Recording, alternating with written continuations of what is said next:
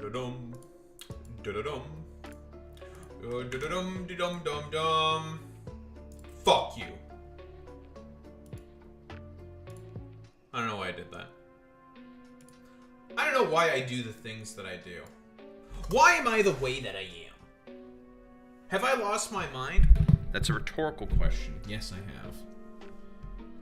I have lost all of my senses in life. It's all over for me.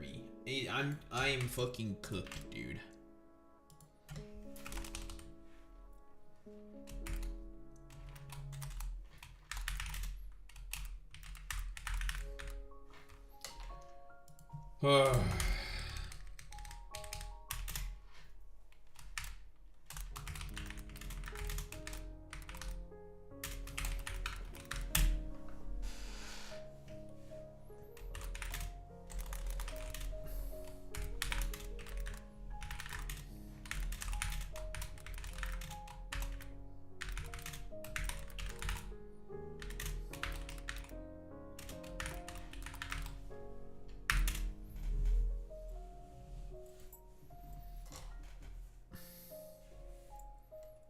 God, there's so much fucking shit.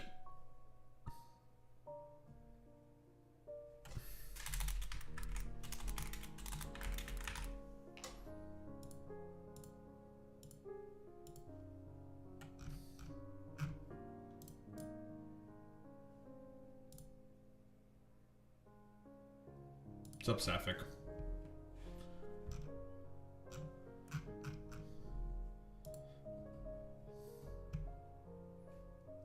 Time to open Factorio and chill my YouTube channel because I have nothing better going on in my life. By saying exclamation mark YouTube, subscribe to the YouTube. I also stream on YouTube, blah, blah, blah, blah. I also make shit on YouTube. Haha! Shameless plug. I am shameless. I have to be shameless. Nee.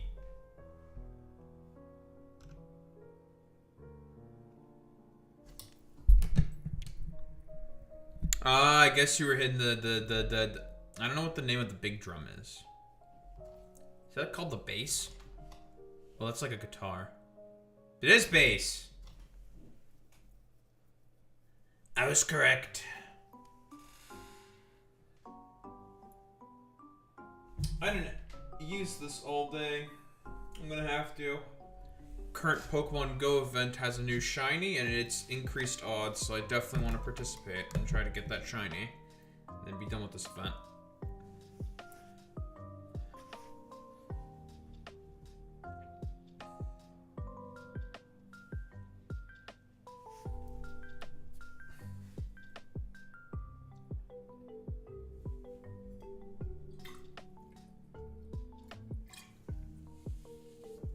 Alright, time for this new planet. It's probably gonna beat my ass.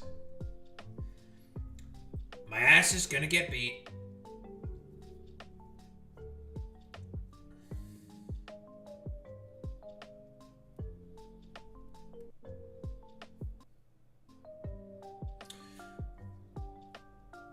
Okay, so I know some of the stuff with this planet. We can't land on this planet normally. You have to build everything remote.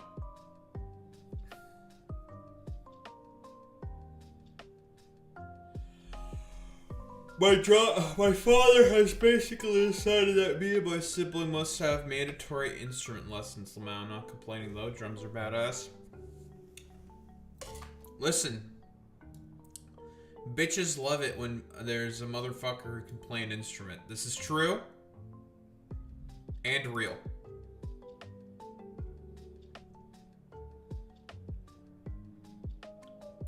I don't care.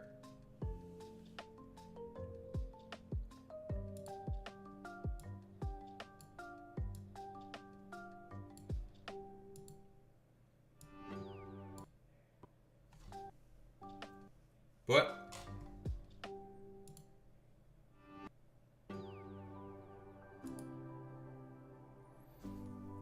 Oh wow, the gaming tourist account replied to me yet again.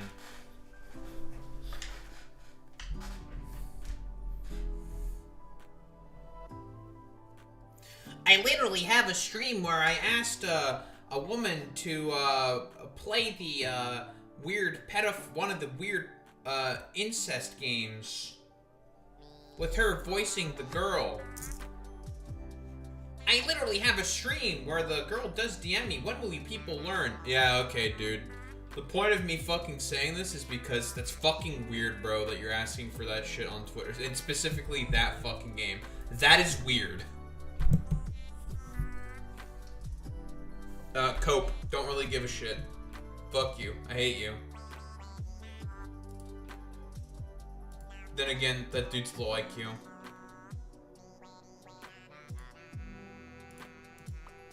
Should only be attacked. Never treated seriously. Just attack him.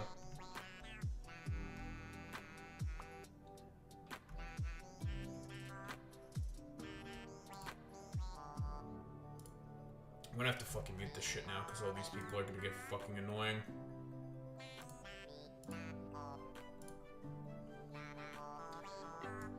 As a funny horseman once said, pedophilia of the soul.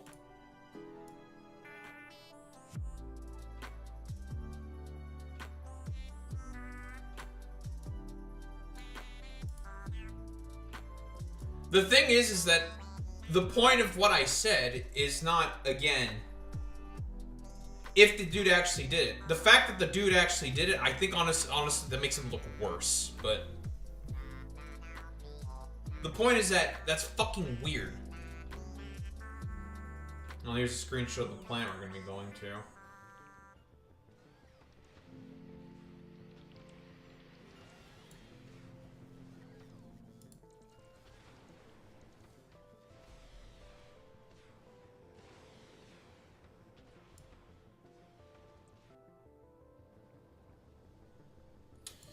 Really need to get that planet done so I can head to Aquilo. Really need to go to Aquilo.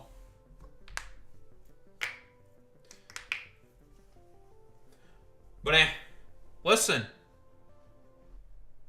As anyone would know, even bad attention's good attention. Such is the way of hyper-commodified media. Okay, so my Spidertron experiment did not work. Unfortunate. But we killed a lot of shit.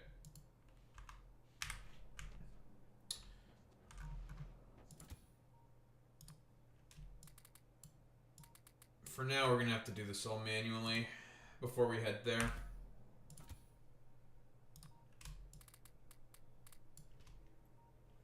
What the fuck do you want, El Futis Mutis? Fuck you.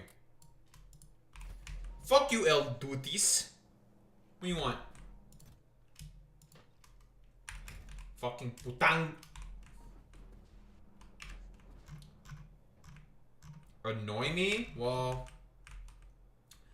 you are El Putius Maximo, Mixusifus, so it makes sense that you would want to annoy me.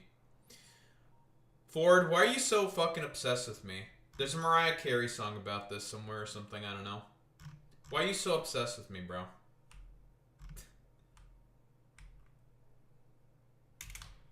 Alright, well, you're all dead.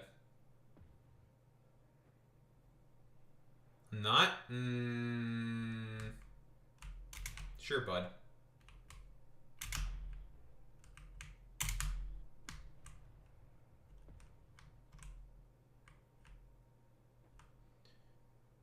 We're already on a nuclear wave. Your life is nothing. You serve zero purpose. You should kill yourself now. That was fucking loud. Shut the fuck up, El Futis Mutis. Fuck you. Bastard. Bastard!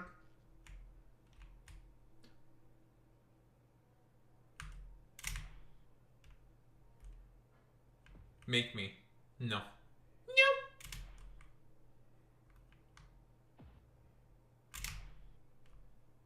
I'm just gonna call you Putis.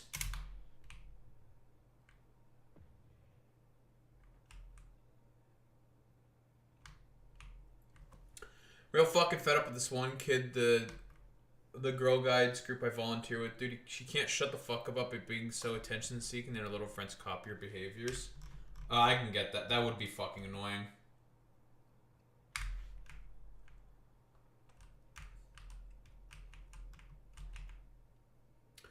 Attention seeking.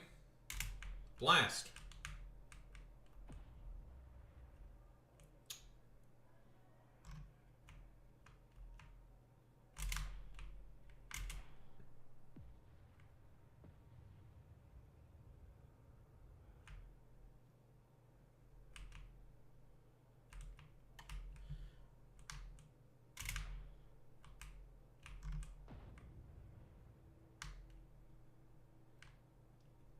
Ford, I know you're a big fan of this. Aren't you, putis?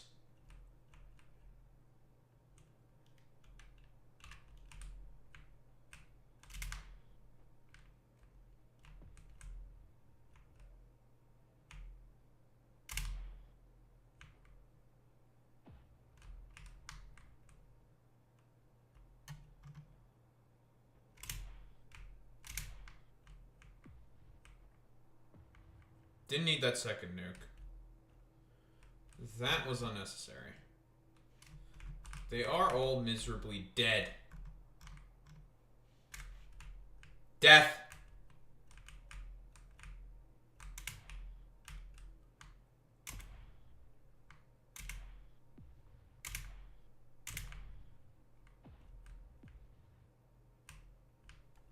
That was a lot of flashes.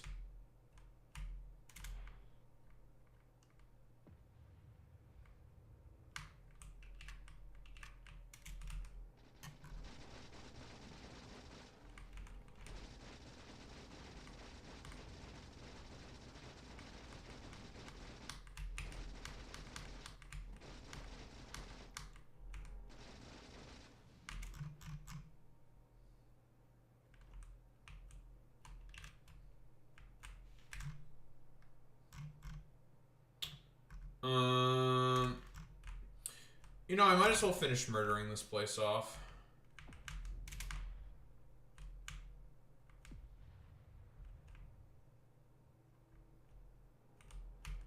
Oh, hello.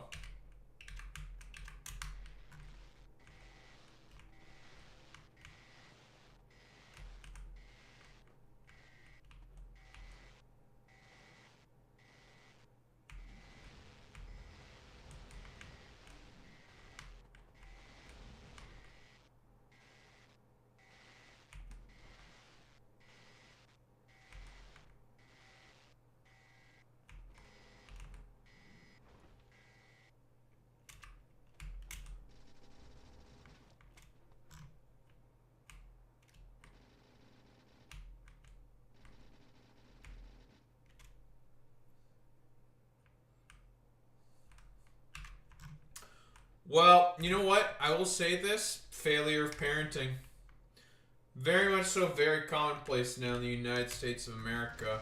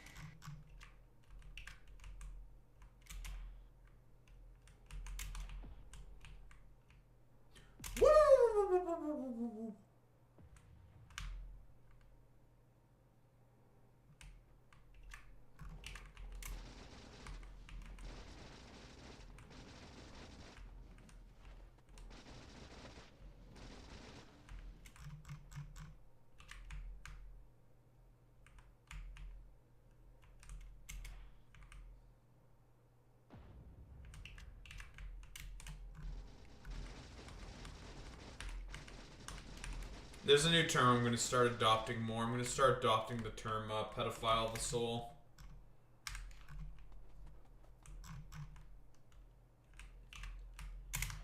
Way too many motherfuckers out there just being complete fucking dipshits.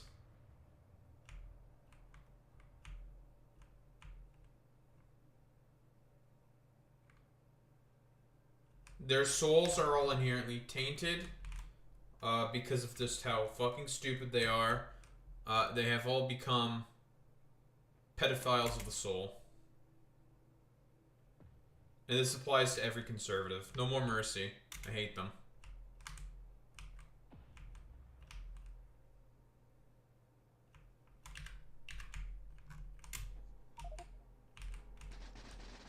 This is only for the express purpose of saying my hatred of them.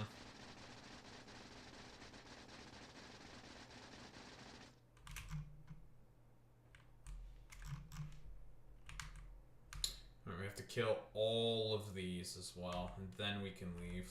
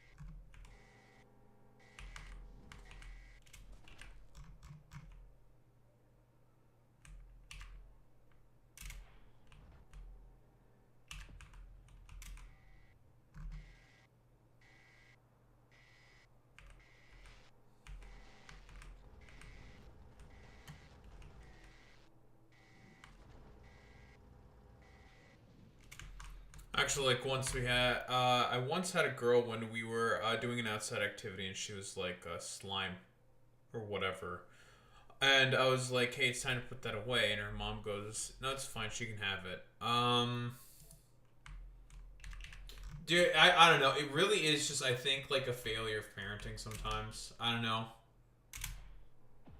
Just sometimes. I killed myself. I got stuck on a mine. Got stuck on a mine. Son of a bitch. Got too close.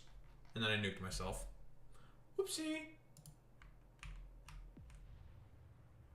What was I destroying again?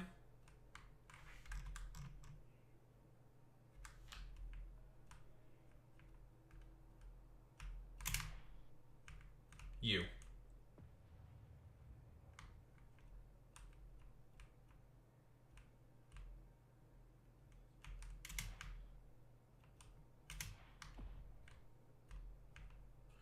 Well, start up the nest. Have to eliminate all of the nest.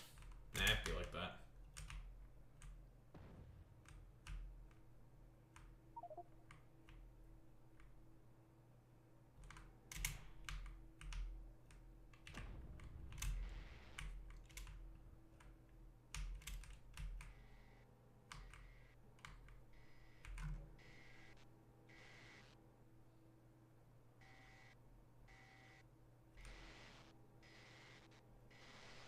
Like, she isn't like most kids right now.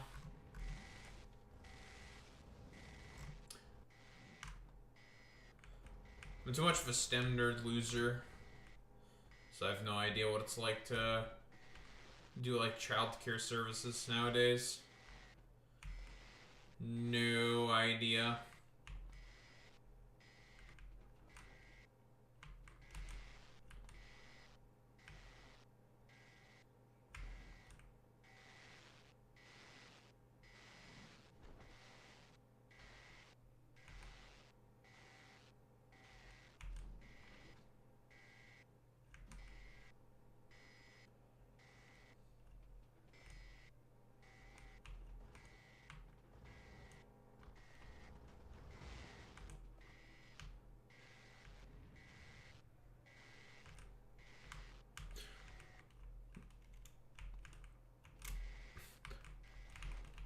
Most girls ask for toys and dolls in games, but some kids are getting unrestricted internet access. That is true. They should not have unrestricted internet access. I can agree with that. I can agree with the take that children should not have unrestricted internet access. That is insane. Alex Roivos, what do you think you're doing? I'm expecting at least 17 different ice reports, specifically from the south side of Chicago. And I've not heard anything. What's going on? We all know the south side of Chicago is a den of crime.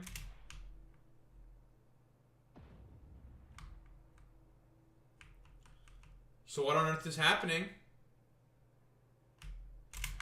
That's too tempting of a nuke. I didn't want to go out this far, but that was just too tempting. I wanted to murder all of them. Alright, one final one. Just to clear out that area.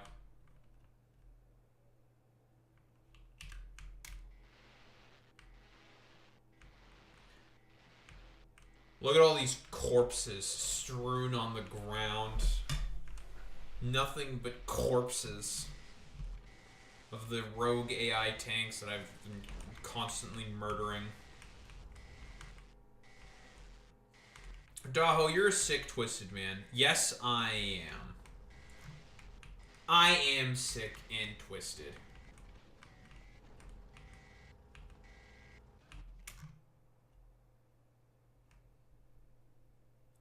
I see dead people. They Not Like Us starts playing.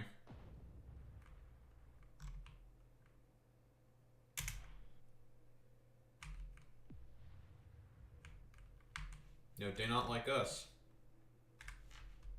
Compton. I don't remember most of the lines of the song. They Not Like Us.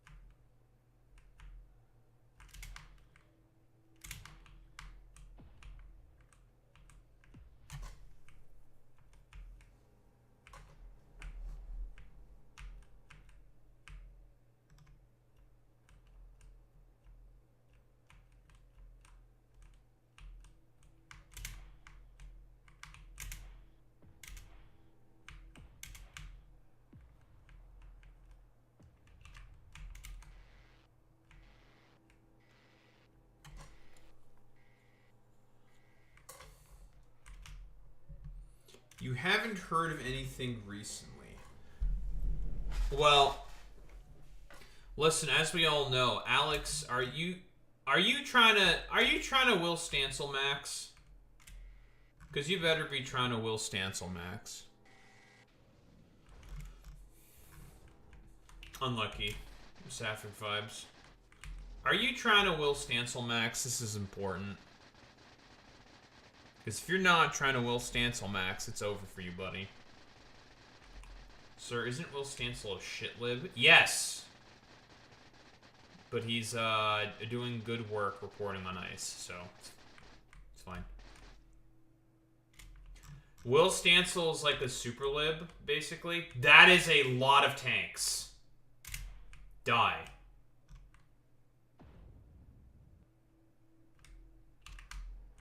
That is not as many tanks. Kind of kicked the Hornet's Nest and didn't destroy the... is he that weird transphobe? I have no idea if... that's artillery.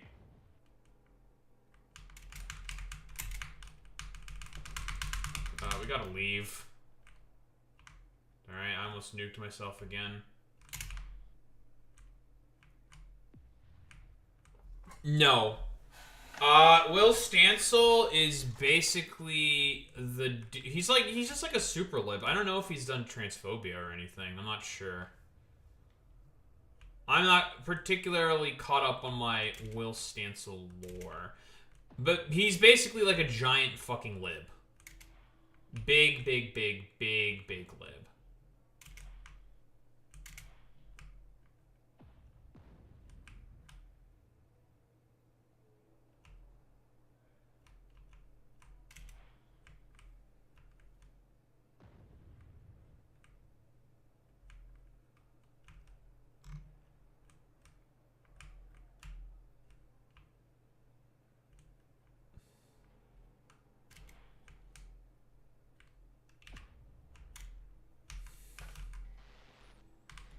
A little further out than I want to be, I think, but I'm just having so much fun nuking the shit out of everything and just killing stuff.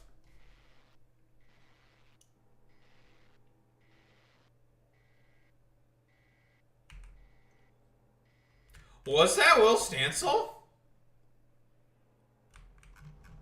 That's funny. So he was jacking off, okay. He was jacking off. Or tacking off, I guess, technically in this instance, because it's about trans people. Hello, large column of tanks.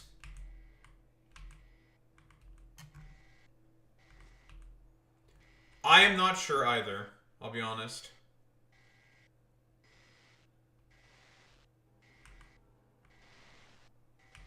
Look at all these tanks.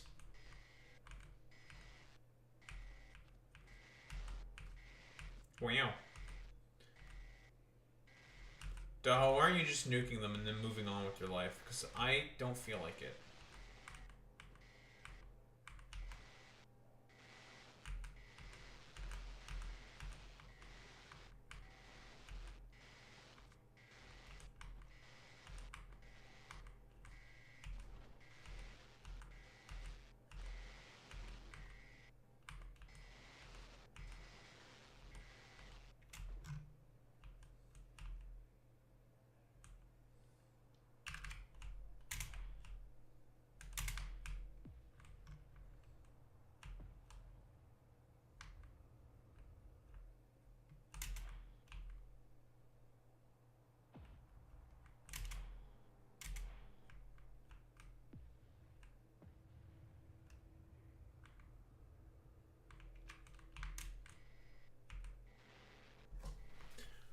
At the heart and brain of any successful social movement, liberals are like the skin and guts, useless on their own, but necessary to get the first two worth anything. It's true. Unfortunately, there's a lot more liberals than there are leftists, so they're kind of necessary to be able to gain power. Unfortunately, most online lefties don't understand this because they're not actual radicals, and they're just like, well, pretend radicals. Don't actually believe in anything.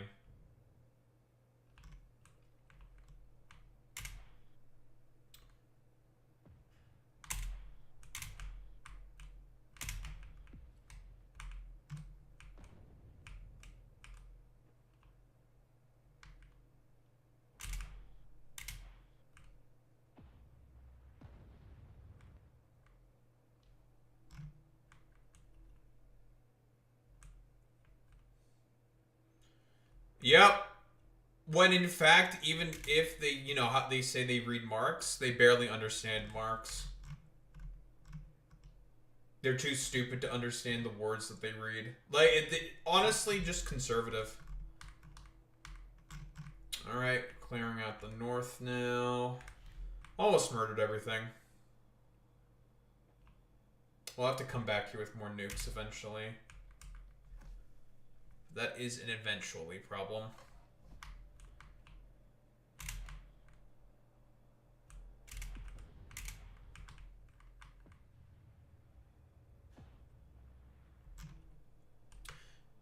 You know, the funniest things with a lot of, like, online Twitter lefties is that I've had this take before, but I do believe that Stalin and Hitler have a very, very one-to-one sort of story. They are very, very similar to one another in terms of story, in terms of history, in terms of actions. Going a little further north than I want to, but unfortunately the AoE of the nukes is reaching all of these different places, so we have to take them out. Whoa! They trying to nuke me? You motherfuckers have nukes? Fuck out of here. Because that was not my nuke. Jesus Christ. These dumbasses tried to nuke me. Get the hell out of here. Know your fucking place, worm. I'll kill you. Smile. And fuck you. Fuck you too.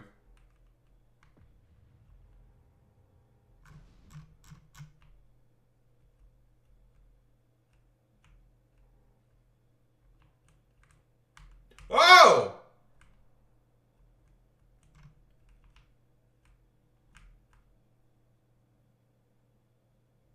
These things are loaded with fucking nukes. Wait, shoot a nuke. Start blowing up your own shit, you dumbasses.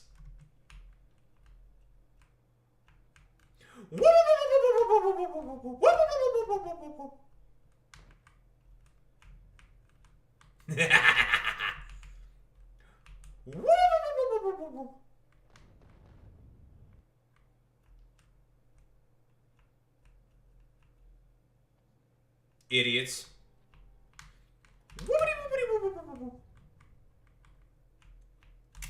Fuck you. No more firing off nukes randomly. I am the one who knocks.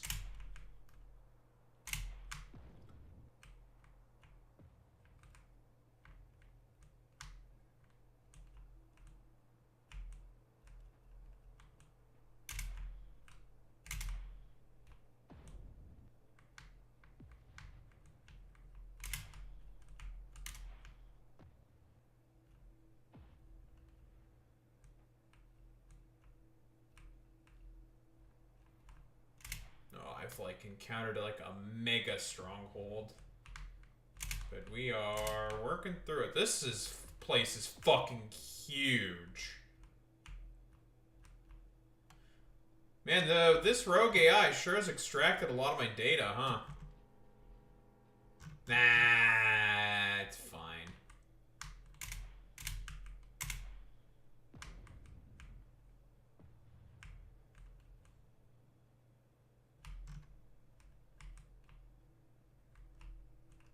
Alright, that's that giant stronghold taken care of. I'm not going to shoot a nuke there, because that's going to aggro other stuff, and I do not want other stuff to be aggroed.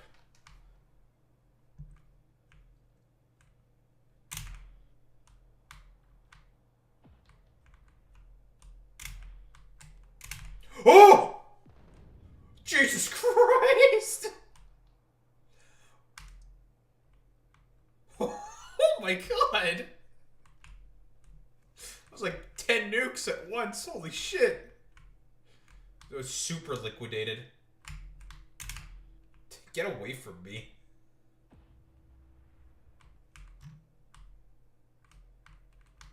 Oh my god.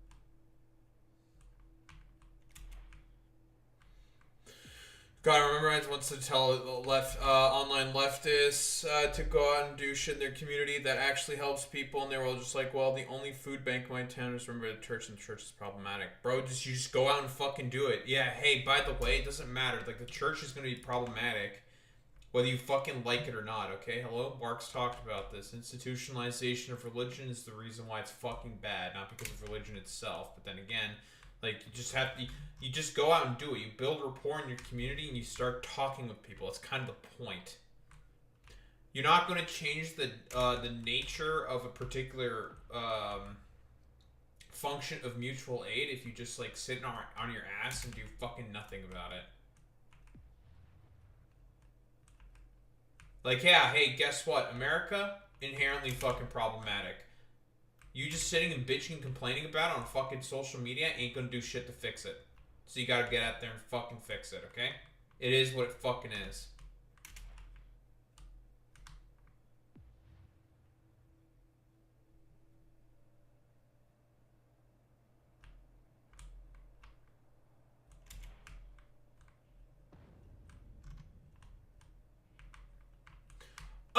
Then, continue to be an amoeba for the rest of your life. Don't be a participant within society. Go live in the woods like a hermit. I'm gonna be problematic whether you fucking like it or not. Eat shit. I don't care. Suck my dick. Front and back.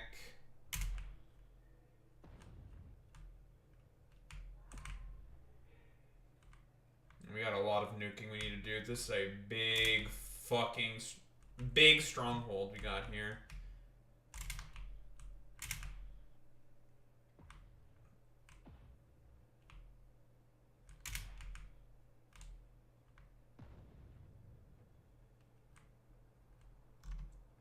Your problematic faves have to constantly tell you to not be a fucking amoeba. Daho, that's inherently dehumanizing rhetoric. Well, unfortunately, a lot of these people need to be taught the hard lessons.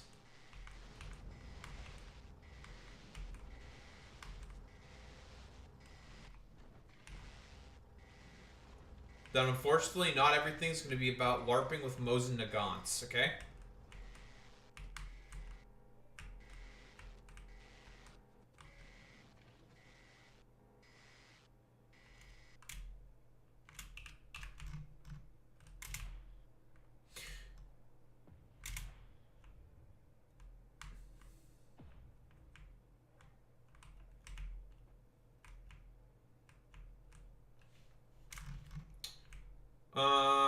We'll kill this. Yeah, we have to kill that because the data port, the collection port's lived, so we need to kill it. Oh, 1000%. It's all like lunch table popularity fucking bullshit. That's it. Like, these people don't actually care about having an affect in their community or in politics. It's all lunch table bullshit with these people. This is a fucking rare. Look how much health this thing has. 120k. Didn't even die to one nuke. I'm almost out of bullets. That's not good.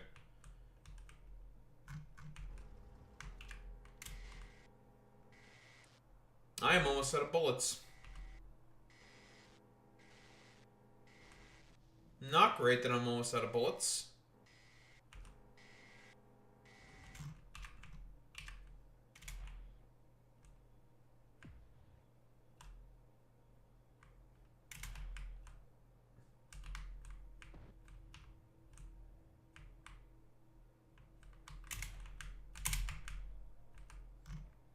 But this is just another instance of a Butlerian jihad.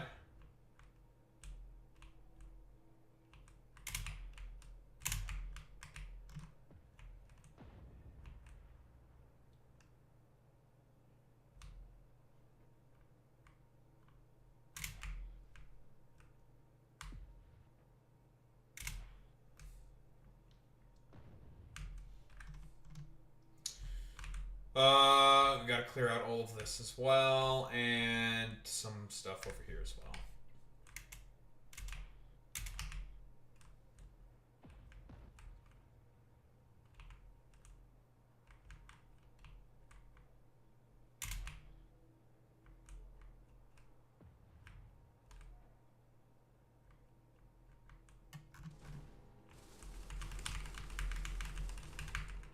mines, dude.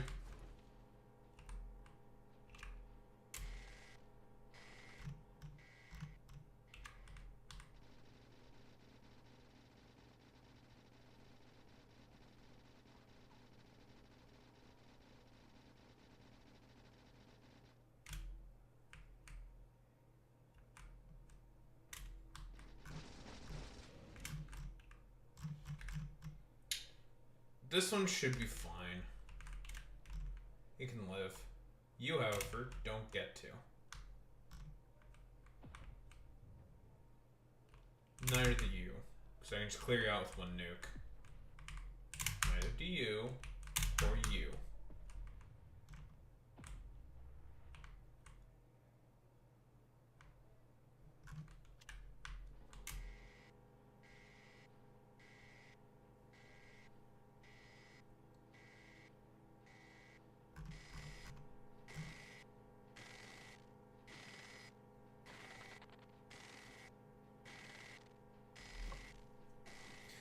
These things have a lot of health.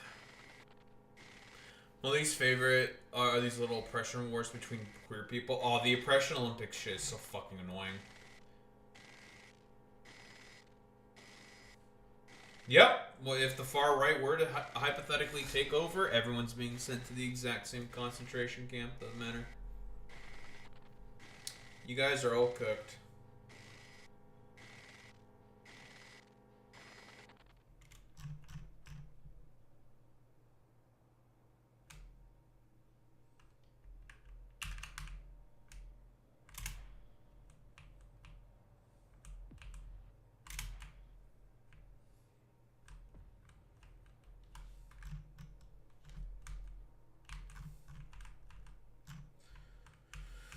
Okay, got a few more to clear out.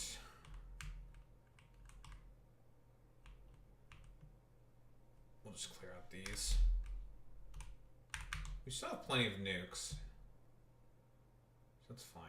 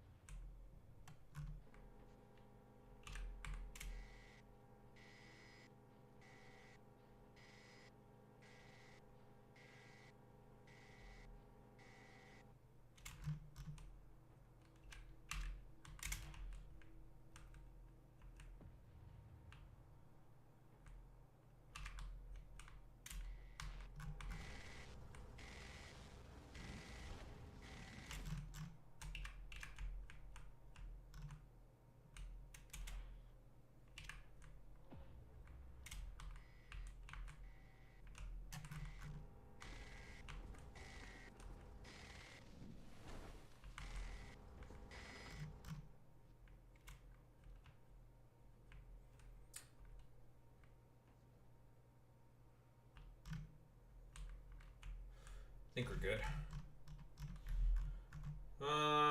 One more. Guys are a little close to my cloud.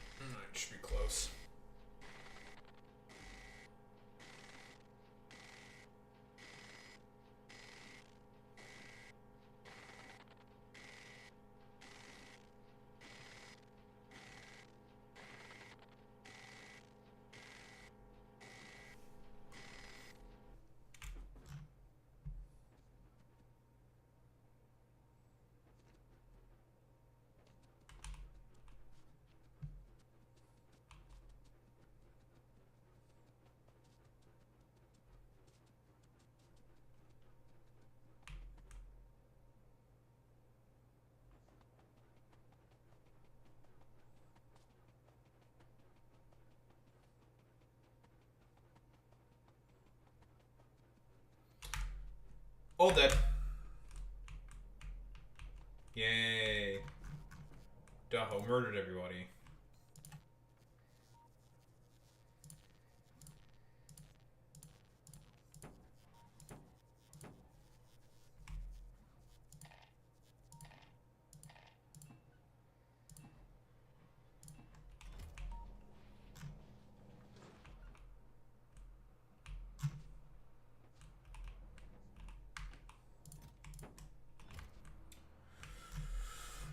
Alright.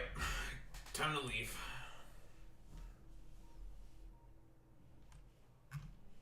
No longer need to be here.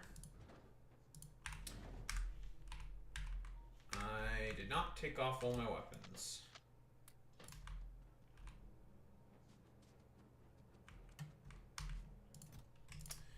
Well, that idea with the Spidertrons did not work. Which is kind of unfortunate, because I would have liked to have used them in order to... Went to the wrong fucking goddamn... Son of a bitch.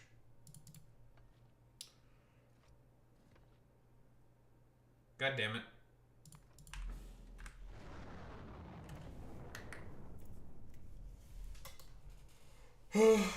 I'll go back down.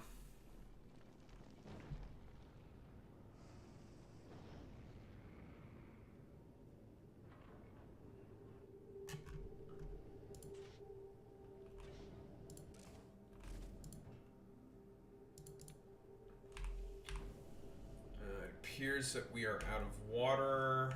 We are out of steam. This bitch low on power. Okay, well, first off, drop it back down. Drop me back down.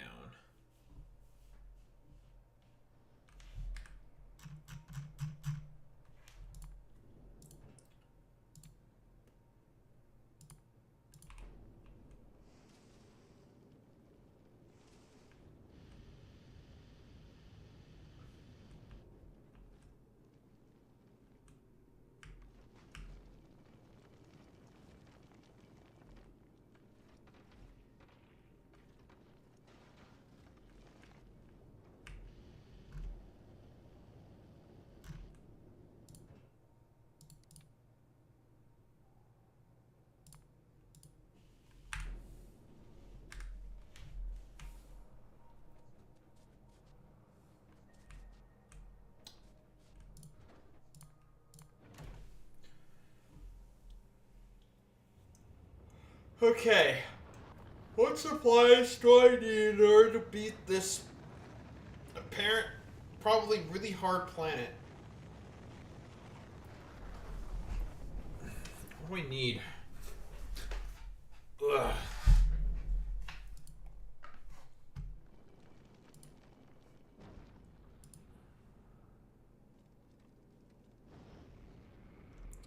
What does one need to do?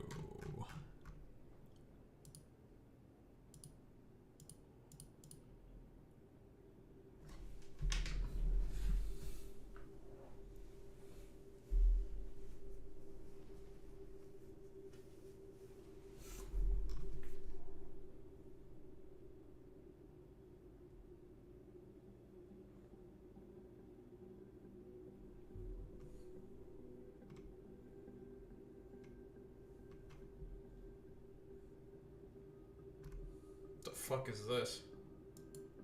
The only reason people should be upset with ICE is because they're not doing enough. Ah. Right. They need to deport more people. They would have to deport like thousands of people every week in order to make a dent in the issues that we have right now. But that's not gonna happen. Oh yes, deport people because of all the macroeconomic problems that are occurring in the United States of America because of your dumb fuck 3 IQ fucking pedophile president. Okay.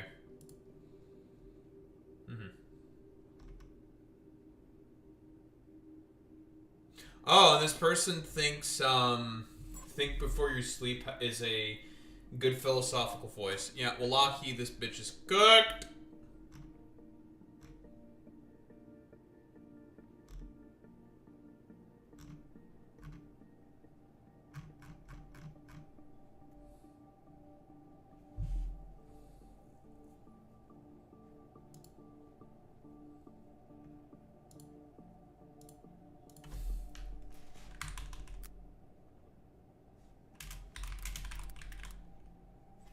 This is a really easy one. Yes.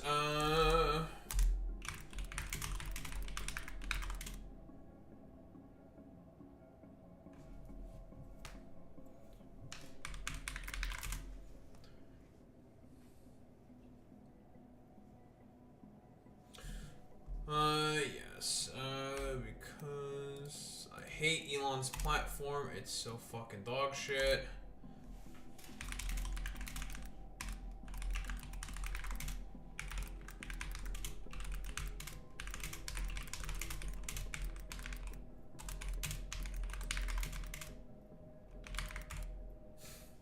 Here. I don't know if you're here, Alex, but this is a good this is a good one. This is a good one just for you, buddy. Ah, yes, because the reason you have skyrocketing healthcare premiums is because of Pablo working a landscaping job.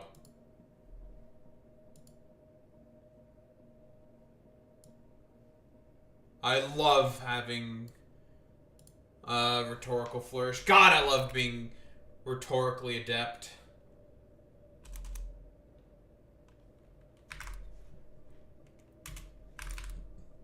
Sprinkle it. This is a little bit of dark woke. We do a little bit of racism, just a little bit.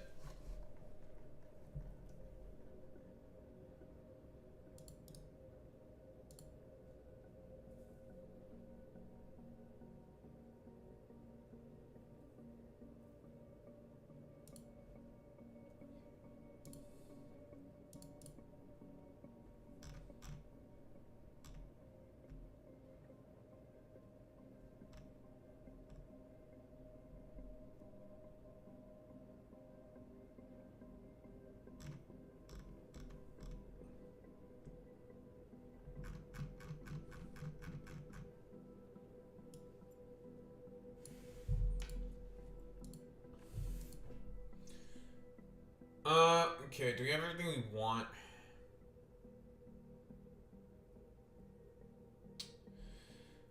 We definitely do not need these. Don't need the nukes. I do not need the portable fission reactors for now. Drop off the personal toolkits. Ships. Blah, blah, blah. Don't need the mixed oxide reactors.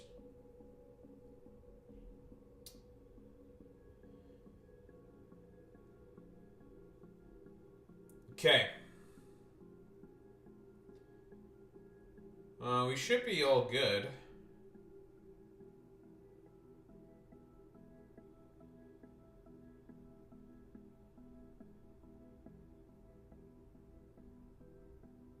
think we're missing only one thing.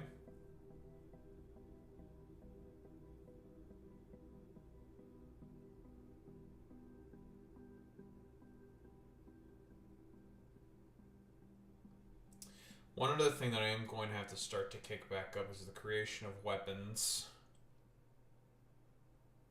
We need to head to Fulgora. And Baluna. And then we head to Rubia.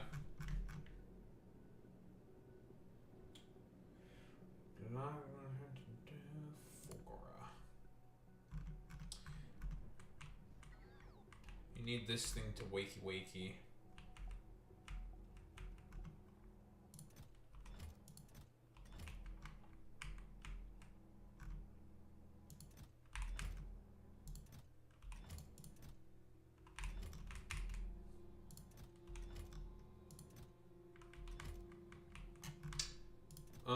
What is causing these things to be jammed? This is what's causing these things to be jammed. They are just full of a bunch of uncommon bullshit. That is why. Because there's no good way to dispose of stuff on this planet. that.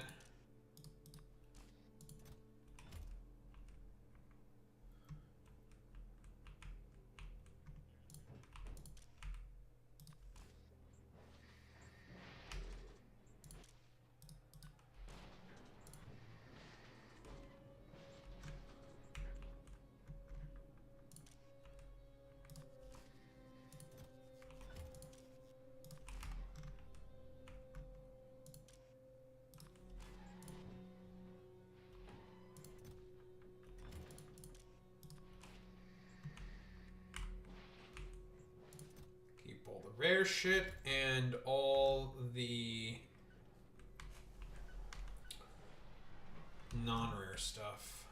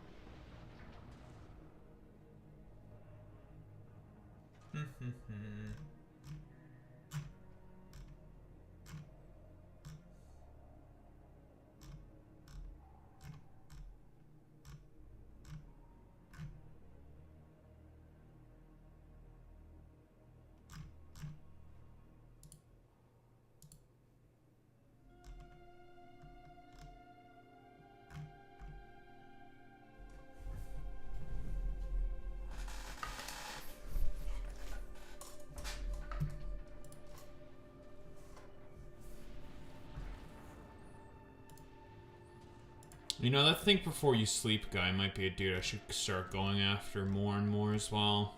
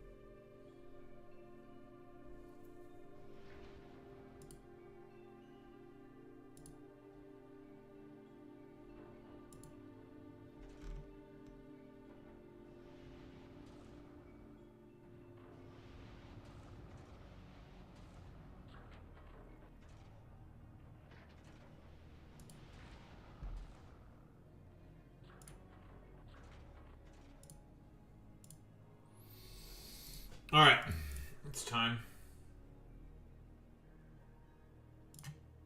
Let's go.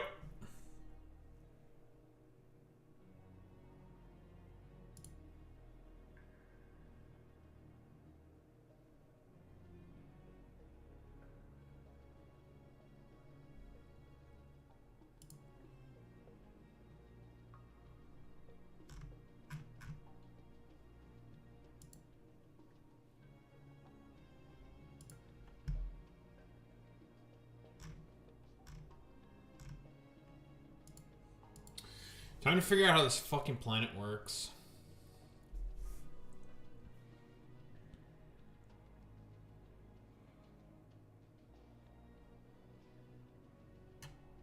Dude, The, what's the, God, there's Justin Jones, who's one of those, Tennessee state lawmakers. I forget the name of the other guy, because I'm really bad with names. There's Justin Jones is one of them. They're both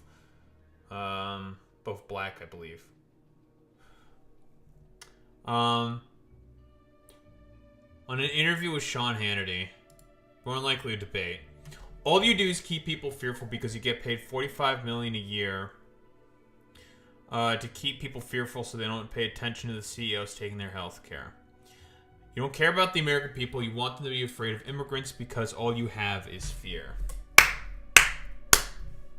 3 claps. I mean, that man is correct. He's just right. He's just correct. That is all that these motherfuckers have. Because Republicans know if they run on policy, they just automatically fucking lose.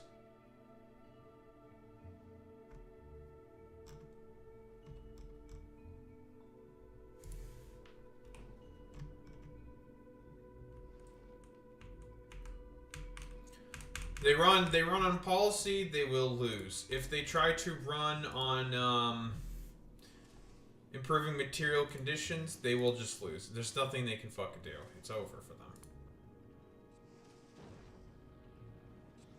Oh, so I can land on this planet. I thought we couldn't land on this planet.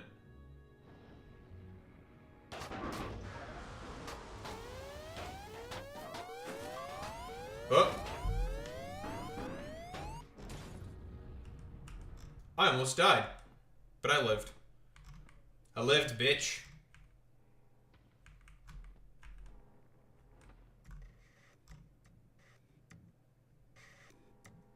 So we can land on this planet, you just almost die.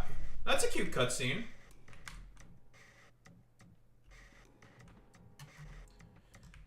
So, final inner planet.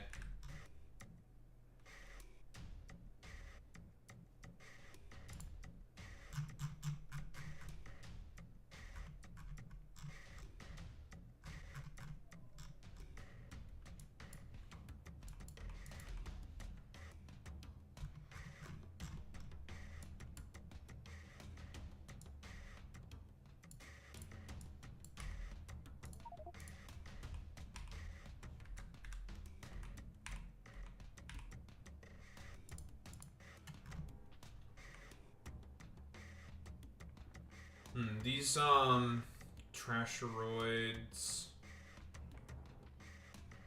Spidertron remnants. My assumption is I definitely do not have anything from up above. Oh, let's do a little exploring.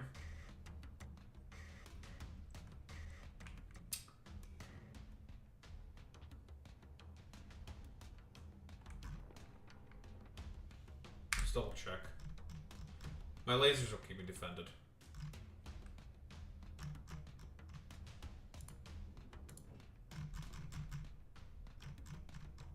If I lose cargo hell and a bunch of cargo bays, it's fine.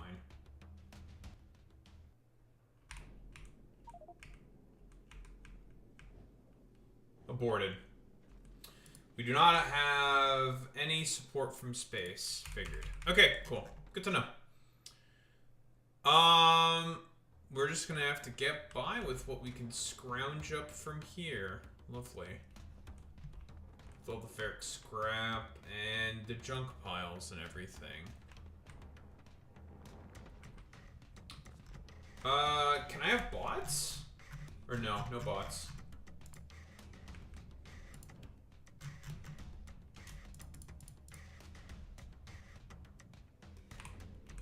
Okay. Oh, we don't have bots. No bots either. Nothing. We got nothing. Okay, literally nothing. Alright.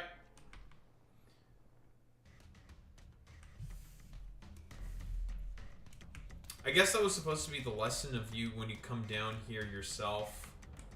So I thought we weren't allowed to come down here. I guess we are actually allowed to come down here.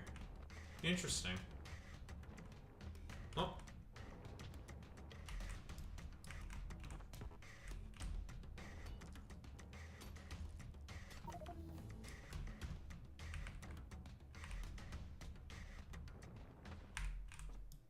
got some fucking bots. You found a strange bacteria digesting the thing. You named this 3P. Really? I didn't get most of that fucking shit. Actually, pretty good fucking shit. Fuck my life, dude. What the hell? Well, looks like we're just gonna be hitting a bunch of junk piles probably for a while and hope we get lucky.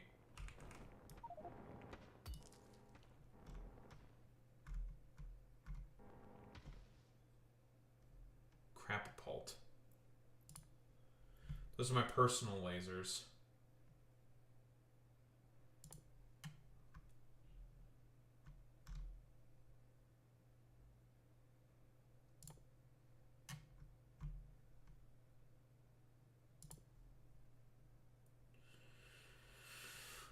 Okay,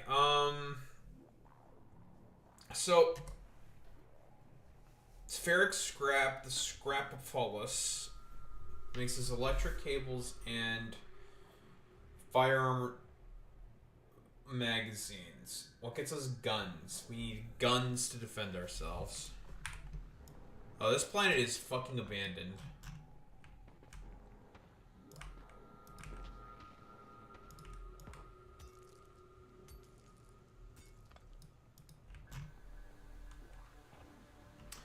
But the gimmick of this planet is basically, this place is really fucking windy.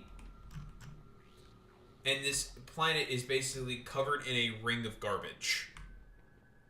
Because of the high winds, it kicks up the garbage everywhere and makes a mess. Because of that high wind. The high wind makes it such that you and your machines are vulnerable to a literal tornado of garbage. I mean, we almost fucking died coming down to this planet. So my personal lasers can do a pretty decent job defending for the time being.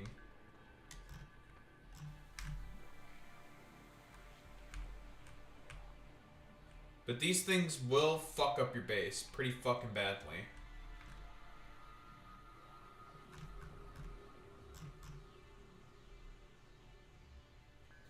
Ferric scrap, coperic scrap, bacterial sludge. Yeah, I guess the story is there used to be some civilization here before, and they all probably got killed off. A bunch of this bullshit was left behind, blah blah blah blah blah. The more important thing that we need from this planet is to get its science pack so we can finally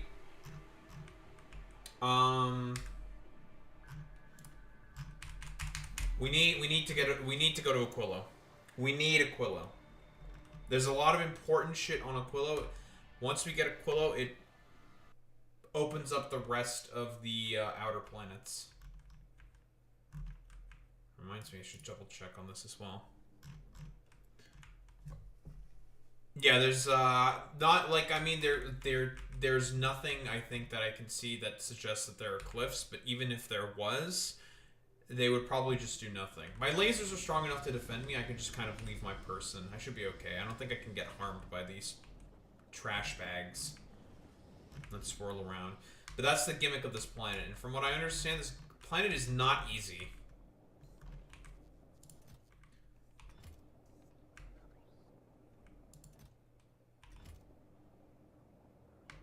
I cannot see shit. I should put down some fucking lamps in this area, I'll be honest.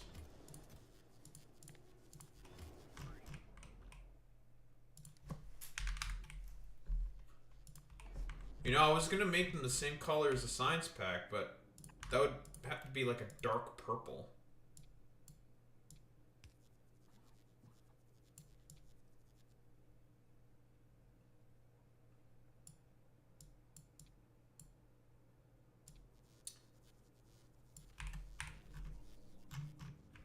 I mean, it certainly makes it easier to see. You know, we'll stick with the purple.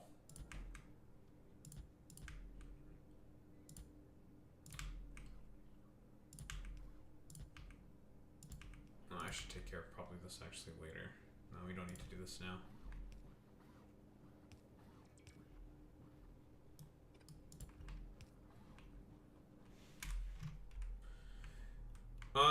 Okay. So this area we probably want to keep relatively compact. Okay, good. That Spidertron remain did not fall apart, and we got some fucking gun turrets out of that. That's really good.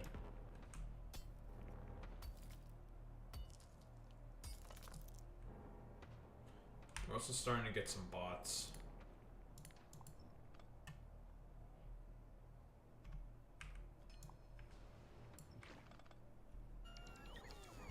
Not a lot of bots, but 8 bots is better than no bots.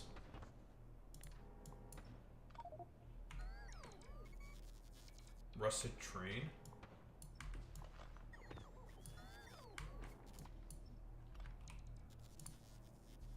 Also, Rubia is a little weird.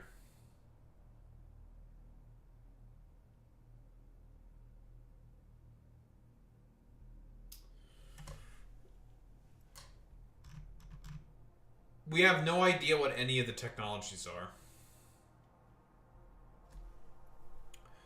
Yeet magazines. Become one with the waste. With rudimentary understanding of the crapapult, build your first junk pile of a base.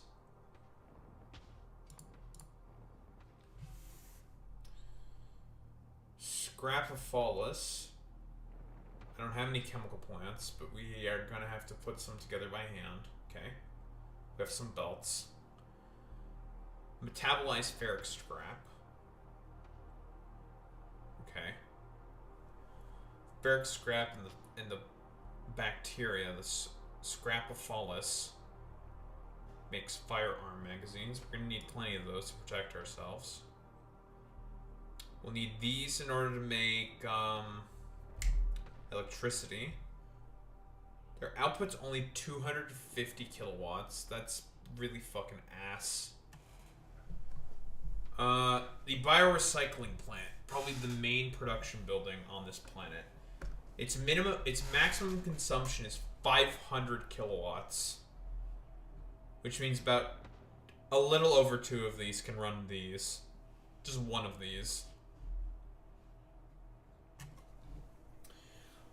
Yeet your problems into the wind. Dispose of unwanted items. Now you're part of the problem.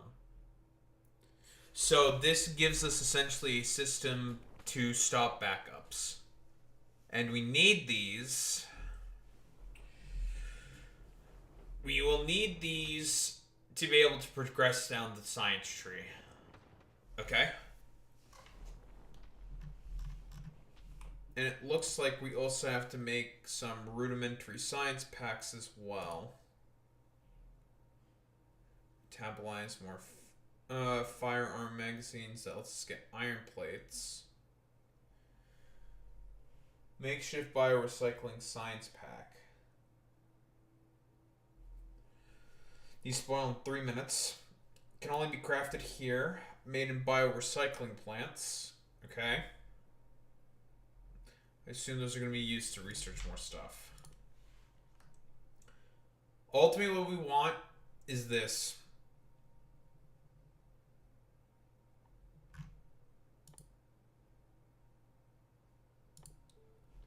Our ultimate goal is to make 2,000 well, okay, it's going to have to be more than 2,000 so probably 3,000 biorecycling science packs. And get Operation Iron Man. Then we can actually build something here. That will also allow us to get a lot more stuff.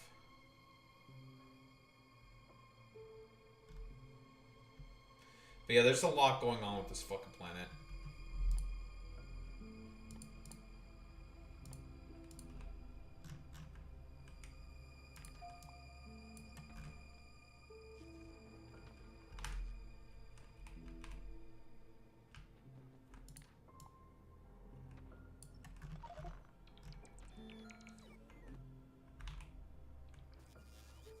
Okay, we got some mining drills. That's good. Electric furnaces.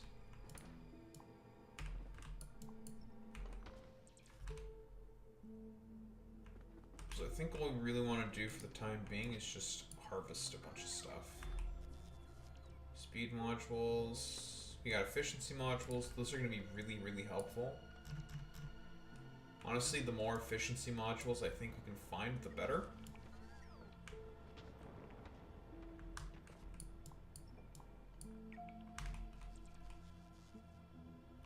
Some assembly machines, that's good.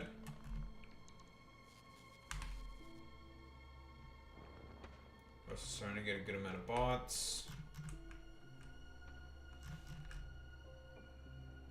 Copwork scrap.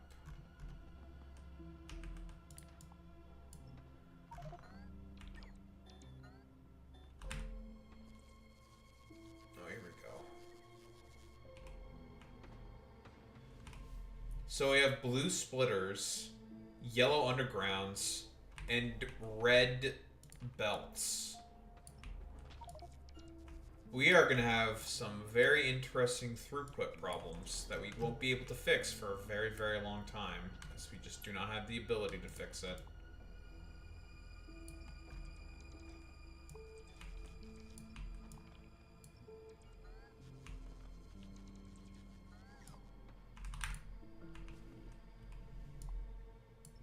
At least we have a lot of guns. That's good.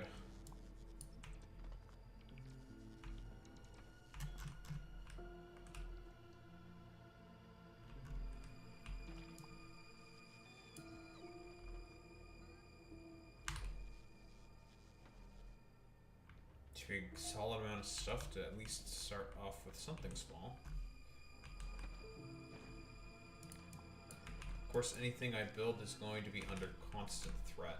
I do not have a lot of firearm magazines, so we probably will want to start thinking about sorting that out probably immediately.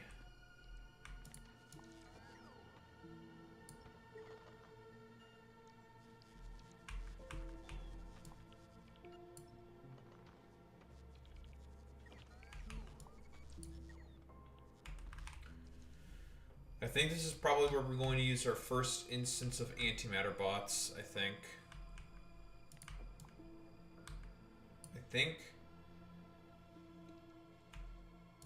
Because they don't take power, they'll be perfect.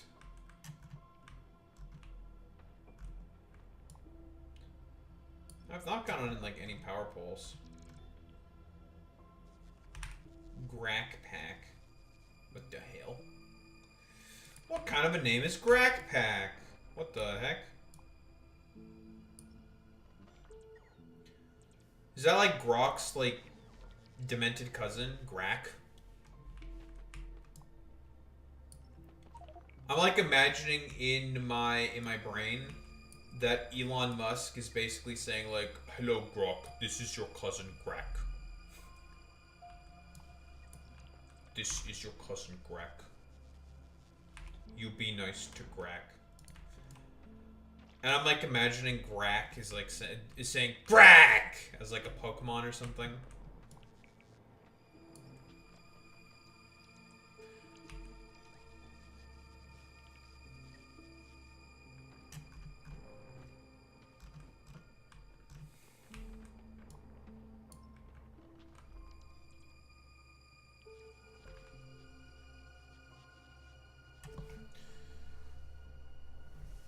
Got some underground pipes, but no normal pipes. We can't make normal pipes. Oh, well, we have iron plates, so we can't make some normal pipes.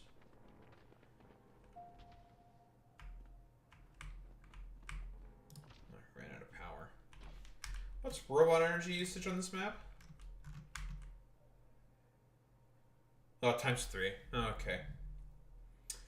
That's not that bad. ×3. It's high, but it's not that bad. Yeah, I'm definitely going to want to bring antimatter robots here for sure. Because once we are able to fully set up with this base, this area is 1000% going to be a bot base. For sure. Because from what I'm seeing, we're going to need to have guns and defenses everywhere. Because these trasheroids do not stop coming. Oh, we have a good amount of bots though, so it's not bad. 100? 140. That's good. Property Bob.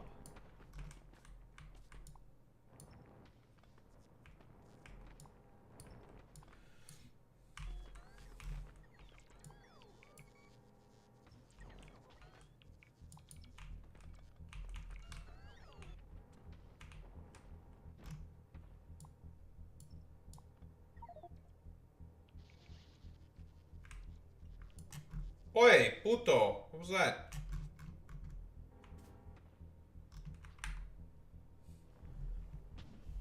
A fucking random destroyer capsule. What the heck? Okay.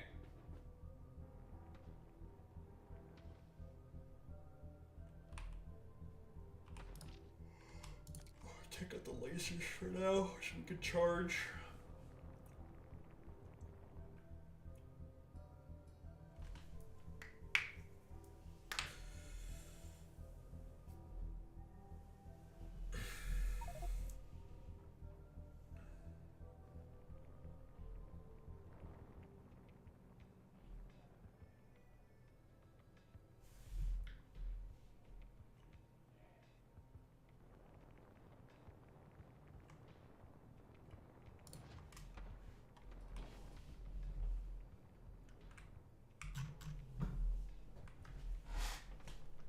We should have enough stuff to start something.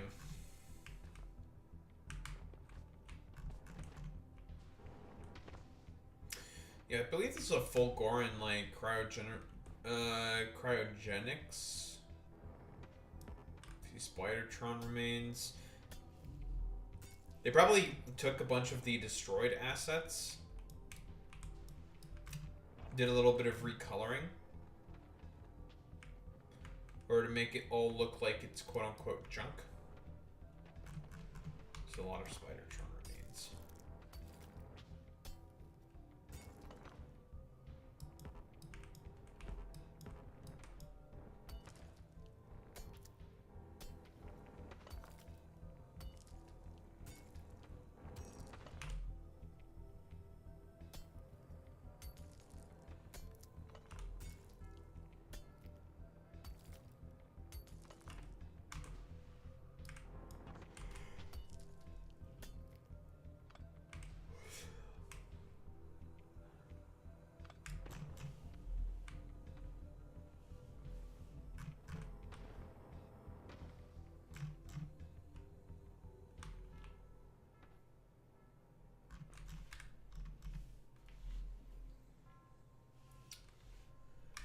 The ferric scrap, there's a lot. It's a little spread out, though.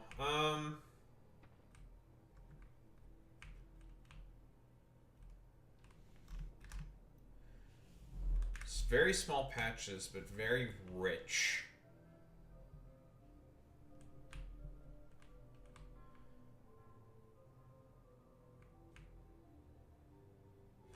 I'm trying to see if I can find a,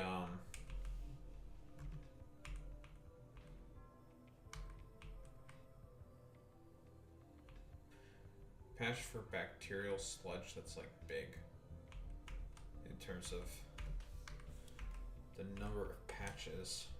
That's a 4. Next to some ferric scrap. What about copper scrap? Oh, hello.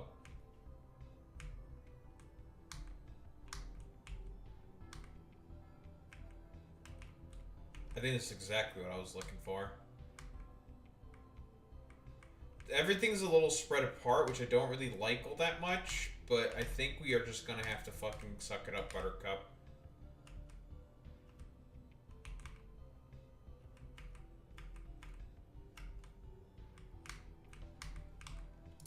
Alright, we're going up here.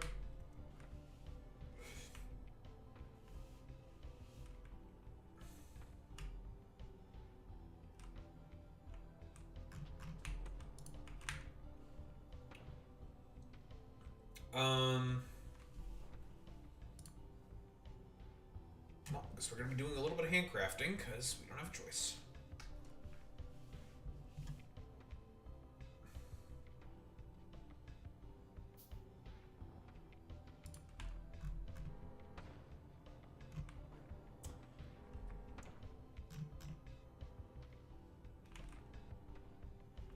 Oh, fascinating.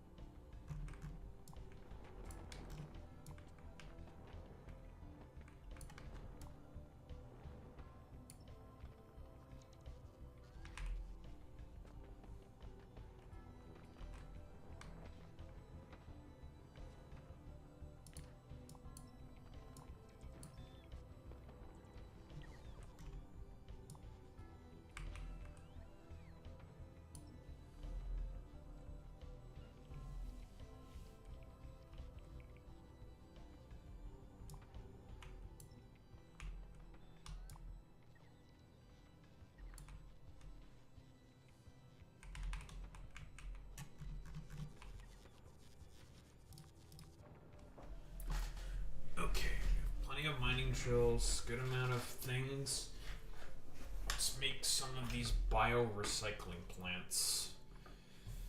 517 kilowatts. The efficiency modules are probably going to be our best friends. In fact, they are definitely going to be our best friends.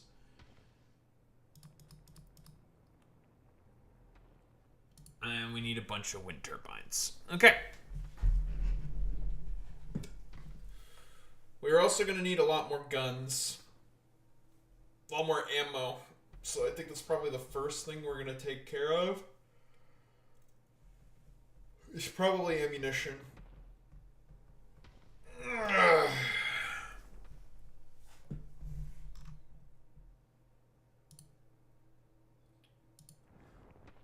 We are going to need a bunch of ammunition.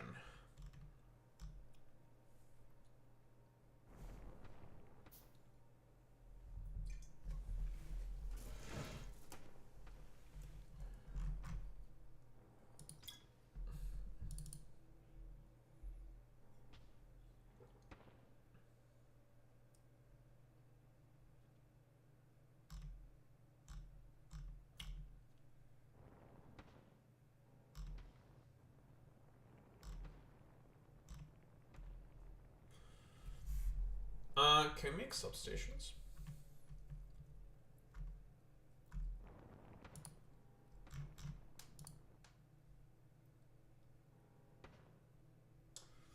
Advanced circuits.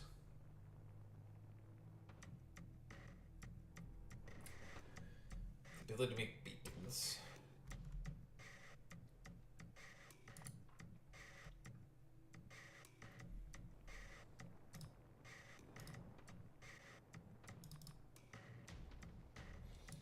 If we need to run around and just gather more material, we can just run around and gather more material, but everything we're making right now is going to be very precious.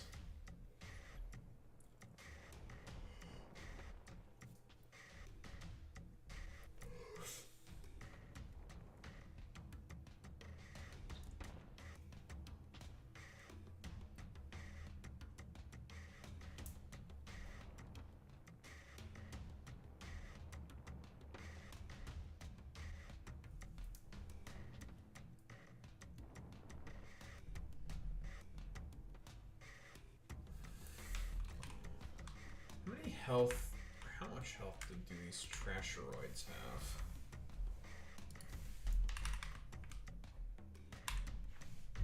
Don't know.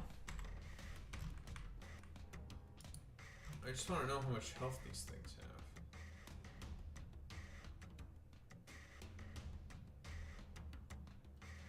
200 for the mediums? Fully resistant to electric. 80% fire, 85% laser.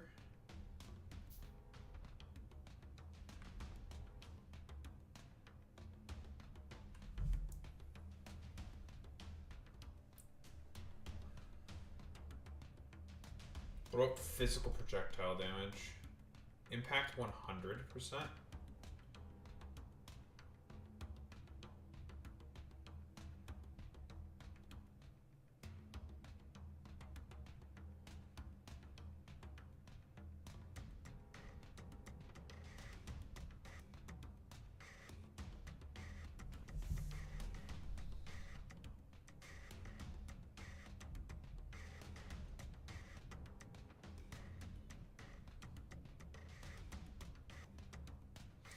No resistance to corrosive damage, which means the corrosive bullets on Pelagos are always going to do 100% damage to these things.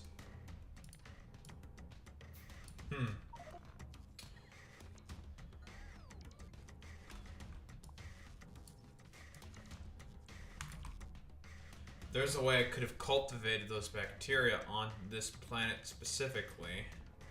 I'd use those bullets.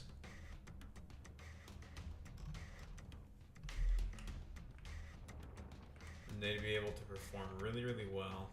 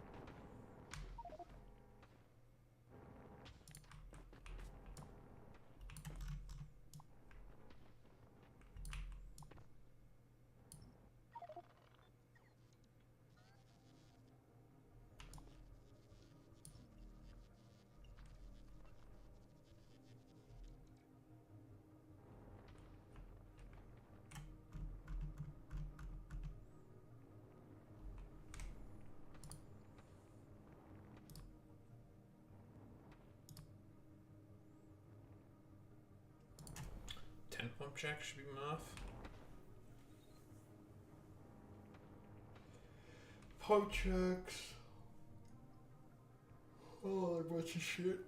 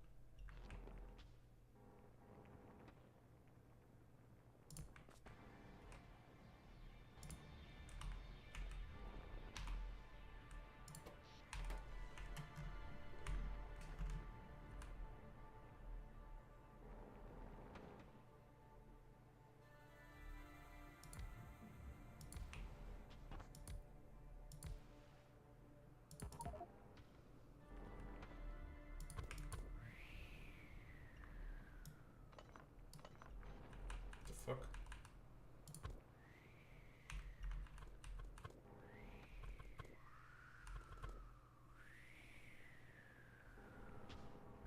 The shit.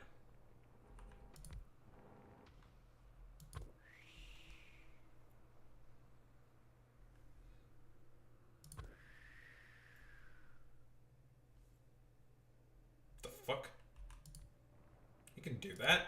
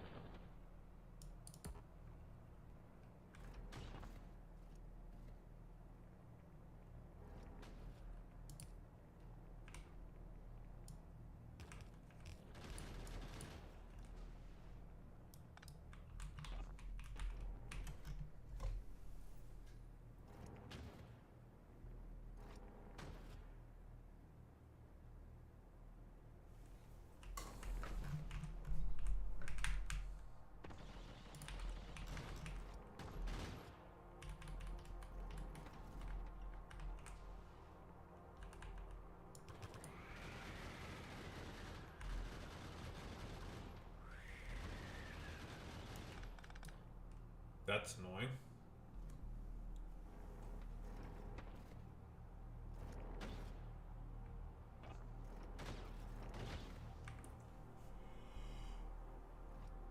Okay, so the wind can also just do whatever it fucking feels like willy-nilly. That's not gonna be annoying whatsoever.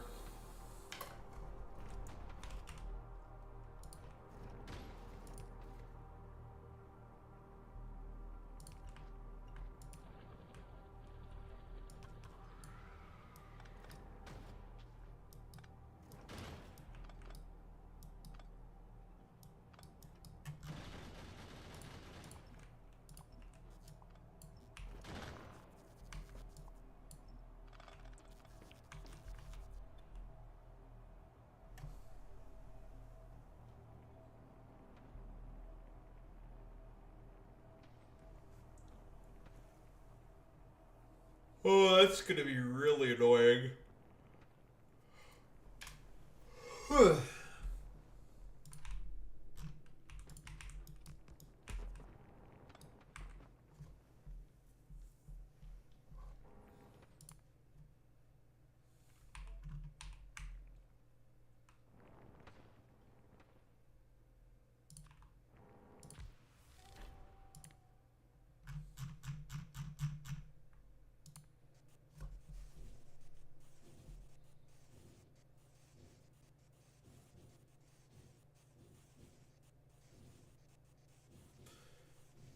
Destroy almost any item by shooting it out into the winds. Many technologies are researched by shooting a large number of a specific item.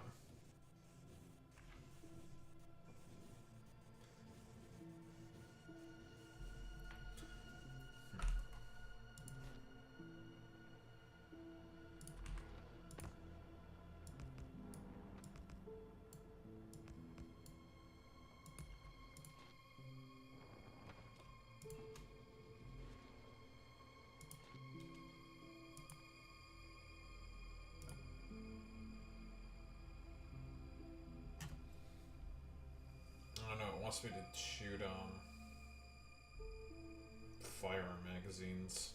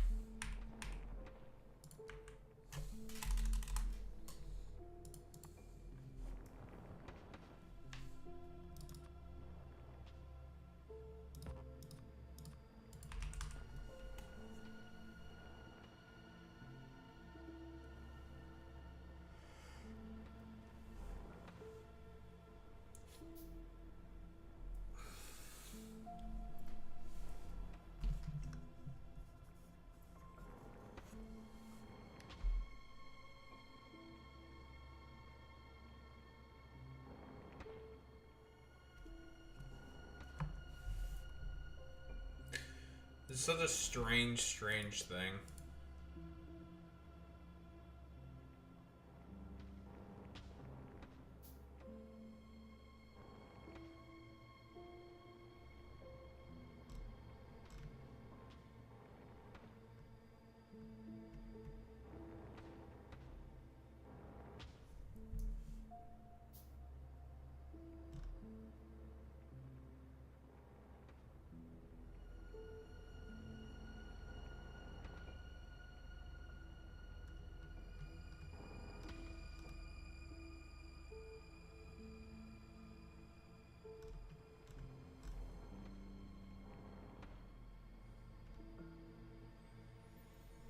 Air Force One is turning around and heading back to Washington, D.C. I wonder why that's the case.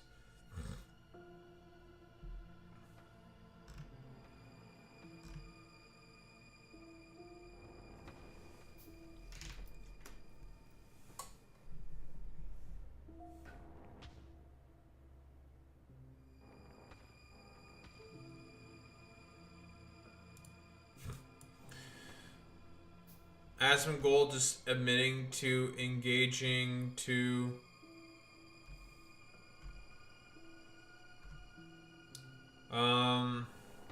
anti-intellectualism. You openly admitted you never do research or read articles outside of Twitter. How can you shamelessly tell others to read more? I don't need to understand whatever article you want me to read. All I need to understand is human psychology and incentives. Which are things that he doesn't understand. I don't need to read your little special book or your Wikipedia article or anything else besides that. None of that stuff matters. This is just, Thank you, Hassan. Well, that pretty much says everything you need to know.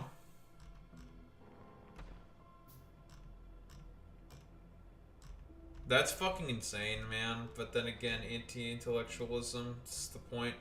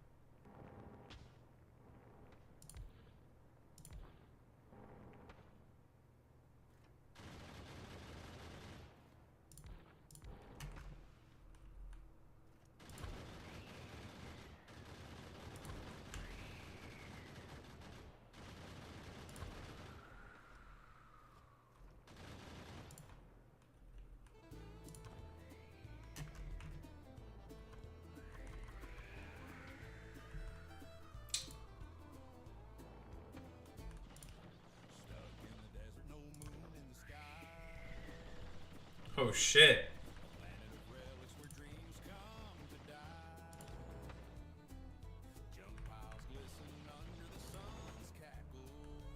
There's fucking custom music for this place? What the hell?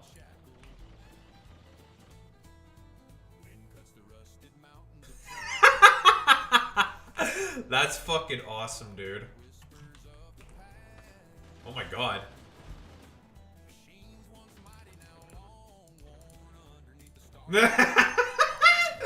That's incredible. I was not expecting this. Man, this is a very high effort post.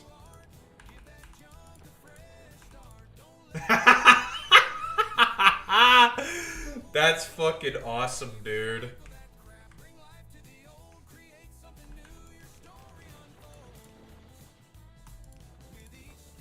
That's so fucking sick, dude.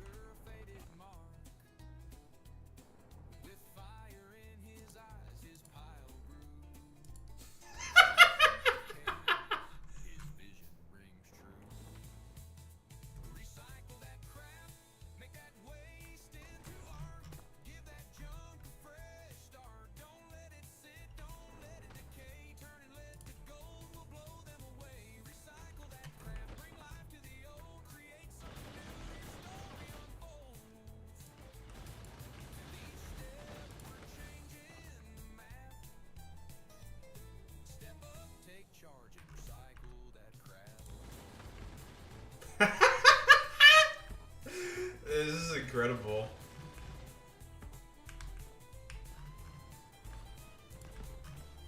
You gotta recycle that crap. I was really not expecting there to be a musical number. Yeah. That's insane, dude.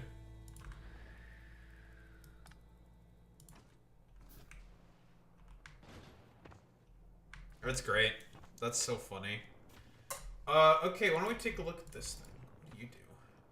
So far, what you can make is this. Okay. Let's also put efficiency modules on basically everything. Definitely want efficiency modules on basically everything.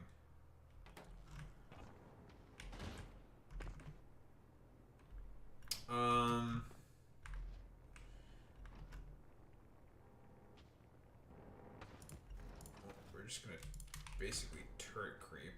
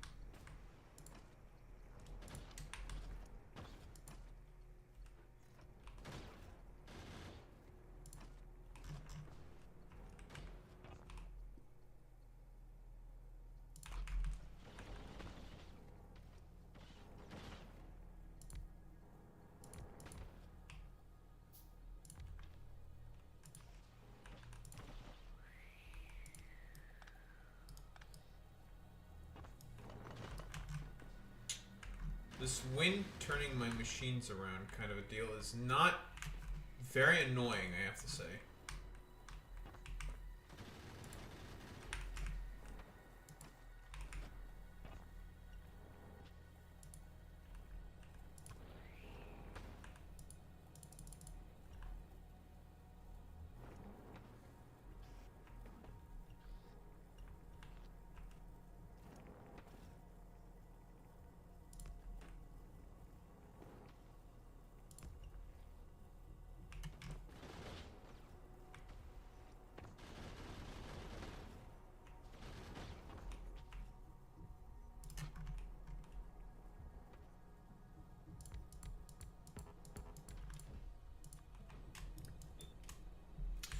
Bots are really going to help get around, I think, probably most of our problems.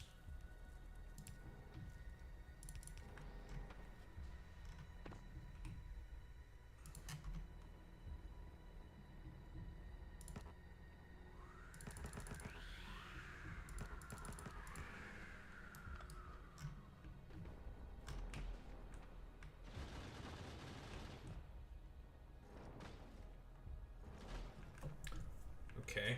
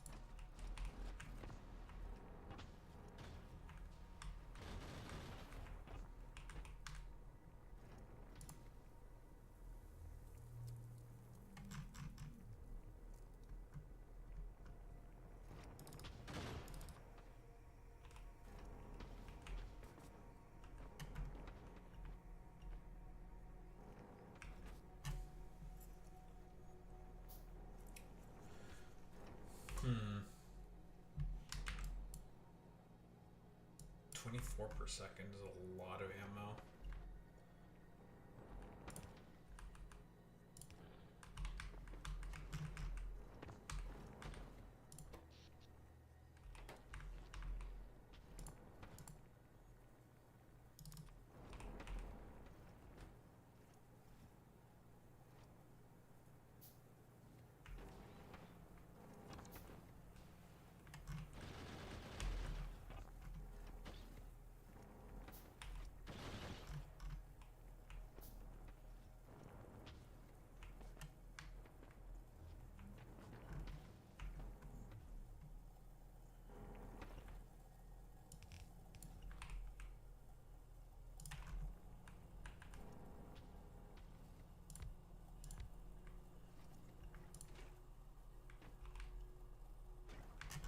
Shut up, Points Mini.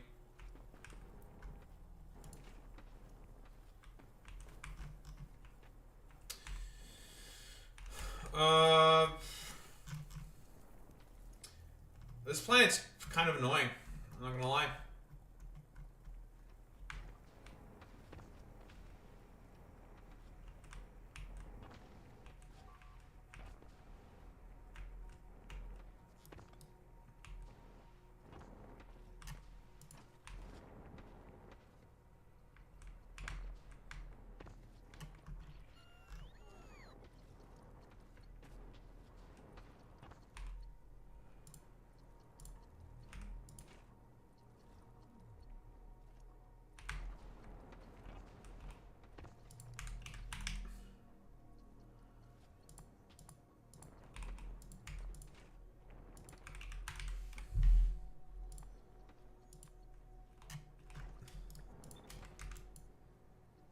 Per second.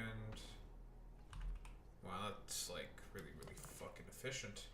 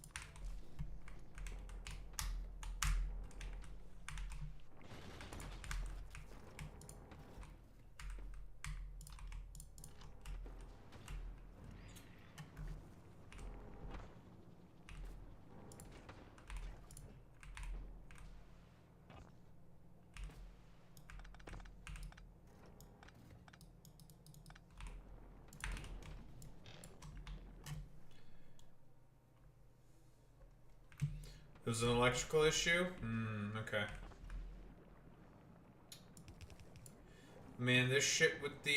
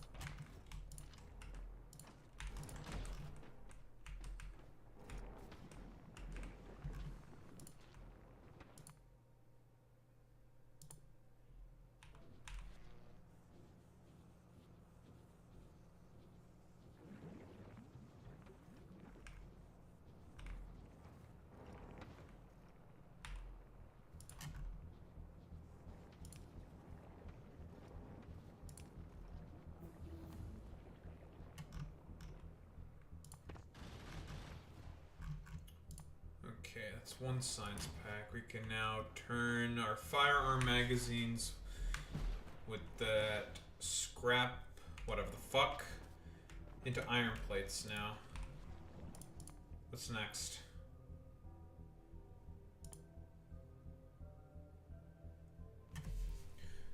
We make 1,000 of these things and shoot them with the catapult.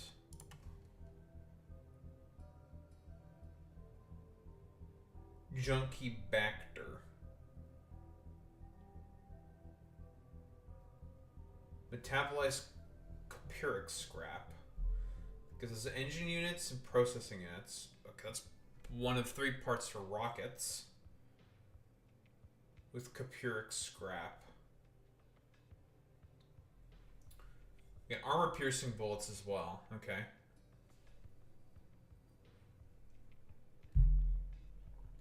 Take apart engines. Light oil advanced circuits. That's how we get rocket fuel.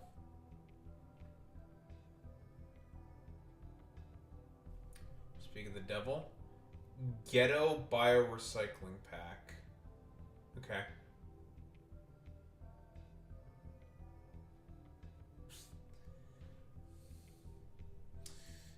So we need to make a bunch of these.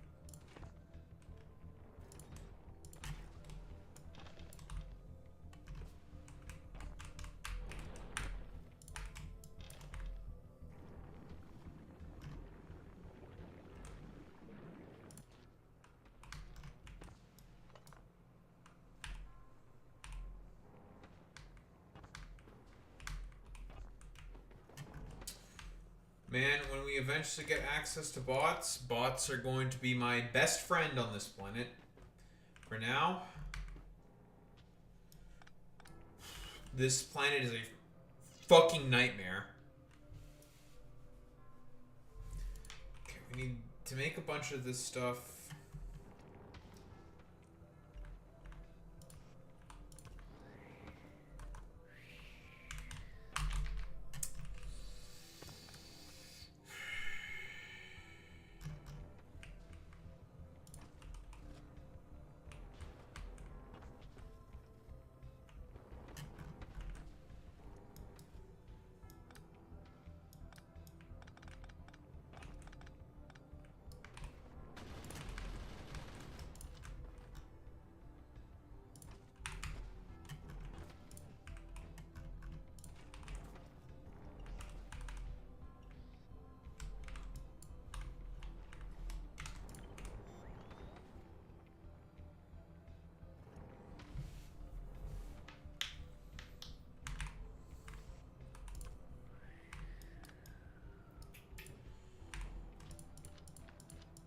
You know, this would have been pretty easy for me to handle if the fucking wind doesn't turn my machines around. I do not like that.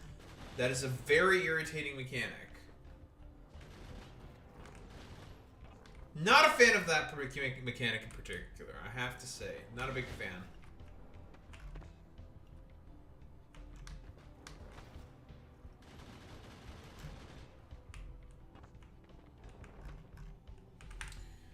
We're gonna have to keep things rather compact, I think.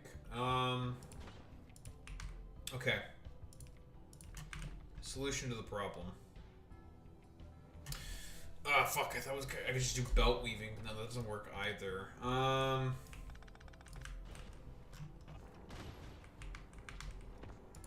can't belt weave. The only belts that we fucking have. No long inserters either. Otherwise, that would have worked as well, but we don't have long.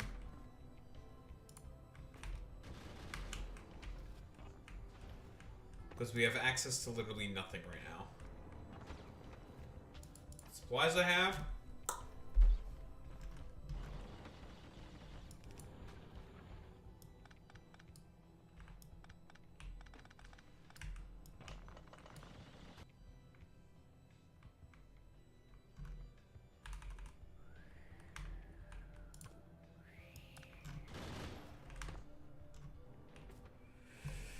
Oh man, bots are gonna be my best friend when we're done with this planet. Once we have Operation Iron Man going, we are definitely sending bots down here. Because it doesn't look like the wind can fuck with pipes, it just fucks with machines. Good way to get around that? Bots. We are definitely going to use bots to get around this problem.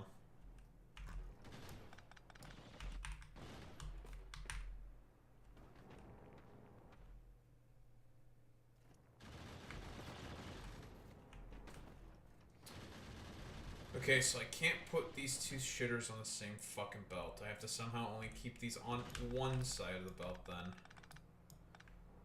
How exactly am I going to do that?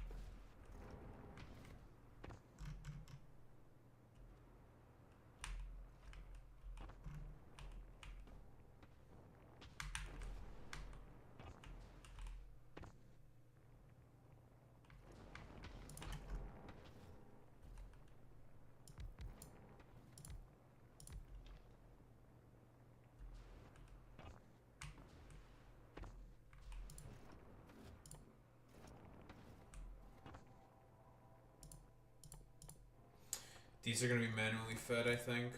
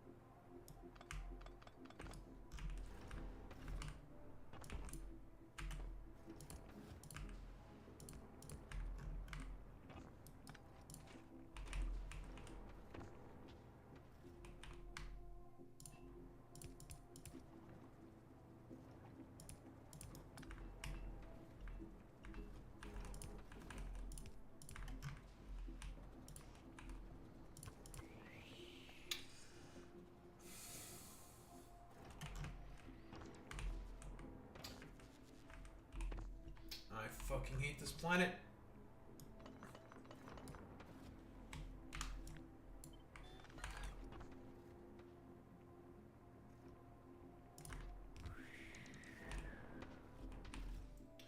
I really do not like this planet. This planet's really annoying. I'm gonna say it now, I'm gonna say it again. This planet's fucking annoying.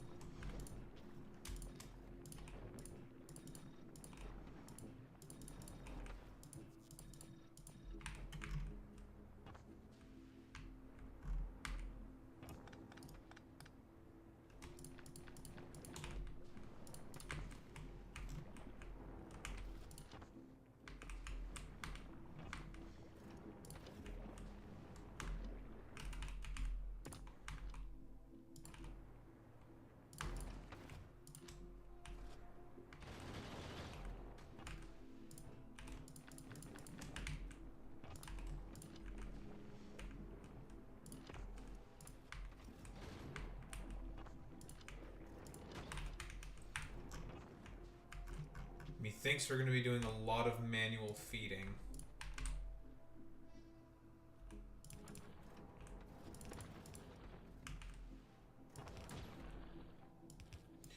But I am definitely making this base a bot base. That's without a shadow of a fucking doubt. Which means, guess what I'm going to need Nyx to do?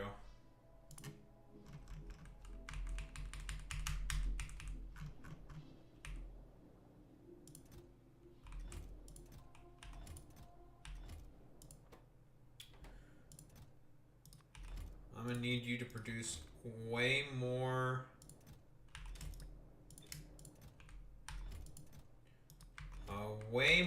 antimatter logistics bots.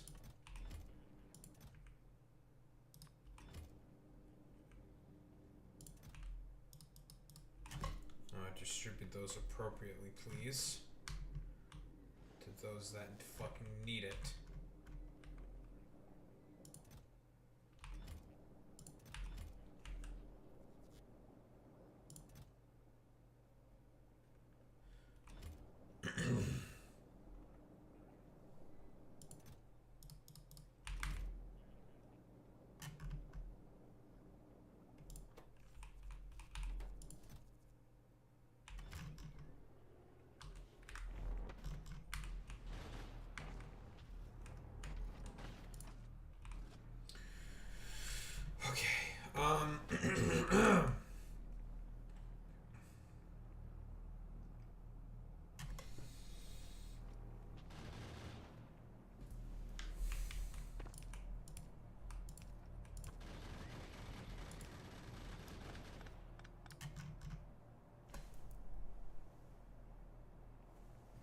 Depending on how the wind's blowing. Okay, so since the wind is blowing this way, anything that goes against the wind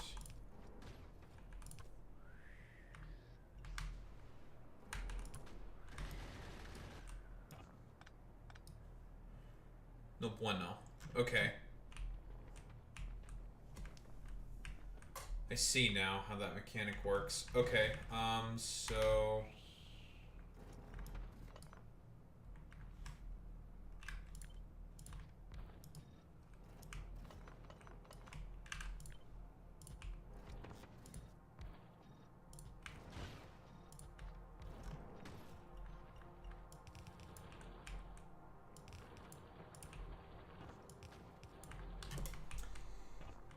so I can't automatically feed these things with bullets. I have to basically come back every now and again and feed them manually, is what that means. I only have one direction I can go, and I'm forced to go in this direction That is to the right. I always have to move right, because that's the way the wind is blowing. Okay.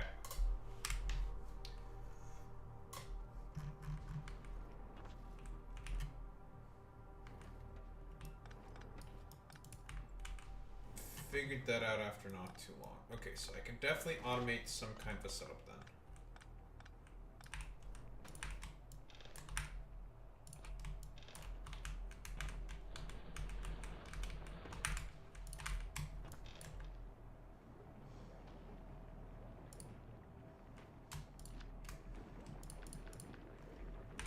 We're gonna have to get rid of a bunch of these electrical cables, but yeah.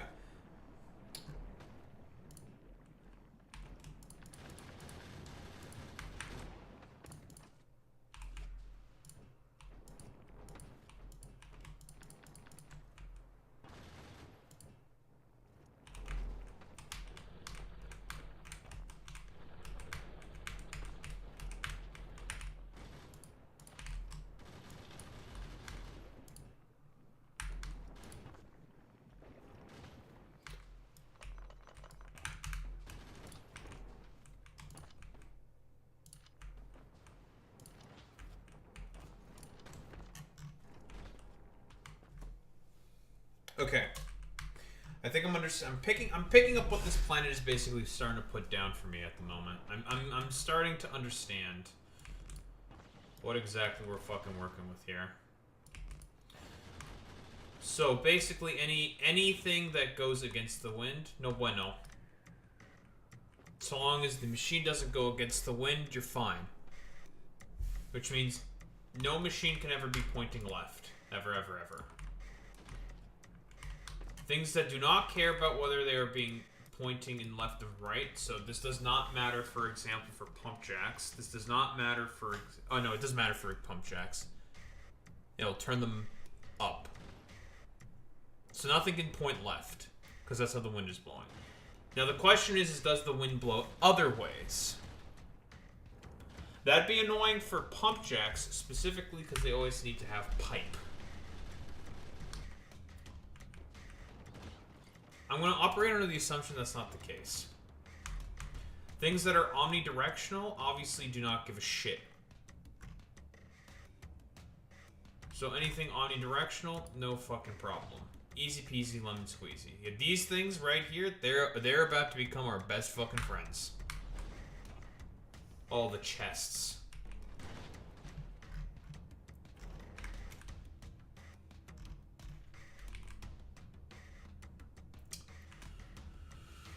Okay, my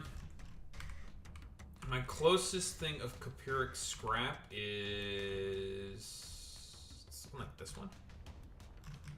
We want to keep everything relatively tight initially. Eventually, when we have bots, because what we're gonna do, we're gonna cover this whole place with roboports. Everywhere it's gonna be a fucking, it's gonna be a sea of fucking roboports. Robot usage on this planet is 3 times more, but the antimatter robots don't care about that because they don't use electricity. So we get around that problem. The question is, does it become a good idea to put raw resources with the antimatter robots? So that's another question. Luckily, I do not have to deal with the logistics of whatchamacallits.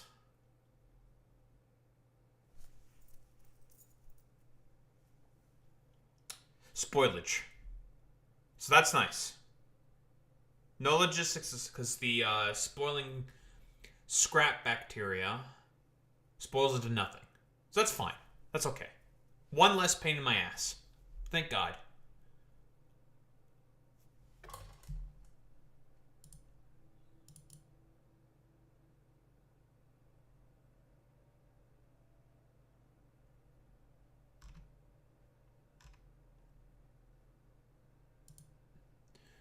Then we just have to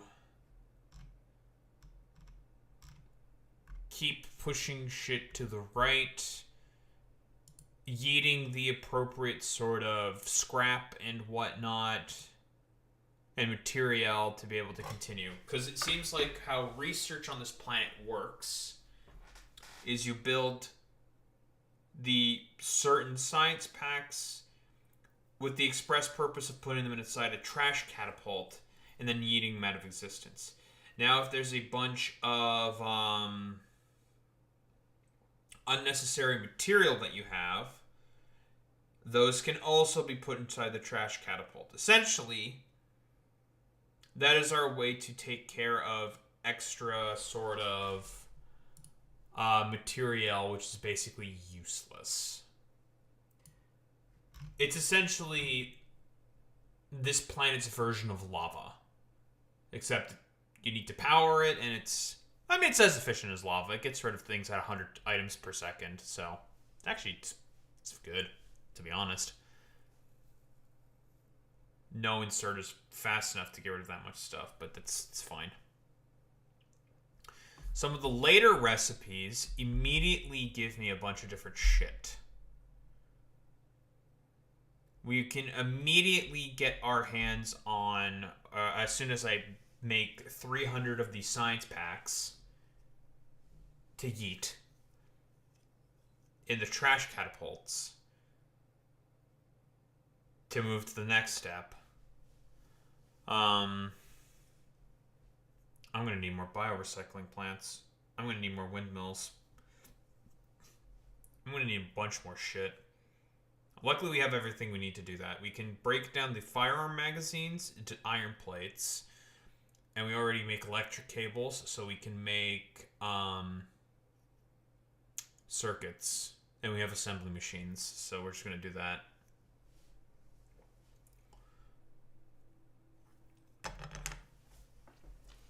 So the main things that we need to focus on right now is making circuits and making iron plates and a bunch of other stuff. Okay, I understand now. I understand the assignment.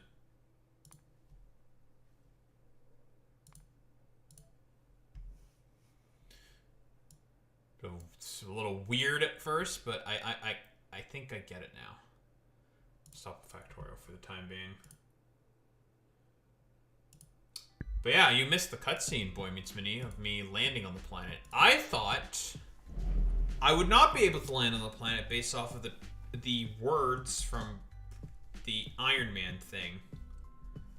Clearly I was not reading properly. He was talking about...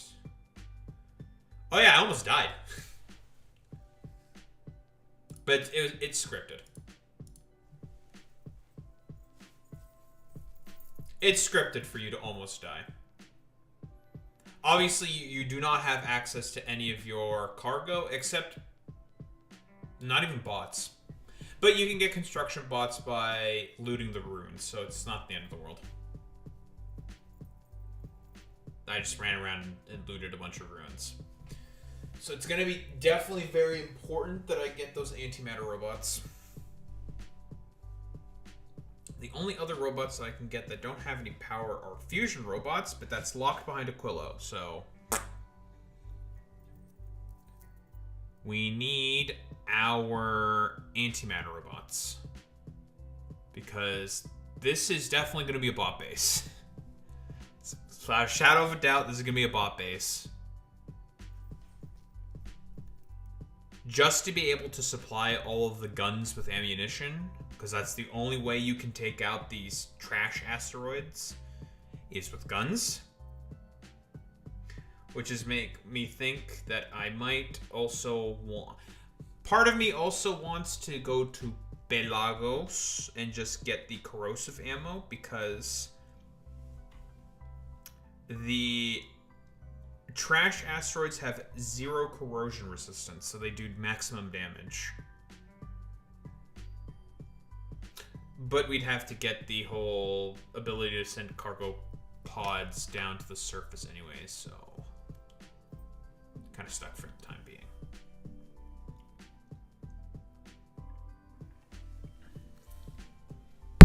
Back!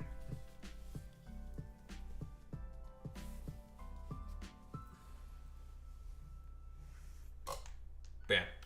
Okay. Yeah, bots and guns are favorite. Although we can probably use more efficient methods of destroying the asteroids. But they don't have that much health, but the mediums and the smalls are 200, 100 apiece. They also happen to do have... I don't see anything about them having any physical resistance, which is what resistance to bullets. So they have impact resistance, which is rockets, and max. I think they also have laser resistance. Max in terms of everything else. So poison doesn't do anything. Fire does nothing. Same with the 6th, electric. None of those do anything. Not that I'd want to have Tesla turrets. Well, I mean, they do that on purpose because Tesla turrets would trivialize the whole thing. Not that we could do that probably in a sustainable manner because of just how expensive that would be in terms of power. Because guess what? You have access to basically no other forms of power besides windmills.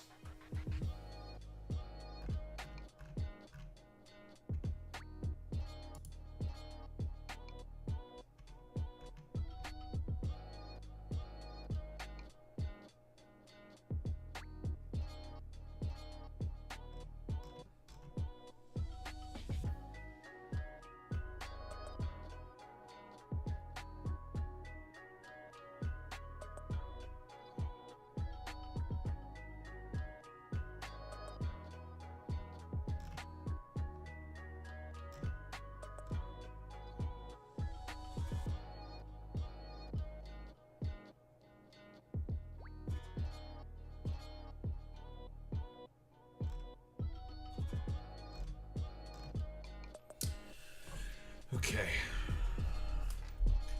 We'll grab water, we're gonna head to the bathroom, and then we're gonna yap about topics de jour. Very, very good.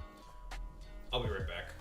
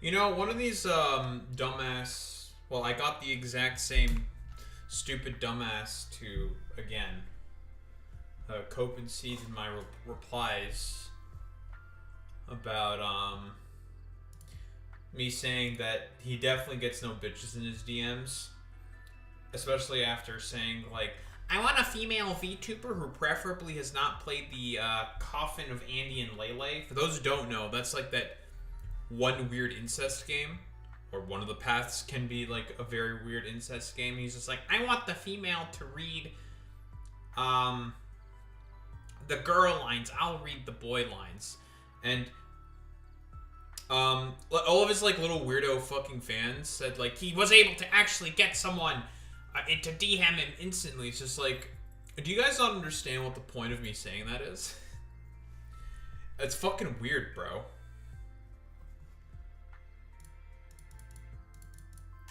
It's weird. It's like, and the dude himself actually fucking replied saying like, I literally did the stream with the women who DM'd me. When will you guys learn? It's like, that's still fucking weird, bro.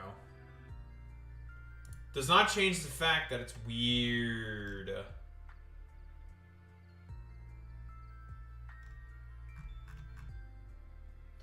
I'm just trying to make. I'm just making fun of him.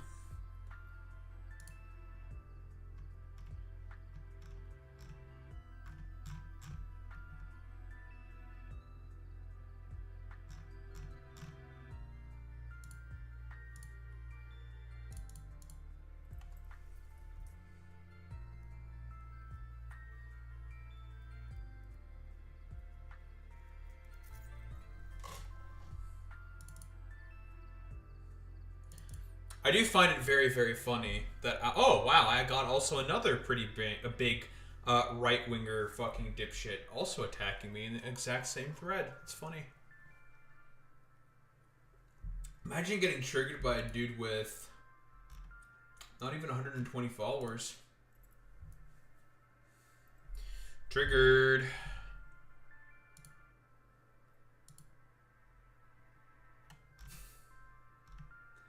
Stay triggered. I hate you people. It's very simple, guys.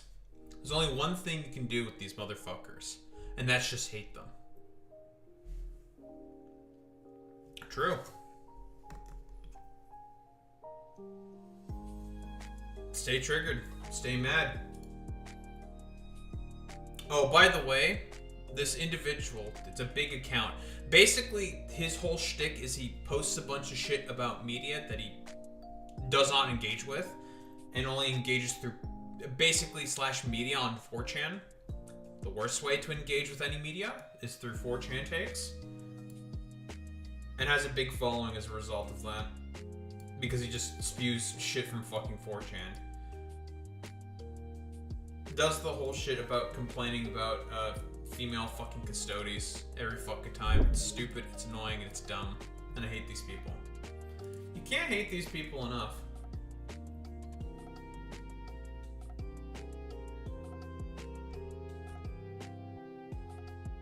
Dude, Tim Walz is doing another fucking little bitch vid where he's just trying to appeal to the president's humanity. You don't appeal to the president's humanity, he doesn't have any. He's got none.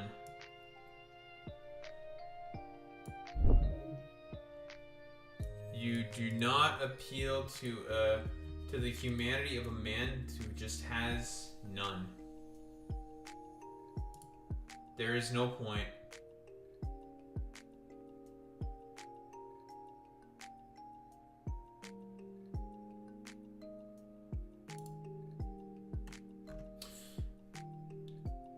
Probably not gonna watch the full video of that for Mark Carney.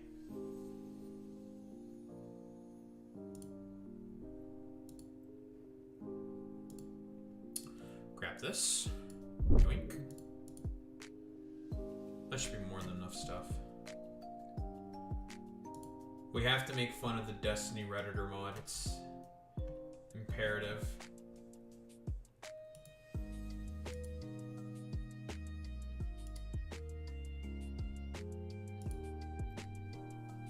It is imperative. Apparently, he's responding to Moist Criticals. I guess we're gonna get Moist Criticals video on this. Alright. Because Moist Criticals seem to have made fun of him. Which you should make fun of this guy. And you should not stop making fun of this guy. Because he's a... Because he's a fucking loser.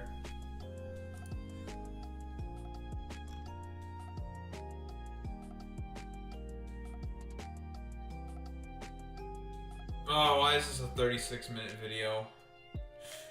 Charlie, why is this 36 minutes?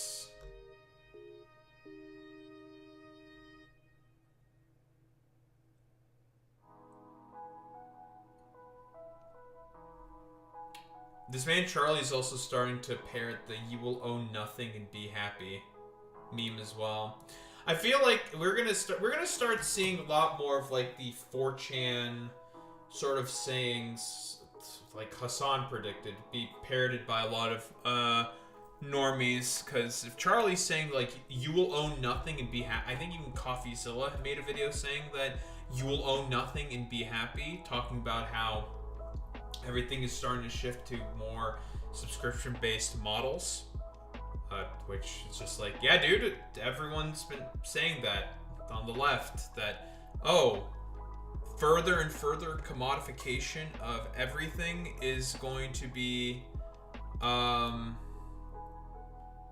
is essentially going to make it such that, oh, you will basically just be nothing more than a little drone, a number on a spreadsheet for one of these like billionaire pedophile cloud castle living head asses. I'm shocked, dude.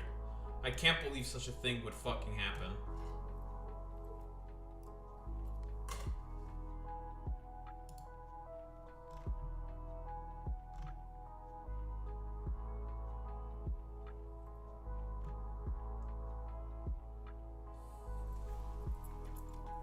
But yeah, that guy's a character.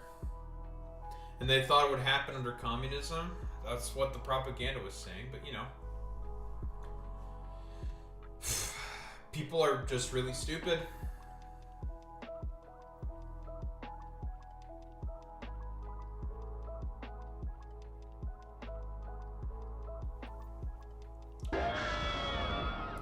What's up, Founder Art? Thanks for the follow, bud. Appreciate that. Morning. Well, I assume morning where you're at, because I'm guessing you must be Romanian. I don't want to fucking go over... I thought this Charlie thing on the fucking Reddit mod shit would only be about 10 minutes. Why is it 36? Why?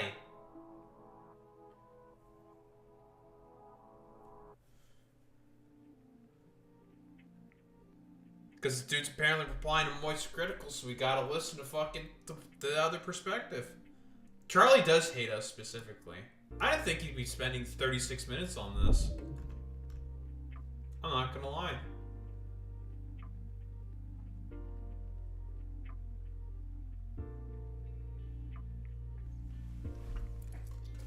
"36 minutes on this."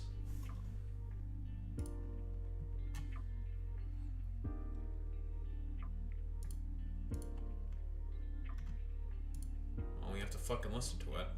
We need the perspective. Hasn't Tim Walz been also doing more hearings? Yes.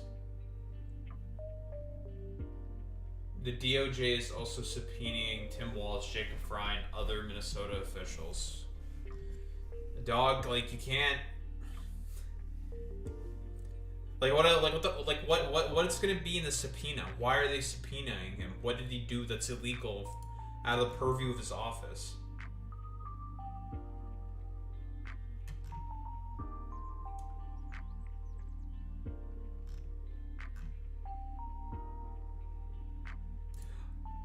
Generally speaking, it's politics. I yap about stuff, and I play also Factorio, or video games first, and then I yap after. Generally speaking, you know, play the video games, give people time to come in, then yap about the fucking politics and shit, and the news and whatnot. I do also play a lot of Pokemon.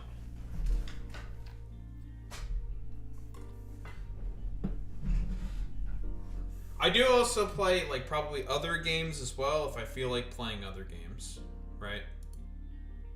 One day I gotta get you my old wheel and pedals. You're trying to make me a critical racing theorist when I'm a critical racist theorist in reality?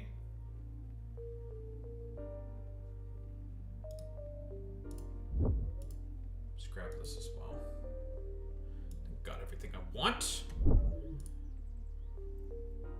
Man, there's always so much fucking shit happening that I still have such a huge backlog of stuff. I guess that's a good problem to have. Having a big backlog, so, you know. Good problem to have, good problem to have.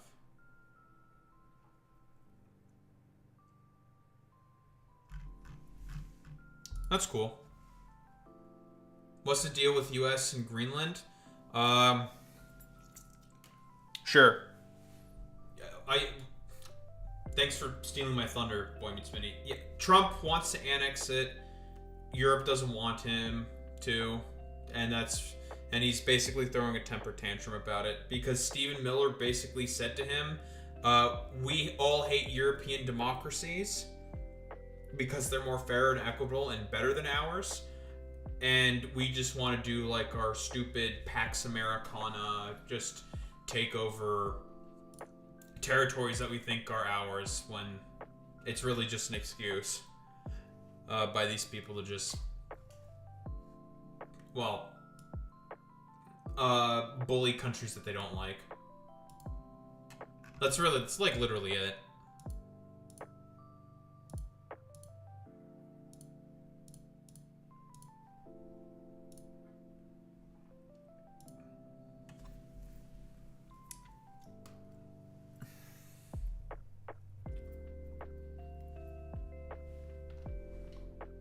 Yeah, no problem. But yeah, basically, Stephen Miller hates you guys because he probably thinks like Europe is cucked to brown people or whatever or black people or whatever fucking idiot shit like every far right weirdo in Europe has been saying for like the past 15 years. Funnily enough, the far right in Europe do not like what the Trump administration is doing right now. So Fell for It Again award. They're just like, oh my god, we took the side of the leopards eating our face, and now the leopard's eating our face? We didn't think it'd eat our face. What the heck? It's like, I don't know, everyone tried to say it's like, it will eat your face eventually. America is the great Satan, so, Time for you idiots to find something else for you to vice signal about. Man. This is a thing that I'm probably going to be saying a lot more consistently now. The left was always correct, just way too early. We were always right. We were just 10 years too early. It is what it is. You gotta hate being 10 years too early. Nah.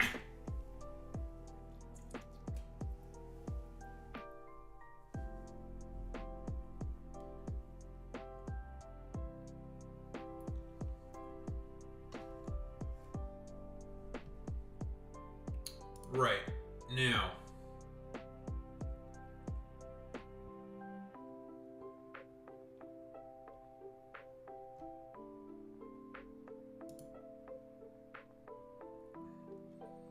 God, I love how this is being fucking framed by conservatives because we're probably also going to throw in the bit that Emmanuel Macron also said during all of this, saying that Europe would like to see more Chinese investment. They're shitting and farting their pants saying like, why are you relying on China? why are you doing that? It's like, because they used to rely on you, dog, and now your dumbass president's currently in power and is threatening them for no reason. So they're just like, okay, guess we're gonna leave. And we're gonna make a deal with the Chinese instead. Cut out America, because if America wants to be like a isolationist third world shithole, that's up to America. We're going to pursue our own interests. Like, it's so bad. Just to let you know, Founder Art, Europe is now starting to think about raising its own continental army. Yeah. And they're taking steps in raising its own continental army. About 100,000 troops, which is about the same amount of troops that are currently at NATO bases. US troops, that is. It is...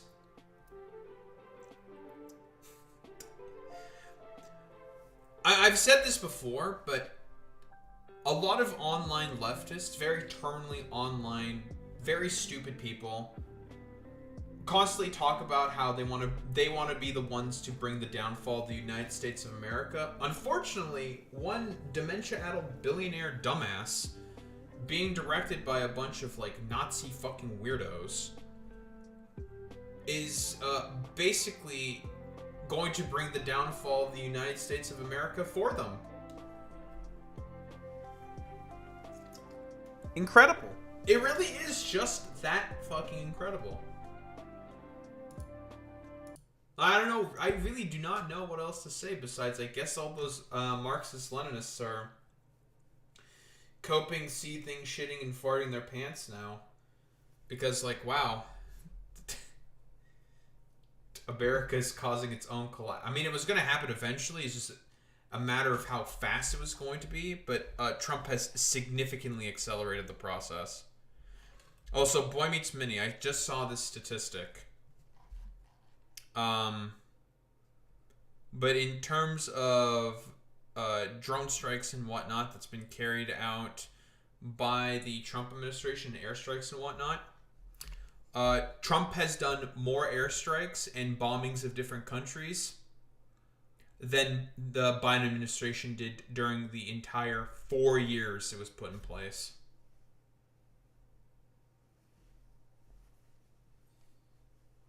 I'm not tapped into politics, so I don't know which side to agree with. I would agree with. From what takes I've heard from both sides, both sounded pretty dumb, IMO.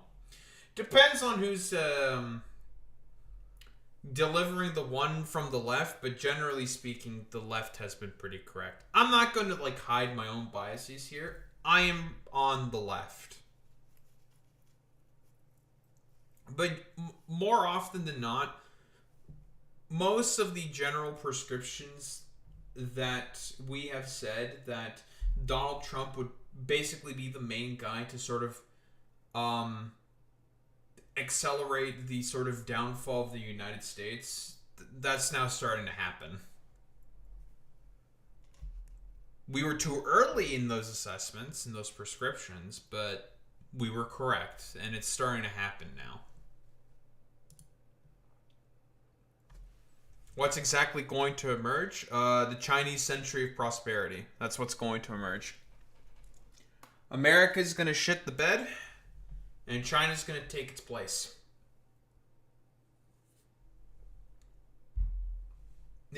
America's basically doing everything possible in order to make China the new world hegemon. Basically.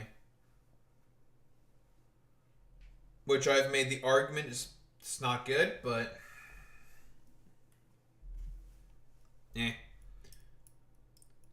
Or we just might end up being in a multipolar world, which is also bad. It's just going to be another Cold War. So.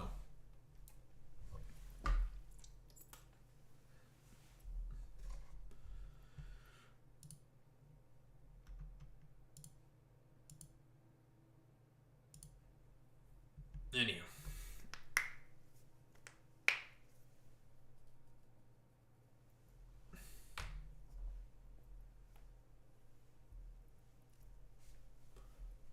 Let's get started with this.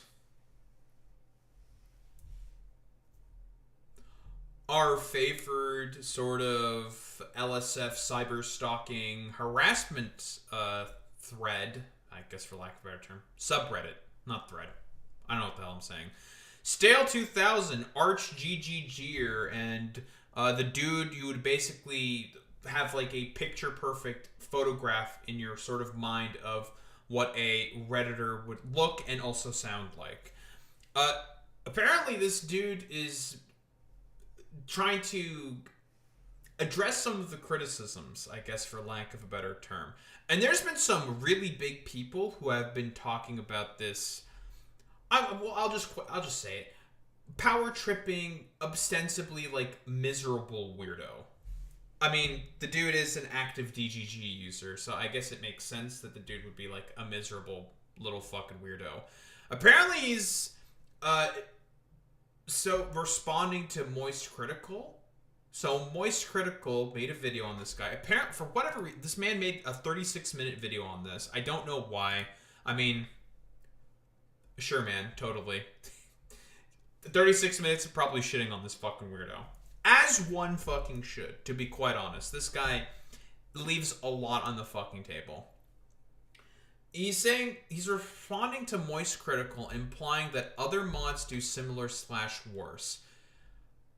Okay, if we want, because this is a DGGer, if we want to do the whole technical argument, that is technically true. That doesn't really change the fact that what you are doing is pretty fucking bad. Because I think Moist Critical also made a video of the whole inciting incident for all of this. That being this reality Twitch show that's got like a $20 million prize.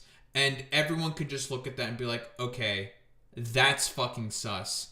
Where the fuck did a bunch of Twitch streamers get 20 million rather. 20,000 would not be that out of the ordinary. 20 million, that is out of the fucking ordinary. It's just like, where the fuck did you get this shit? Yup. $20 million. Which is just like, nah. Like, what's like the prize pool of the Internationale for Dota, right? I think that's always had the biggest prize pool. Prize pool of the Internationale 2025. Fuck off AI mode. The Internationale, which generally speaking I think has always had the highest amount of prize pool, didn't even hit $3 million. And you're expecting me that some like random dipshit Twitch streamers got a prize pool of 20 million. 20 million. Nah, G. No fucking way. Now, I know that the Internationale's prize pool system is a percentage of sales from Dota. I think, like, what was, like, the largest prize pool of the Internationale? What's, like, what was that? Let me double check. Let me see. Right here. Yeah, $40 million. And that's probably because of COVID, right? Yeah, League of Legends prize pool last year was like 5 million, I believe. Yeah. I'm mostly like, the reason why I'm pointing out these particular prize pools is like to get a relative sort of scale. Because it's just like, these are highly organized, well put together sort of tournaments with tons of sponsors. Well, I mean, in the case of the Internationale, it's a little different.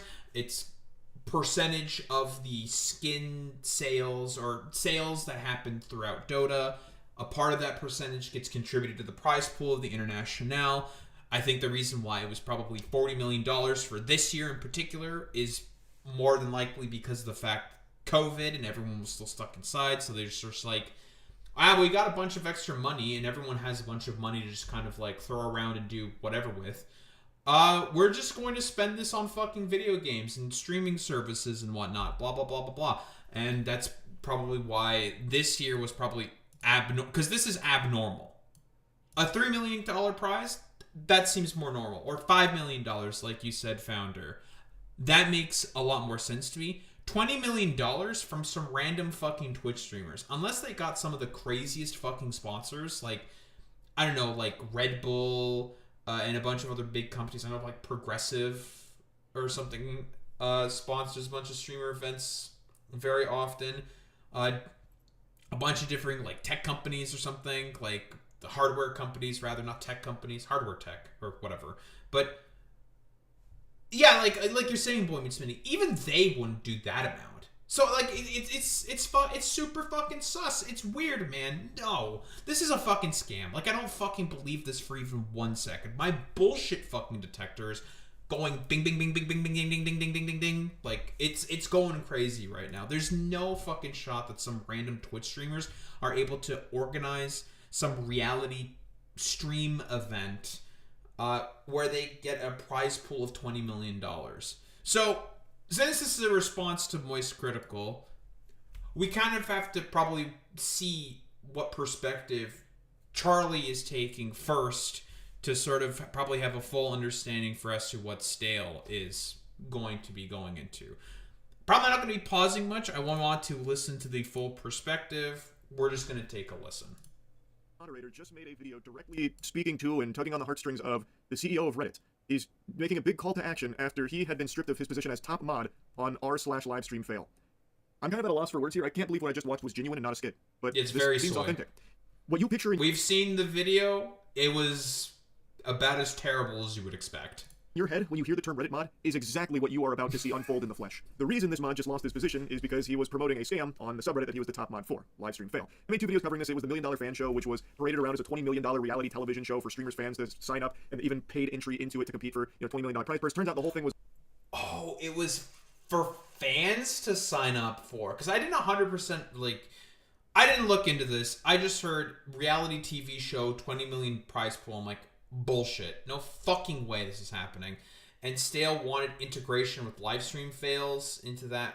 I just mostly wanted to make fun of him for having like the physiognomy of a fucking Reddit moderator. I just wanted to make fun of him, to be honest. It turns out this might go a little fucking deeper, and this is just a big fucking scam that was being orchestrated by some random fucking jabronis. Was a load of baloney, as it appears everything has been wiped off the face of the planet. So some viewers paid money for actually nothing. They flushed it down the shitter, and agencies that brought this to streamers were left embarrassed. Most notably, Mythic Talent was the one that was named by some of the streamers as their agency that took them this deal, where seemingly no due diligence was done on behalf of Mythic to confirm whether or not this was even legitimate in the first place. Good job, Mythic. It was That's one of Asmongold's fucking rags. Be an Amazon production, but clearly it was not an Amazon production, and it took 2 seconds going to the website to deduce that this was fraudulent. Amazon. They took this deal before the website even existed. The whole mess, I've already covered all this. But Livestream Fail gets roped in because there was this inexplicable partnership that no one fully understood, where $1 Million Fan was in bed with Livestream Fail, and the top mod of Livestream Fail made a post on the subreddit pinning it to try and get more suckers into it. And now this is his response after being fundamentally fired from his free... So yeah, like funneling people into a scam. Because now I'm convinced this shit's definitely a fucking scam. They yeeted basically everything right after. That's incredibly fucking suspicious. Position of Reddit janitor. Hello, Spez, Mr. CEO of Reddit. I hope you have received this public video that I've created and sent to you via your email. If not, I hope anybody who cares about the topic in this video can get this to him in any way that you can. This video is about a topic of deadly seriousness, and that is of Reddit moderation and the state of your platform. I definitely did not watch the full fucking video. We only watched a clip. I think I'm glad that we did not watch the full fucking video, because I would have wanted to shoot myself in the head. Oh my god. This is Reddit's so Manhattan Reddit, Project man. right now. The moderators are rising up against the CEO of Reddit. I'm actually at a loss for words. This couldn't be a more lame start to this video. The topic he's about to cover is how he believes... Oh yeah, Founder. He looks like complete fucking dog shit. It's like, dude, bro, you're not saving that hairline. Minoxidil ain't doing shit. Rogaine, that ain't doing shit. Listen, look at my fucking hairline, alright? Beautiful. It's flowing. No... Not receding all that much. Listen, there's a little bit of receding, okay? My dad still has a full head of hair. My grandpa still mostly has a full head of hair. Everyone in my family still has full heads of hair, and they're all pushing 60 and 80. So, yeah, this is that matured hairline, okay? That's what this looks like. Buddy, there's no saving this. Please shave it all off. Just shave it off. Go fucking bald. You'll not regret that fucking decision. The voice, that you're probably kind of fucking cooked there. I don't know. Try to inflect more with your diaphragm. Maybe that'll fucking help. Whatever. Like, that shit's fucking cooked. These Reddit mods don't have enough, elbow grease from the Reddit upper echelon, like Spez here, the CEO. He believes they should be entitled to, like, brand deals, talent managers, lawyers, and stuff, so that way they can better be utilized as Reddit moderators. I'm not even kidding, by the way. I'm not exaggerating. Like, these are points... That's fucking insane. Yeah, we went over that initial sort of video there by Stale.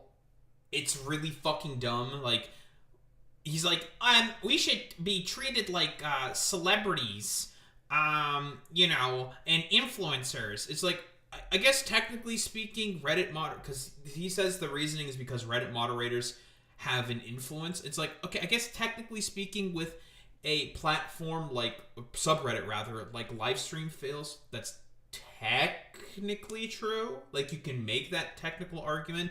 Certain streamers' careers have been made because of live stream fails, mostly looking at Miskiff, for example, and Maya, but that was mostly machinations of Miskiff there, specifically. They have had like successful streaming careers as a result. Well, Maya is still a successful streaming career. Miskiff is fucking dead in the water. He's DOA. He's done. And I guess in that sort of respect, Stale is technically correct there.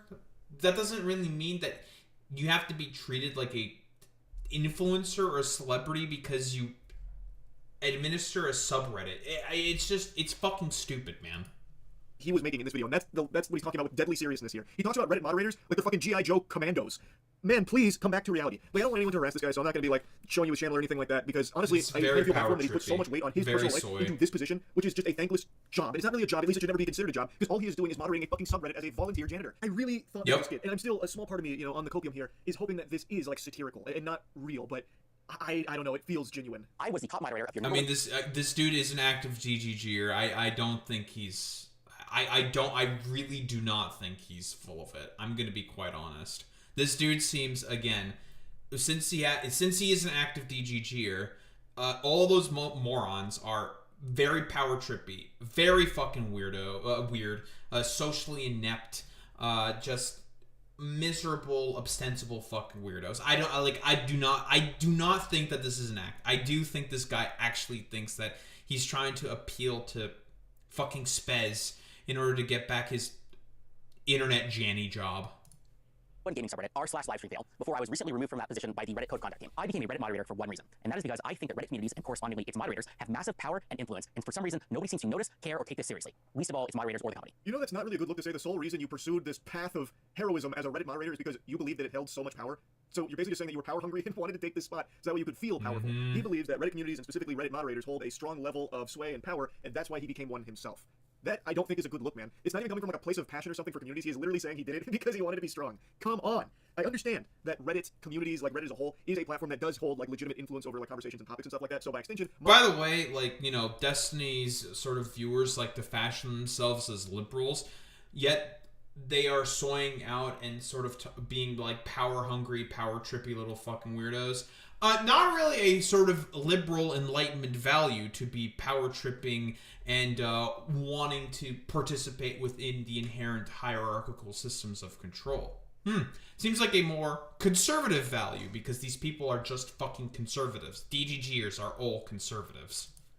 Moderators have a lot of ability to control narratives by hiding things or boosting things, and that is something that I've talked about in the past, and a lot of people have made mentions of many times. It's been, a pretty big yapping point for a while. This is the quintessential Reddit mod mentality. You know the stereotype that exists of power-tripping Reddit mods? He is, in the first minute of this video, confirming that is exactly what drives him, is power. Like this small modicum of power that he was bestowed for the live stream fail subreddit.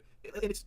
the level of self-importance is sickening. In this video, I will go over why... Listen, I do like the whole meme saying, like, how my stream's like a fucking dictatorship and I can just do whatever I want. If I just want to yeet someone for the sake of yeeting someone, I can fucking do it, okay? I don't just, like, celebrate the fact that I do that. Like, yes, I became a streamer because I wanted to have ultimate power over the chat and just ban whoever the fuck I want. Yeah, it's just like, dude, that's fucking weird. Like, why would you say that? Why would you put it that way? Like, optically speaking, like, because listen, DGGers, they love their fucking optics. Optically speaking, this makes you look really fucking weird. And it makes you look really, really bad. Like, why would you say these things? Because DGGers are self-important, incredibly unaware fucking weirdos. Believe this, and I will also talk about a code of conduct moderation action that was taken against me due to good faith mistakes that I believe were caused by a clear lack of direct material support that the company gives its moderators. I will end the video by talking about what you, Spez, can do to fix this problem, as well as what I and other communities can do. Okay, again, like... Okay, I did my whole initial video on this. I was just mostly making fun of the asshole. Now to actually, like, kind of deconstruct this point. Like, how the fuck is Reddit supposed to help you know that the thing that you're trying to integrate the subreddit you're moderating for was going to be a fucking scam? That's not the responsibility of Reddit to know that, to look into that shit in particular. That's your responsibility to look into that because you put that shit right at the top of the subreddit. Like, that's your responsibility. That's what you're supposed to do. But, okay, whatever. Can't take responsibility for anything.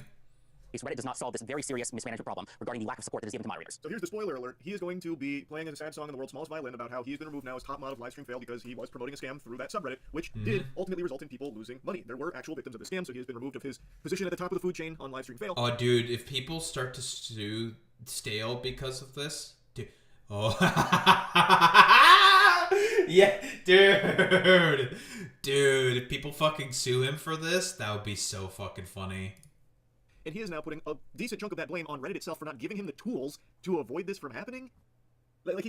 At a certain point, there's like a brief moment of self-awareness, like this lightning bolt of self-awareness, where he's like, yeah, you know, this fucking news is a little fishy. But then he like immediately pushes it onto Reddit, like, but if Reddit had given me access to brand deals and lawyers, this probably wouldn't have happened. It's like, what the fuck are you talking about? You're a Reddit mod. Why would Reddit be giving you access to lawyers and brand deals and shit? That doesn't make sense. First, I will go over the code of conduct action and why I was removed as the top moderator of r/livestreamfail. This sounds like stupid internet drama, I know, but I'm going to talk about how this is a very clear example about how Reddit's mistakes causes very serious problems to Reddit's community and the company as a whole. It was your mistake, buddy.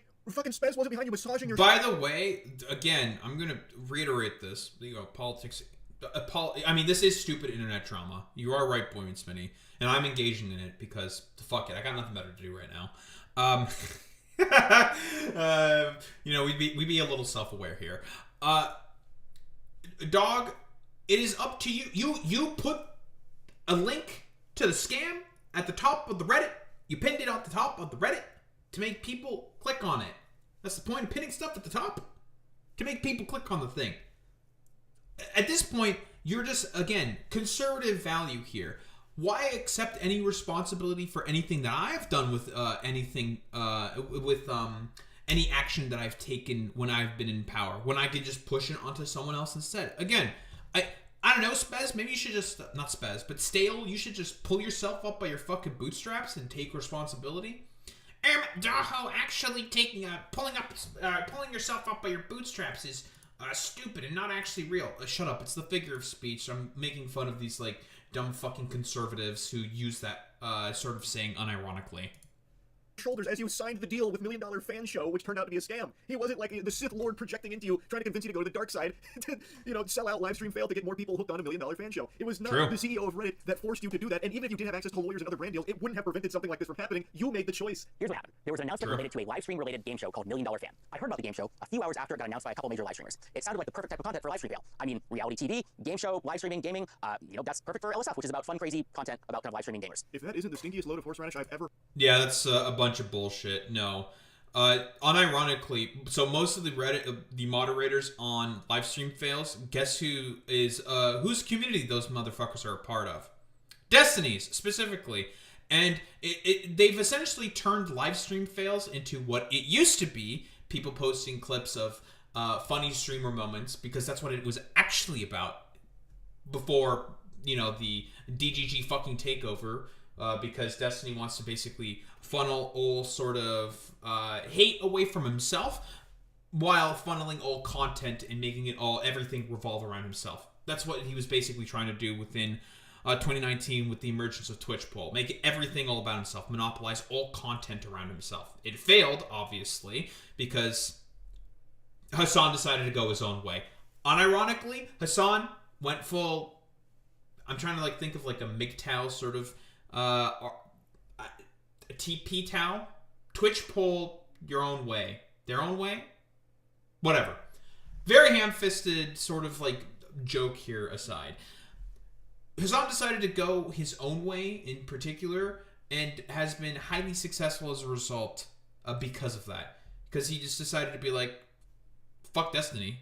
Why should I listen to that fucking weirdo who just basically came up with like a idiotic excuse to separate himself from me with like Kamala Harris and like truancy policy or something. It was very fucking stupid.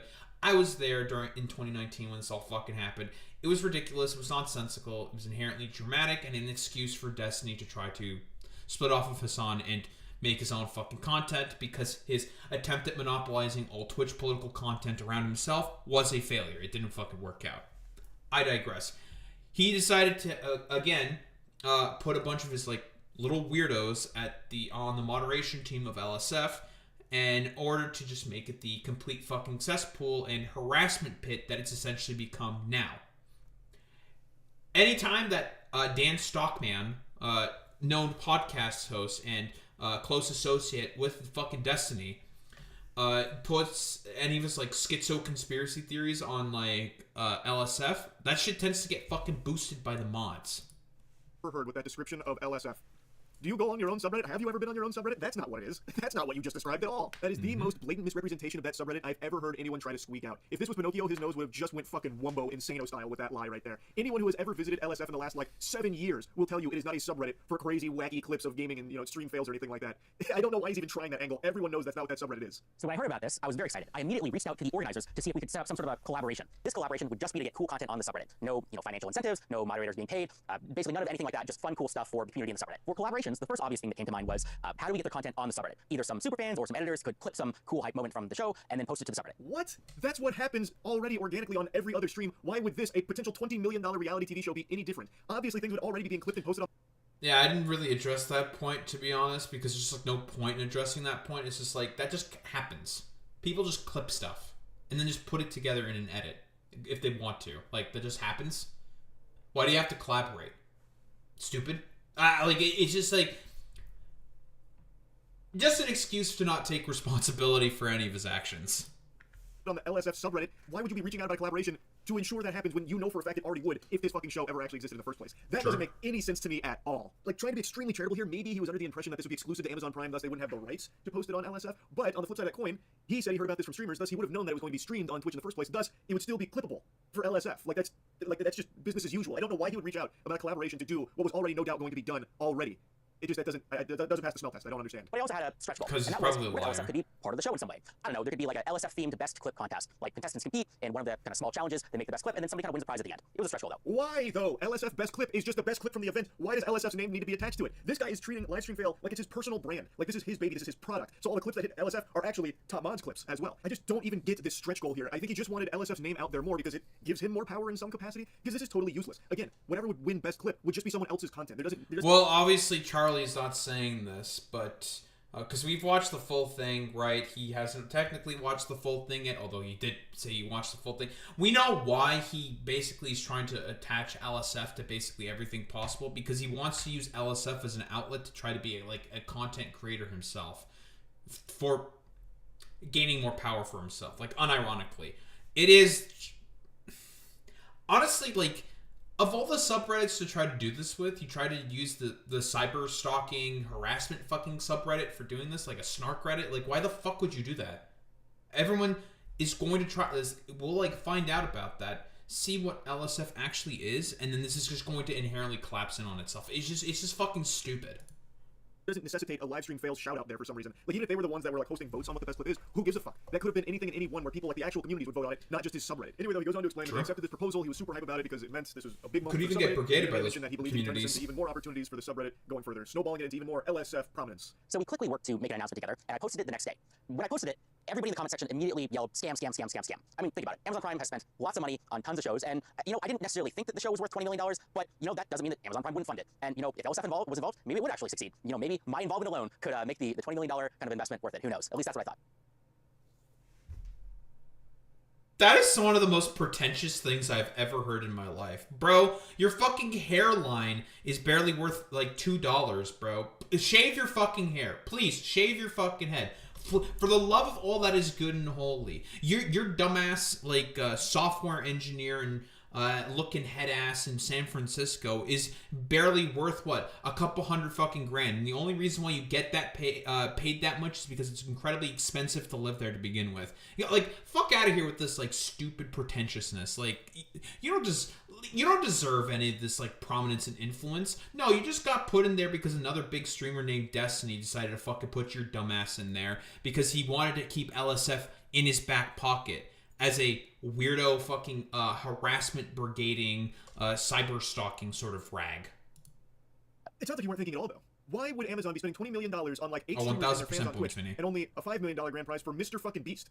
What sense does that make, man? That isn't really checking out either. Also, he's making kind of like a joke about, maybe my involvement alone would make it worth the investment. But that's how he actually feels, by the way. Like, that's his tone throughout this whole video. He truly believes that he is like God's gift to streaming because he was the top mod of live stream fail. It is a very scary mentality to have, and I do genuinely feel bad for him that he has poisoned his own brain to this level, deluded himself into thinking that him being a top mod on a subreddit was something of significance and something of brand importance. I'm a highly paid software engineer working in San Francisco. I do not need to take a couple $1,000 bribes from random internet scams. Okay, I was doing this because I legitimately again, couple $1,000. The prize pool was slated to be $20 million, which means quote unquote there's gonna be a lot of money behind this. A couple $1,000. Oh no, they'd probably be paying way more than fucking that. No fucking shot. I already earn a 6-figure salary in San Francisco because I have to earn that because I need to be able to live in San Francisco. So, therefore, just taking a couple extra $1,000, I would never grab that. No, totally. I have so much fucking integrity when this is the same guy who's power tripping about being a fucking Reddit moderator. care about the subreddit, and that's why I spend my time on it. So he debunks rumors that he was paid to promote $1 Million Show from the organizer, saying that he doesn't need to be taking bribes, he's financially well off. He then goes on to say that he was addressing some of the deleted comments. Yeah, also, by the way, why would you have that fucking shit pinned at the top of LSF then? Stupid. A specific mention in why Reddit canned him because it potentially showed malice because he was involved in this promotion that ended up being a scam, and so he wanted to address the deleted comments. He then has a section dedicated to me where I talked about the scam, and then the organizers were talking to him well, since Charlie talked about the scam, 5 streamers dropped out, so we're no longer doing this anymore. Pack your bags, take down the post. And then he says I didn't do enough research on it because I didn't reach out to him or the organizers. But beyond that, it doesn't seem like he did much That's research. funny. I don't think that he reached out to any of the organizers. He certainly didn't reach out to me, and I don't know if he reached out to Mythic Talent or any of the streamers. And that important point is that nothing in this situation has yet to be definitively proven as a scam. I repeat, there is no definitive, at least public information yet, that anything fraudulent, malicious, or illegal has happened in the situation. Brother, your level of research was cold calling the organization dick in hand, begging to be associated with them, and then that was the extent of it because apparently you heard one of the streamers promote it. And yet he's going to be causing a hubbub because I didn't reach out to him for his perspective. Brother, I didn't really talk about you in my video, just that you were associated with this shit, roped into the same scam that they were. And for what it's worth, if you watch the video, you would know I did get in contact with 2 agencies, one of which got the exact same contracts that Mythic did and got information on that, as well as getting one of the actual offers that Mythic was taking to the streamers. So I was very well familiar. Uh-oh. Oh, Stale. Looks like you kind of fucked up there, buddy. Yikes, yikes, yikes, yikes, yikes. So, Charlie actually did do his sort of due diligence and research by talking with the specific agencies that recruited the talent. Whoopsie. And getting their sort of take inside on this whole information. And I mean, again, the shit got fucking canned basically immediately. I don't know, like, the same comparison that I've mentioned before. Most esports tourneys, and the reason why I'm using esports tourneys, big esports tourneys, do not have the same prize pool as a random fucking streamer, like, reality TV show.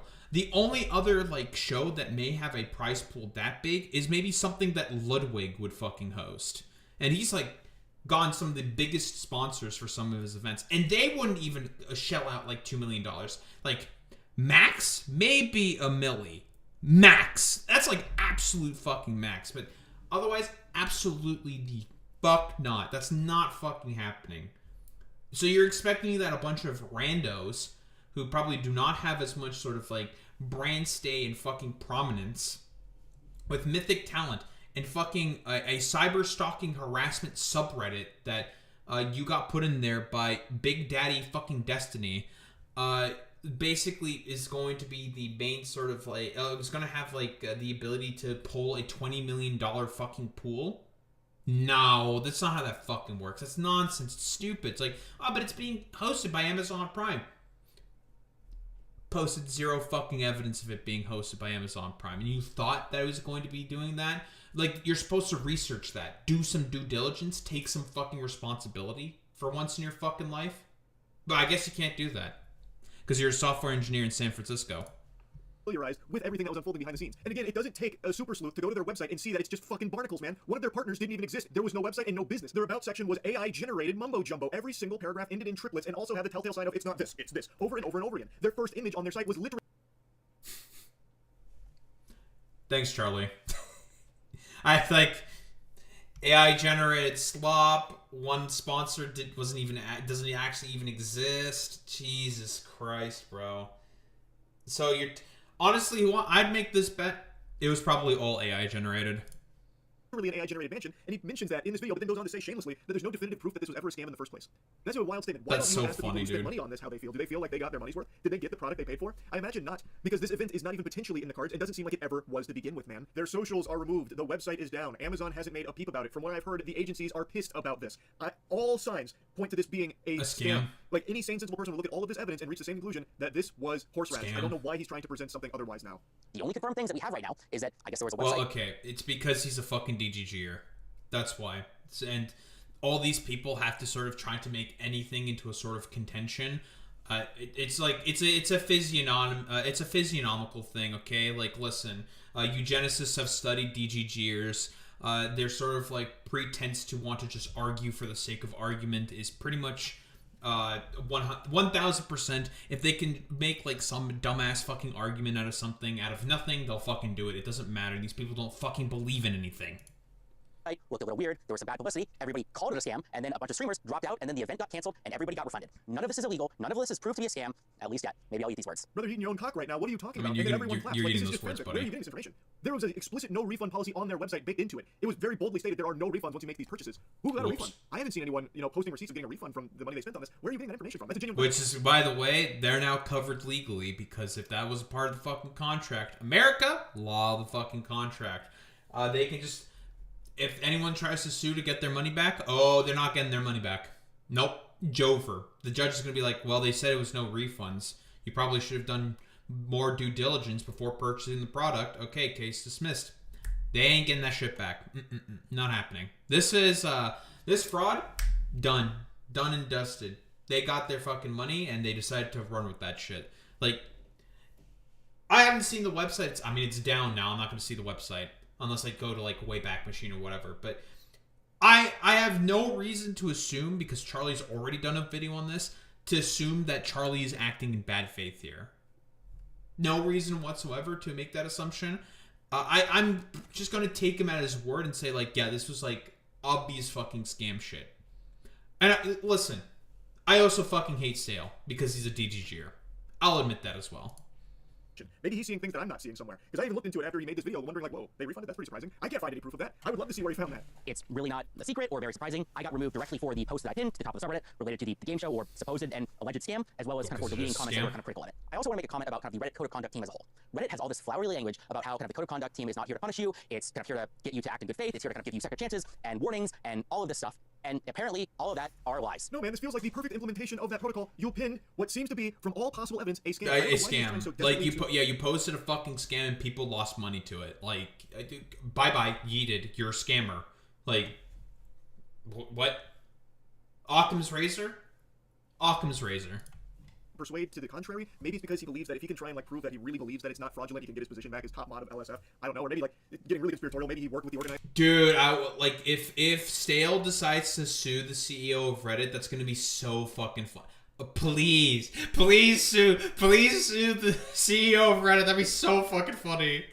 In a deeper capacity that he's letting on, but that's just a possible game theory. It's just extremely peculiar how hard he is fighting to try and convince himself and others that maybe this wasn't a scam, when all available evidence points towards this being fraudulent. And if this video is him trying to make a case for himself, why he should be reinstated and get that power coursing through his veins again as a moderator on Reddit, then this is a terrible job. Because what he is doing now is showing that he is willing to even defend what seems to be by all possible accounts a scam that he was directly associated with, maybe unknowingly, and now he is doubling down on it. That is a terrible look, and that makes you look like an unhinged moderator who, even when proven to be incorrect, will not see that, will not take the accountability there. And now he's getting mad at the code of conduct team for enforcing their rules. He deleted comments that were critical of his decision to promote this sketchy game show, and promoted a sketchy game show that resulted in people spending money on something that didn't exist, doesn't exist. So I feel like it's a pretty justified termination of his moderator status. Now here's the most important part of the video. Shocker, I know. I don't know. Just let the man fucking speak. There's nothing really to say there. He's hitting all the points exactly. It's just like, it's an obvious scam.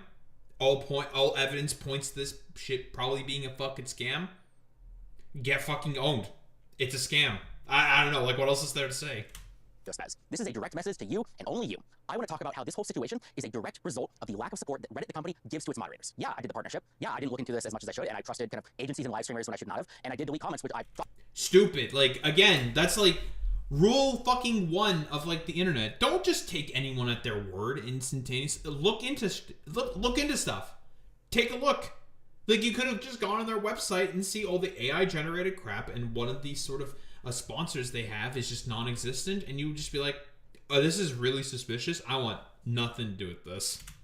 Thought would have been borderline defamatory if the situation wasn't, I guess, a scam, even though it technically hasn't been proven to be a scam yet. But despite all of that, there's still It's not technically a scam. problems at Reddit the company due to the lack of support that caused this. Now, this message may have been only for Spez, but I've intercepted the broadcast here. Now I've put my ear into it, and I'm taking a listen, and what I'm hearing is fucking wild. He just can't accept responsibility for anything, by the way. Yeah, actually, technically, it's not been proven in a court of law that it's actually a scam, and, I've not seen, like, really anything to prove that's been 100% a scam, so we can only say that this is an alleged scam, but in all technicalities, I have to somehow make this about Reddit and not take any responsibility for any of this, because Destiny fucking viewer, okay? The phenotype has always been there, alright? This dude is a, like, active DGGer, okay? These dudes will basically try to make, like, an argument when there is just none whatsoever. And they'll just, like, come up with random bullshit to justify, like, their idiotic fucking beliefs. Almost gets into a level of accountability where he's like, yeah, I did the partnership. Yeah, I didn't look into it. I didn't do any research on it. And then immediately falls back into, but it hasn't really been fully proven to be a scam. And also, it's actually, in a large part, Reddit's fault that this happened in the first place because I wasn't given enough tools at my disposal to avoid making stupid decisions. Reddit moderators have power. They have influence. If you were one of the people who's joking about, like, internet janitor duties or whatever, I'm sorry to tell you, it's funny jokes, but you are wrong. Reddit moderation does matter. Reddit moderators have control over millions of impressions per day, and nobody seems to notice or care. Let's just talk about LSF. It's like, Jesus Christ, bro. The pretentiousness is it's on another level, dude. Like, look at the fact that I'm handing out so much kind Reddit gold to all these strangers.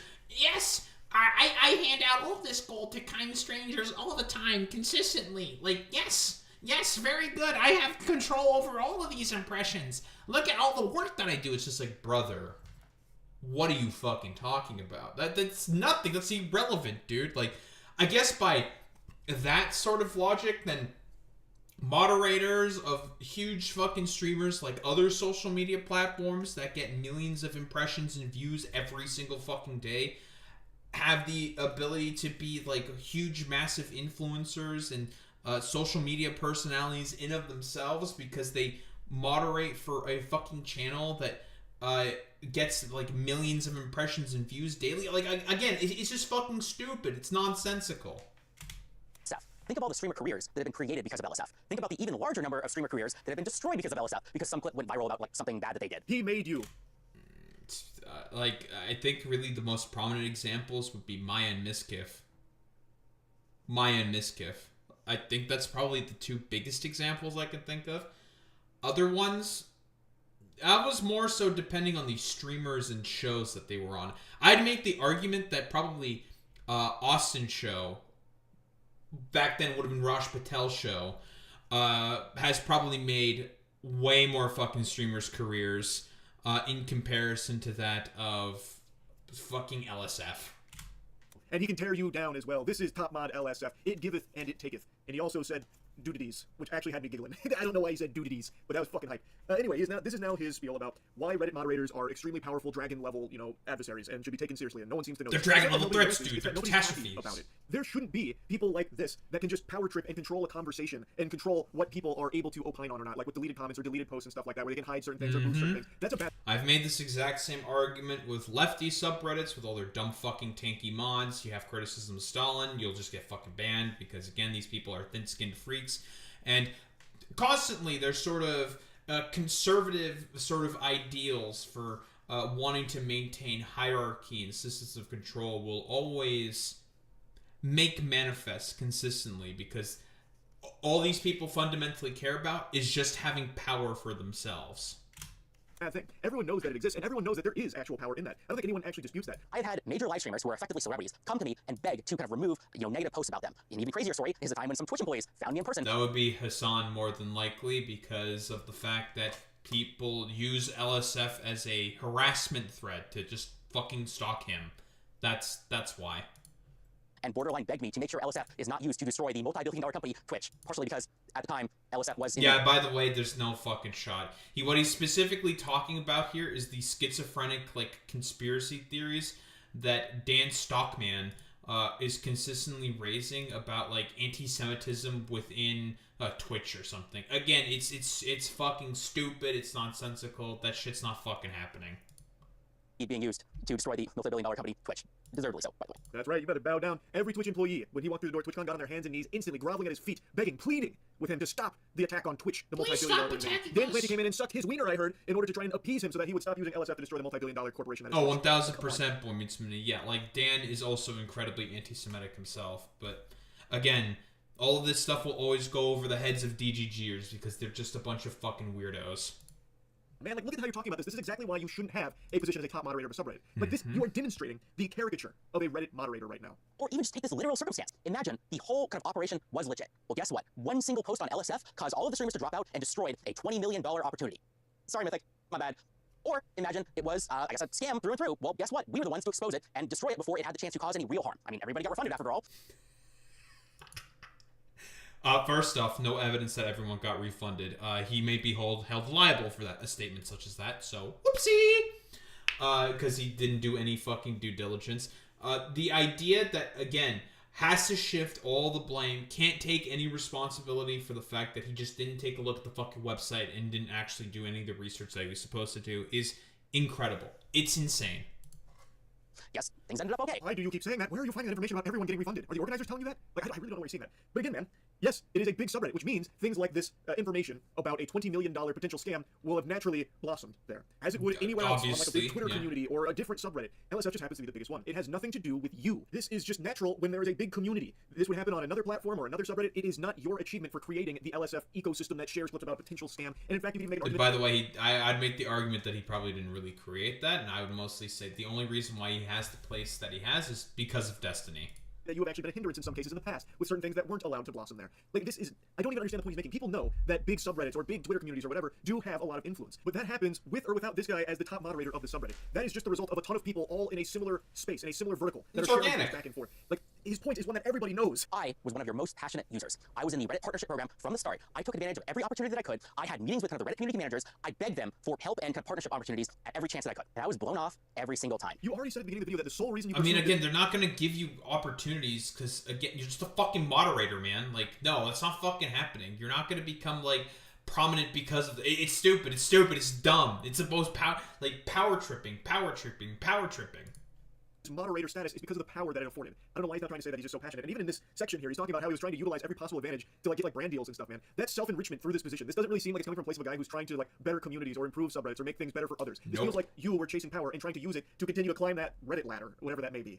I was one of the only moderators out there who tried to grow my community, who had any ambition, who tried to work with the company or help other subreddits or help the company that whole, and it didn't matter. I failed, and it failed because of how mismanaged and how little support Reddit the company gives to moderators. None of this would have happened if I had gotten support from Reddit. You think that I want to be the guy like going out like messaging random people in Discords and LinkedIn's and trying to figure out kind of these partnerships? I don't. Then don't fucking do it, buddy. Then don't do it. I'm gonna drop an Adam Sandler impression on you here. You are a moderator in a subreddit. Why are you chasing down brand partnerships and collaborations, buddy? The whole point of subreddit is that's not your point. It's like that's literally not your job, bro. Like, your job is to just moderate a fucking Reddit, bro. You're not supposed to run around and get fucking brand deals. That's really fucking weird. Together and talk about certain things, share certain things. And your job as a moderator, and I use job very loosey-goosey because it should never be misconstrued as a job. It's supposed to be filled by very passionate fans of similar mind in the same space that would then just enforce like certain rules about like, you know, making sure someone doesn't get like doxed or something sensitive being shared like that. Yeah, don't be an asshole. Why are you trying to even find partnerships? Basically, enforce the don't be an asshole kind of a rule. And unfortunately, you yourself are a bit of an asshole. That doesn't seem, in my eyes, to ever benefit the community. It only feels like it would benefit the mods that are chasing it down. You like to use examples, so I'll use one for you. Let's say you chased down this partnership with $1 Million Fan Show, and it wasn't going super well, and the organizers and you, well, you like to exchange back and forth, and they're like, look, we really need a favor here. Can you only post some of the positive stuff from $1 Million Fan Show and get rid of, like, the pesky, you know, maybe clips that are negative about it? That would really help us. And let's say you object to that, and they're like, okay, well, then we're not going to work with you in an official capacity anymore if you don't do this. You see the conflict that would be some principle. I can't even use this word when talking about fucking subreddits and mods, but it leads to very blatant corruption, where you are now in bed with some of these organizations or someone that could benefit from... Like, again, there would be some principle for you to say, like, no, we're just going to let, like, whatever clips happen. If it looks bad, it looks bad. It's like, that's not necessarily our problem, yada yada. If you took the deal saying like you can only make us look good, that's corruption. Yeah, that's just corrupt. Like, you're outing yourself there as like a not sort of principled actor. Find your subreddit to cater it more towards them. Maybe it wasn't financial in this case, maybe you weren't paid for it, but extend this thought process to another type of subreddit where maybe there is someone paying for it. Like, let's say I'm a music artist and I want to be featured on like the hard rock subreddit, and I want to make sure my single gets out there. So I reach out to a mod like, hey, look, I'll pay some money if you can share. And like, for example, this is the same thing with like ethics and games journalism shit that Gamergaters also brought up as well, right? There are ethical problems with games journalism, but not with like what the Gamergaters were fucking saying because they were like too woke or whatever the fuck. The problem is that a lot of games companies will give preferential treatment to certain journalists if they only give positive coverage of their games, whether it's like a good product or a bad one. That's an ethical issue, right? Like, of course this was misappropriated and misused by a bunch of dishonest political actors, but that's like an actual example.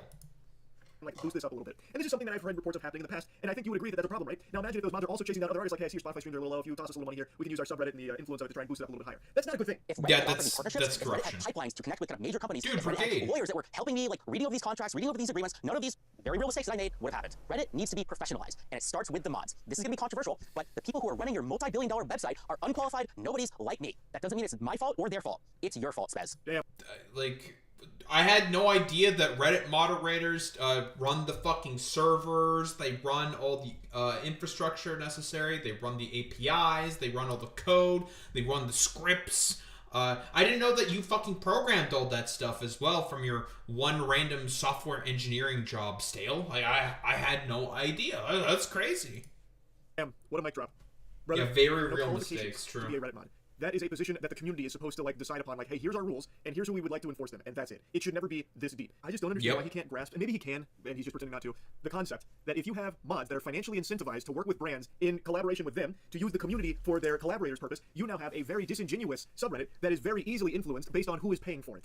That should be a very Yep, clear, that's conflict, corruption. obvious issue. That's a It should be pretty conflict of obvious interest. why Reddit wouldn't want to invest in a suite of resources like lawyers and brand ambassadors for Reddit mods to look over contracts and shit for Reddit mods securing deals to sell out their subreddit. That's not a good thing. That means access to anything that like a talent manager would give an actual celebrity. So an access to a bounty board, or ad deals, or lawyers, or event organizers, or professionals, or anything that actually matters. To you, personally, actually matters to just you, the guy who is benefiting from the ad deals and brand partnerships and shit. That does nothing. Yeah, I'm very glad that, again, Charlie is just specifically pointing out, like, this. That's you, Stale.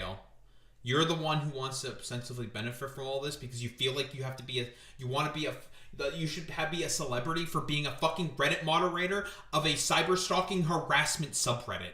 Genuinely insane. For the community you were supposed to be moderating for, brother. What are you not understanding there? Like, he is only arguing to help himself under the guise of it being to grow his subreddit. It only grows you, man. To summarize, Reddit moderators should be treated like celebrities or influencers, not because they deserve respect or anything, but because they actually have real power and influence. I mean, if not for the world, at least over your $50 billion company, maybe if you gave them actual support, it could go from $50 billion to $100 billion. I mean, it certainly deserves to be that high up for how much traffic Reddit gets. Yes, a high-level financial growth strategy here. The way to double your company is by spending resources to connect your subreddit moderators with... Dude, you need to give me more resources for myself specifically. It's stupid, pretentious, dumb. managers that will chase down brand deals for them, so that way they can feel like a celebrity and I guess cash in on their mod status. Yeah, I'm really seeing the line now. The pieces of the puzzle are coming together nicely. I get it. To the community, Spez and Reddit, they're almost certainly not going to fix any of this. All of this is up to us to solve. He then tries to address the community about like this problem, and I really don't even understand the problem he's trying to portray here, because all he keeps hammering home is that he is a top moderator, wasn't given enough resources like lawyers, and he wasn't treated like a celebrity enough, and he didn't have the ability to chase down brand deals, which led to him making a poor decision here with a $1 million fan show. How is that a problem that the community, like, would rally behind, man? You just shouldn't have done it in the first place. Reddit shouldn't be a platform where mods are selling out big communities for the sake of brand deals. I don't see a whole lot of community support coming for that kind of message. He keeps presenting it as a problem, but actually I think this video demonstrates exactly why Reddit made the right call removing him from his position. Like, I don't know. Yeah, because he's a power trippy fucking weirdo. Like, what else are you supposed to say? He's just power tripping and he's a fucking weirdo. Again, but this is perfect for the DGG sort of quote-unquote phenotype. They are all just a bunch of obsessive fucking weirdos who just want to power trip. That's it. How he's not seeing that. To solve all the problems that I have laid out, we will create tools and resources so good, so useful, that everybody will have to work with us. Think talent agency, but for subreddits. You have the big ideas, you have the vision, you have the crazy cool things that you want to do, and we handle A talent agency for a fucking subreddit, bro. No, like, this is so fucking stupid. A talent agency for a fucking forum, dude. Like, what are you talking about? Jesus Christ. Who would even be the talents or something? The random fucking moderators? A lot of subreddits can have dozens upon dozens of fucking moderators. Like, I don't know, man. It's just stupid. the logistics. Materially, that means connections to major companies, partnerships, doing AMAs, running events, doing mod recruitment, cross-collaboration with other relevant subreddits, that kind of stuff. He then pitches his new thing here, which a talent agency for subreddit mods, I guess. I don't want to get into it. I've been yapping about this for so long. It's just this video blew my mind that he would actually post something like this. That's Again, so fucking I do stupid, actually feel bro. bad for him because this is clearly a position that meant a lot to him, and I'm wishing him the best going forward. Now I that do this, not. you know, sheriff badge of LSF. Sorry to say, Charlie, you should not feel bad. Okay, we got the whole sort of overall story. He's going to do his conclusion. Yeah, very soy, very cringe. The response. Spent a little longer than I probably wanted to on that. Nah, whatever. Who gives a shit? Got nothing better to do. The response from our boy here, our peak Reddit phenotype. Why don't we take a look? People who are looking at me in horror or laughter or pity should ask themselves what that says about the $50 billion platform that is Reddit. Immediate fucking deflection and not willing to accept any responsibility whatsoever. Dude, you could have looked at the website that was promoting the fucking scam and did 3 seconds of research and see, this looks really fucking sus, and then just leave. Conservative. Just a very conservative value here. Can't accept any responsibility for anything. Take every insult that you have against me about how I'm incompetent, about how I'm biased, egotistical, power hungry, etc., all that. Definitely power hungry. Egotistical, I'd also throw that in there. The other two, questionable. We can definitely say, I also would throw in incompetent, because it's just like, you could have just read the fucking thing, man. Like, that's it. Do like a tiny bit of research. Look into, like, I don't know, make a decision for yourself. But I thought DGGers were supposed to be good at, like, critical thinking and being self-aware. Guess not. And ask yourself, how does that make you feel about Reddit, knowing that I was able to control one of the top subreddits on the platform for over a year with borderline dictatorial powers doing who knows what that you'll never find out about, and then real. What relevance does this have to anything? Like, bro, all you had to do was just look into the website of the obvious fucking scam, and you would have seen that it's an obvious fucking scam. Like, oh god. See, here's the thing. At the very least, a conservative would not be able to at least articulate this well, why they can't take any responsibility for anything. They would just lie and just come up with some, like, random fucking bullshit. This guy tries to, like, intellectualize the fact that he just did not want to, like, take a look at a website for 30 seconds. Realize, I am the bull in the china shop. I'm telling you these things directly. Forget about me. Think about all the other subreddits that exist. Think about how you have no idea who... Yeah, that aren't promoting, like, a random fucking scam. Most of the top subreddit, probably, like, the news subreddit or some shit, they're probably not going to promote random scams or something. I don't think that's going to really happen. I mean, the only, like, you can just point to a bunch of the incel subreddits that all got yeeted. r/jailbait, run by pedophiles and for pedophiles. Like, r/the Donald was just a collection of fucking neo-Nazis. They all got eventually yeeted because it's just like, wow, these guys are fucking insane. Bye-bye. Get rid of them. And would more than likely, those guys would more than likely have a bunch of fucking scams. Because they're all a bunch of, like, right-wing fucking weirdos. Which you are. And LSF is a space for right-wing fucking weirdos. Who they are, what they're doing, and every time somebody like me gives you a peek under the curtain, society gawks at the insanity of all of it. You are a moderator in a subreddit. Why are you chasing down brand partnerships and collaborations, buddy? I mean, you're an influencer with a platform. Why do you do it? You could say... You're not an influencer. Wait, being a mod for a subreddit does not make you a social media influencer. That's not how that works. He unironically has just drunk his own fucking Kool-Aid. He thinks he's like a celebrity for being a moderator for a year of a cyber stalking harassment subreddit. This is fucking insane, dude. Personal enrichment, but you don't strike me as somebody who's completely motivated by money. I could imagine you doing a brand deal or partnership, not for money, but just with a group that you think is cool for your community. Or maybe you just want to. And Reddit is a platform, like any other platform, and moderators are in charge of it. I know this is rare and nobody does this stuff. That's my entire point. Reddit as a platform is underutilized. So just like you might utilize your platform. Okay, but like again, like okay, then how would this logistically work? And why would Reddit want to fucking pursue this? They're already a $50 billion net like grossing platform. They already have advertisers that probably advertise on there, on Reddit, and they probably make enough money as is. Why would they want to pursue this? Like why? Like why? A talent agency for like subreddit like the only reason why you're saying this is because you're the only one that would benefit from something like this. That is it. It is purely self-interest for yourself. You're not saying this in order to, I don't know, help garner like a better community. You don't give a fuck about any of that because you're, again, a DGG or fucking pretentious ass dipshit. Why can't moderators? You brought up examples of conflicts of sacrosanct of a platform that it's different from any other platforms where conflicts of interest exist. I guess for Reddit moderators, we're representing other people. We don't truly own the platform, so maybe it's more important for us to be unbiased compared to other platforms, I guess. Well, that's kind of the point of moderation. You get selected by a community in order to enforce the rules of said community. That's how that works? What?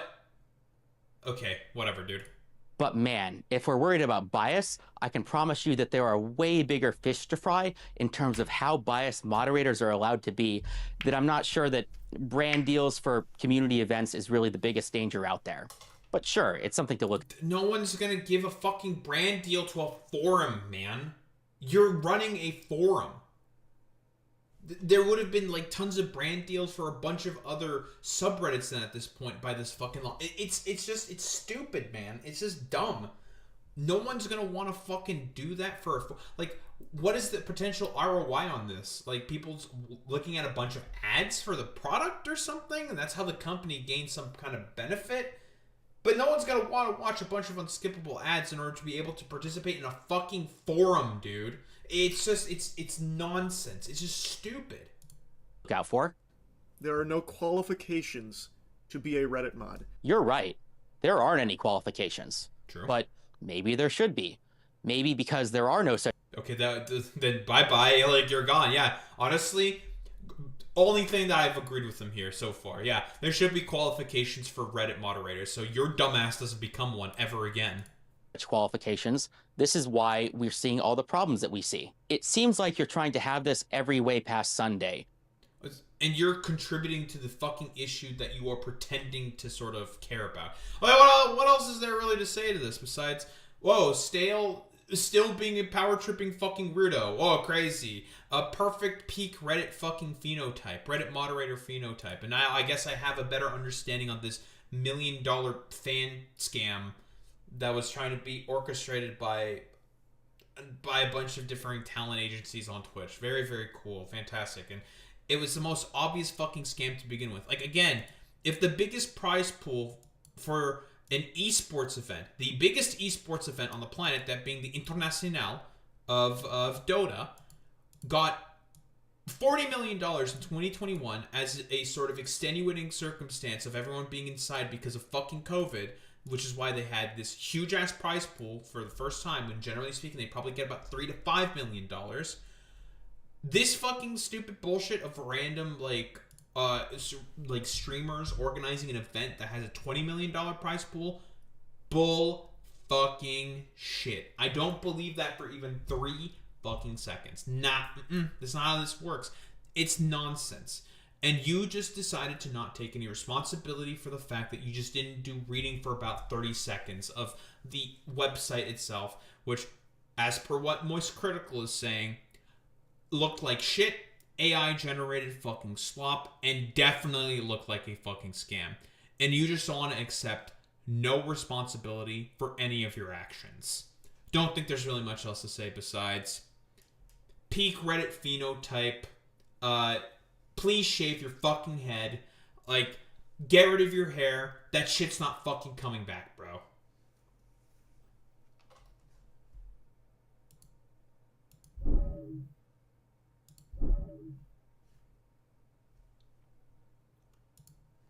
Why, thank you, kind stranger.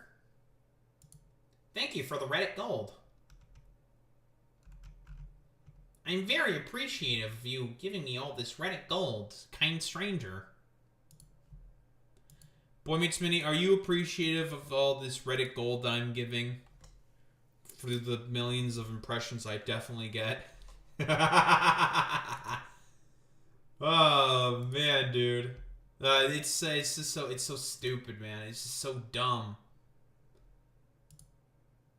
The peak Reddit fucking phenotype.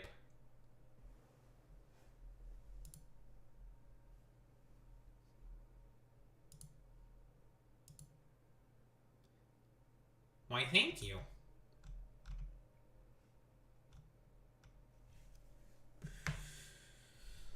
Oh, man, dude. It's just fucking cringe. Like, what else is there to really say about that? Alright. Speaking of fucking cringe.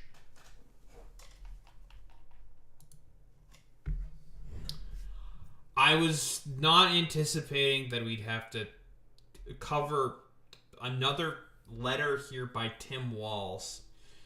Oh, God.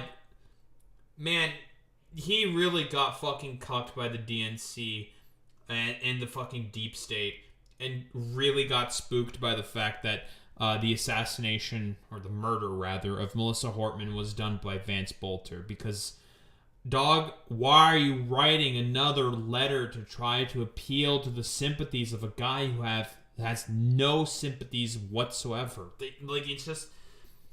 It's insane. Like, I don't know what to say. Like, you can't appeal to someone like Donald Trump through humanity. He doesn't give a fuck about any of that shit. Like, why don't we just take a look at the letter, man? Mr. President, Minnesota invites you to see our values in action. Come see how communities from all walks of life are working together, and how the spirit of this state refuses to be defined by division of fear. Okay, Tim, okay, buddy, old pal, old friend. Trump does not fundamentally believe in the concept of trust. He does not fundamentally believe in community betterment. Just like every other fucking billionaire. These people are ruthless, and they will step on literally anyone in order to be able to get power. There is no such thing as sympathy with billionaires. If there was such thing as fucking sympathy with billionaires, they might actually engage in more sort of redistributive policies in order to help benefit their fucking workers and take some fucking pay cuts. That's never fucking happened, because these people are just demons. Trump is a demon. He doesn't give a fuck about people. Most of his fans he also doesn't give a fuck about. He hates his fucking voters. He thinks of them as fucking country blumpkins and not, like, sophisticated whatsoever. Jesus Christ, man. I invite you to join me and others in our community to help restore common order and reaffirm that true public safety comes from shared purpose, trust, and respect. Like I said before, we are dealing with a man who does not fundamentally believe in the concept of trust or respect whatsoever. Stupid.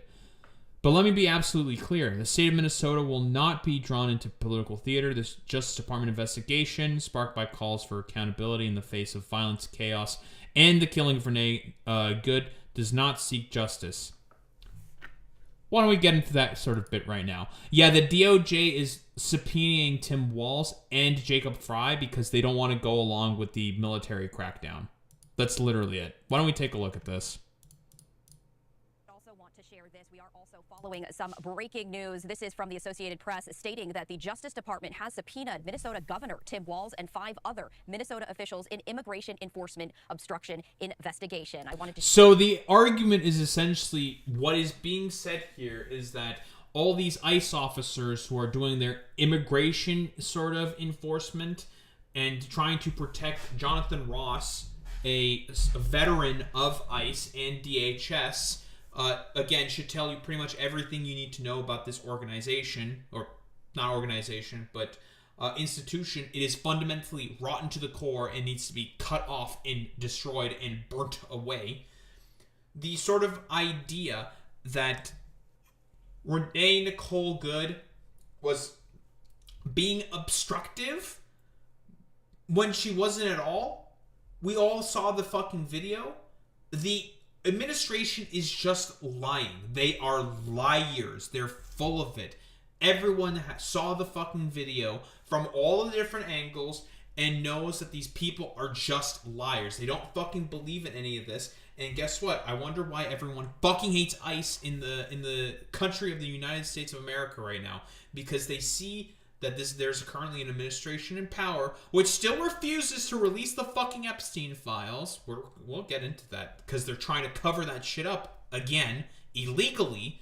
Again, just did an illegal wannabe military fucking occupation of a city for literally no reason, just because some impetuous Nazi fascistic little freak got mad about the fact that the two lesbians were just not fucking taking any of his bullshit. Because that's literally what it is with all these fascist dumb fucks. It's incredibly Freudian, and it's always psychosexual with these people. They're just mad about the fact that there were two women saying, fuck you, suck our dick, eat our fucking shit.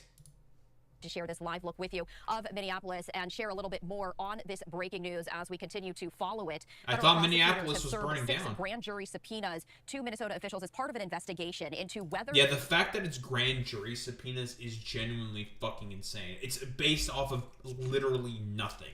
The justification for this is non-fucking sensical. They obstructed or impeded federal law enforcement during an immigration operation in Minneapolis, St. Paul, that area. That's according to a person familiar with this matter. The subpoenas, which seek records, were sent to the offices of Governor Tim Walz, Attorney General Keith Ellison, Minneapolis Mayor Jacob Frey, St. Paul Mayor Herr, and officials in Ramsey and Hennepin. This is why I said that they should just be way more fucking aggressive in going after these people. Because again, it doesn't matter if the DOJ decides to subpoena you and try to go after you. It's inherently going to get slapped down by a bunch of their courts, by the lower courts, because, again, everything that they're doing is illegal. In terms of court actions that the Trump administration has done, they have a very high failure rate and would never succeed unless they all go to the fucking Supreme Court, where even still a bunch of them will still fail, because, again, there's just no basis whatsoever for the actions of the Trump administration. It is inherently nonsensical. Counties. Now, that person who spoke to the Associated Press was not authorized to publicly discuss the ongoing investigation and spoke to the AP on the condition of anonymity. The subpoenas are related to an investigation into whether Minnesota officials obstructed federal immigration enforcement through public statements they made. That's according to two people familiar with that matter. They said then it was focused on the potential violation of a conspiracy statute. Walz and Frey, both Democrats, have called the probe actually fucking insane. That's like the sort of like justification. Like, buddy, how many fucking investigations have you obstructed in terms of like sex trafficking by diverting a bunch of agents to do immigration enforcement instead? I'm just saying. A bullying tactic meant to quell political opposition. And this is the reaction from Mayor Jacob Frey, saying, in Minneapolis, we won't be afraid. We know the difference between right and wrong. And as mayor, I'll continue to do the job I was elected to do, keeping our community safe and standing up for our values. Yeah, by not arresting all the fucking ICE agents doing clearly illegal actions. Like, that's what he should be doing. Minnesota PD, I don't care about the fucking number disadvantage, should be arresting these Gestapo fucking freaks. Also getting reaction from Minnesota Governor Tim Walz. This is the lengthy statement that he shared saying, Mr. President... Okay, they're going to go over the statement that I'm going over. So that's generally what happens. You do not treat this administration honestly because they give less of a flying fuck about treating you honestly. Like, this is fucking stupid. Oh, 1000% Boy Meets Smitty. Like, he had a bunch of flowery fucking words. He ain't doing shit whatsoever. I think Zoran Mamdani is basically saying that we're working with the NYPD to essentially enforce our own sanctuary city laws, right? That's really about... I don't know if Minnesota is a sanctuary city. Like, that's the same thing that the LAPD was also doing. They basically said, like, our police department's not working with ICE. Because he got rid of... Like, Zoran got rid of the executive orders saying that the NYPD has to work with ICE, right? That Eric Adams fucking signed. Because of a part of his dealings to try to get a fucking pardon for his corruption probe. Well, that executive order, gone. So, NYPD more than likely is not going to be working with ICE anymore. And, I mean, the LAPD was not really working with ICE either. So, as far as I'm concerned, all the, like, stupid bullshit they're trying to pull right now, with ICE is just purely off of their own volition. And guess what? Local PDs not being on their side. I mean, they've literally tear gassed the Chicago PD, for fuck's sake. Them being sort of inherently sort of ostracized because there's going to be always a lot more local PD in comparison to ICE every fucking time. Every single, like, basically it's making it such that it's going to be way harder for ICE to be able to do their sort of actions. Minneapolis has municipal sanctuary law, but it's minimal compared to New York City's. Gotcha. So they have a lot more freedom to just do whatever the fuck they want. It is a partisan distraction. Minnesotans are more concerned with safety and peace rather than with baseless legal tactics aimed at intimidating public servants, standing shoulder to shoulder with their community. My focus has always been protecting the people of the state, not protecting myself. Families are scared, so you're just going to deploy the National Guard to just quell whatever riots, quote unquote, or something, and you're still taking the president's framing on all this shit. Stupid. Kids are afraid to go to school, small businesses are hurting, a mother is dead, and the people responsible have yet to be held accountable, because this was always going to happen. Like, it's going to happen, and it was going to happen again. A bunch of ICE officers have already killed like 5 people in total, including Renee Nicole Good. This was inevitable. This was always a powder keg, specifically laid out by the president, so he can, I don't know, just do like Stephen Miller's like sort of schizophrenic fucking nonsense. It's nonsense. That's where the energy of the federal government should be directed, towards restoring trust, accountability, and real law and order, not political retaliation. You're dealing with Trump, a man who fundamentally does not believe in the concept of trust. So that's never fucking happening. Ever. Ever, ever, ever, ever, ever, ever, ever, ever, ever, ever, ever, ever, ever, ever, ever, ever, ever happening. Honestly, until that fucking man dies. That shit ain't fucking happening. But again, this fucking cowardly letter is just Tim Walz yet again sort of showing that he's not up to the task. He's not going to put up the fucking fight. And his dumbass, if he runs for president, I think is going to be pretty much DOA, because he was just not willing to sort of meet the rubber to the road when it comes to the attempted schizo occupation that's being done by the president, because he heard of one fucking video done by a literal doormat, Nick Shirley, a genuinely fucking 3 IQ individual, very, very stupid, very fucking dumb. One of those situations is like, wow, I'm genuinely surprised on how your brain is capable of fucking functioning, because you are just that fucking stupid, doing a expose on daycare fraud being done by Somalis. Fucking stupid. The whole basis of this operation was always inherently fucking fraught and ridiculous to begin with, and you're deciding to, I don't know, give into that for what reason exactly? Because the fucking deep state decided to cuck you, as well as the DNC, pathetic fucking miserable wretches in those organizations, as well as the fact that you got fucking spooked out reasonably by the murder of Melissa Hortman, and the president seemingly just not giving much of a flying fuck about that. What else is there to really say here besides Tim Walz just ain't up to the fucking fight and is preferring to just cower out for what exactly? Meh. Basically fucking nothing. What's this boy's menu? This makes me feel more patriotic than the national anthem ever would. Oh yeah, I think I saw this clip. Take off your mask!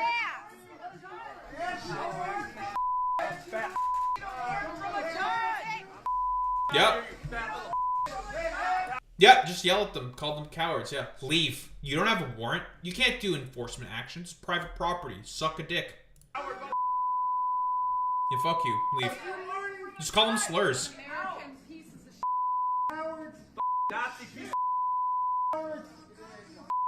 Yeah, just call them slurs. Fuck these people.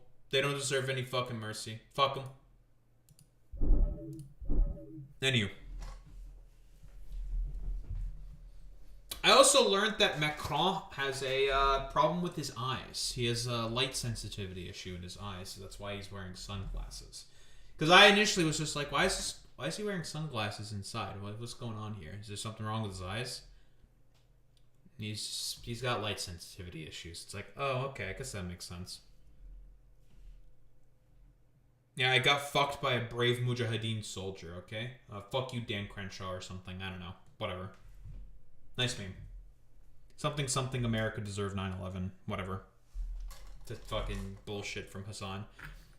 It's time for Boy Meets Minnie to now go into YouTube chat and start LARPing as a conservative. I can't believe streamer would say that America deserved 9/11. Yeah. Mm-hmm. Real and true. And base. And amazing. And dabs. And turns into a little ball or something, I don't know.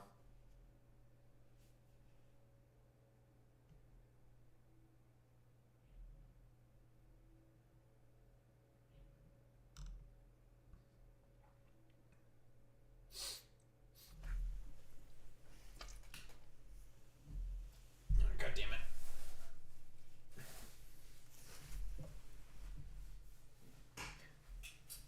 You know, maybe Hassan should have gone more ham. Instead of saying fucked in the ice or get fucked in the ass or something. That would have been funny. I would have laughed.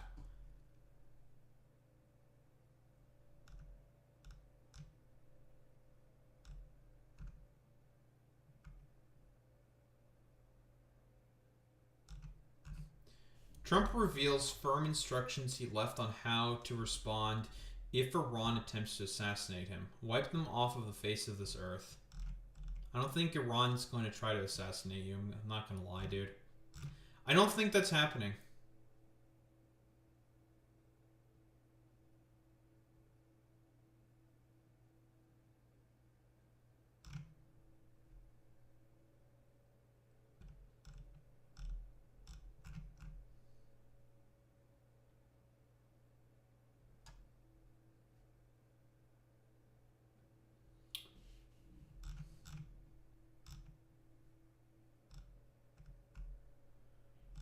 Everyone is really talking specifically about what Canada is saying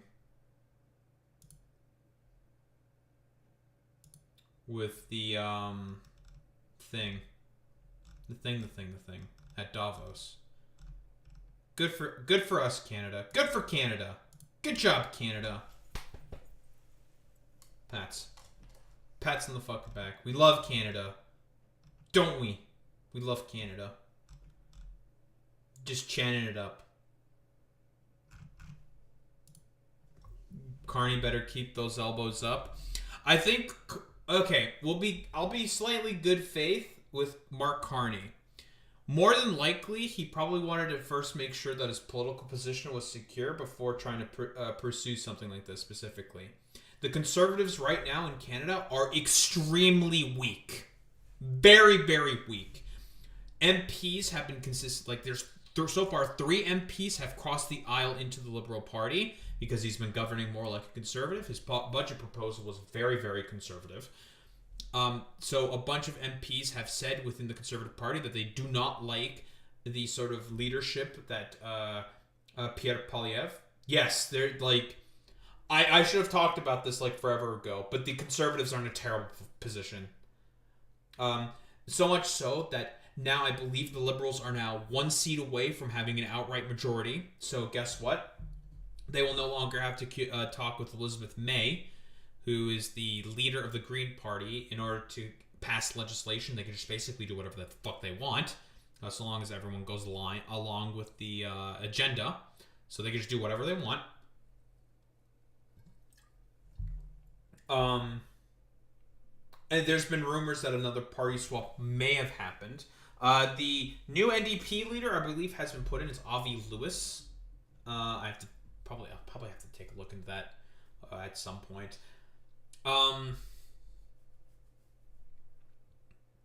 What was I saying? So Conservatives are in a very, very precarious position right now because here's the thing. People within the apparatus of the party really like Pierre Poilievre. They like his leadership and whatnot. Constituents, not so much. They don't really like him all that much. Also, if Pierre Poilievre leaves, what happens? This is another problem for the Conservative Party.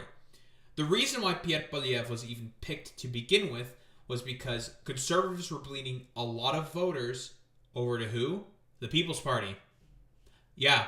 You want to know why that party fucking collapsed? Because Pierre took the reins as leader and was willing to be more of a far-right Trump-like fucking dipshit.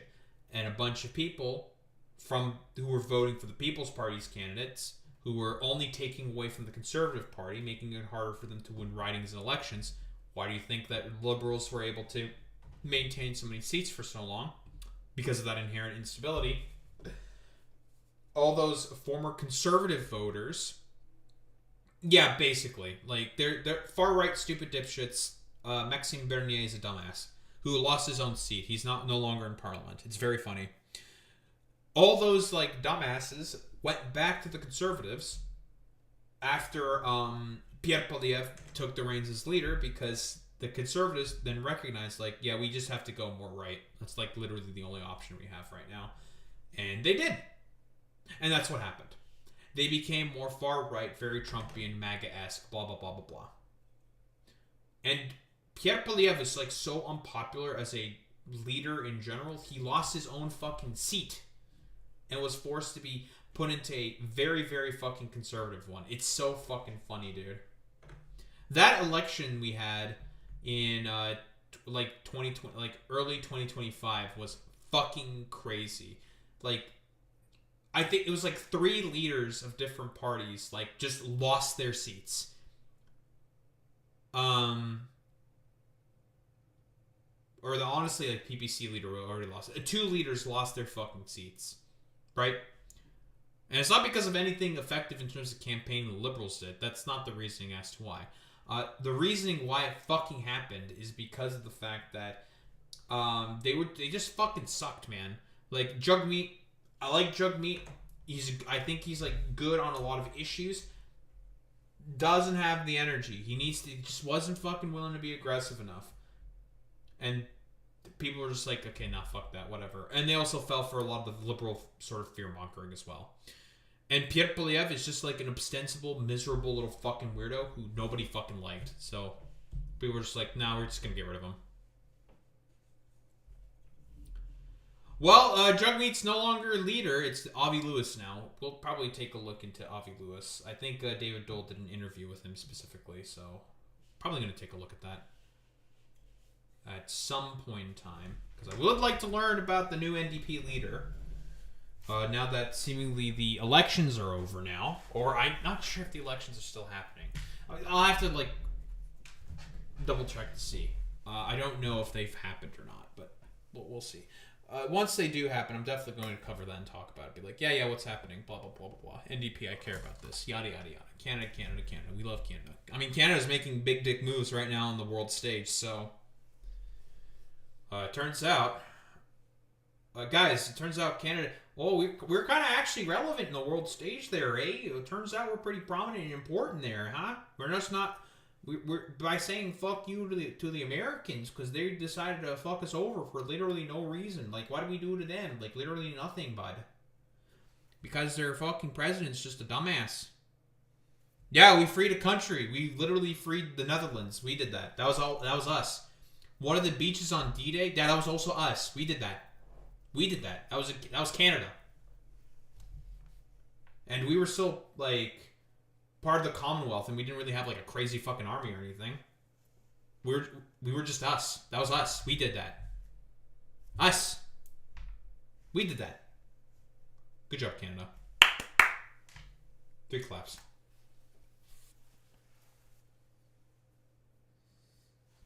Like, if I were to go to Netherlands right now and just say like, oh, I'm a Canadian. What's going on there, eh?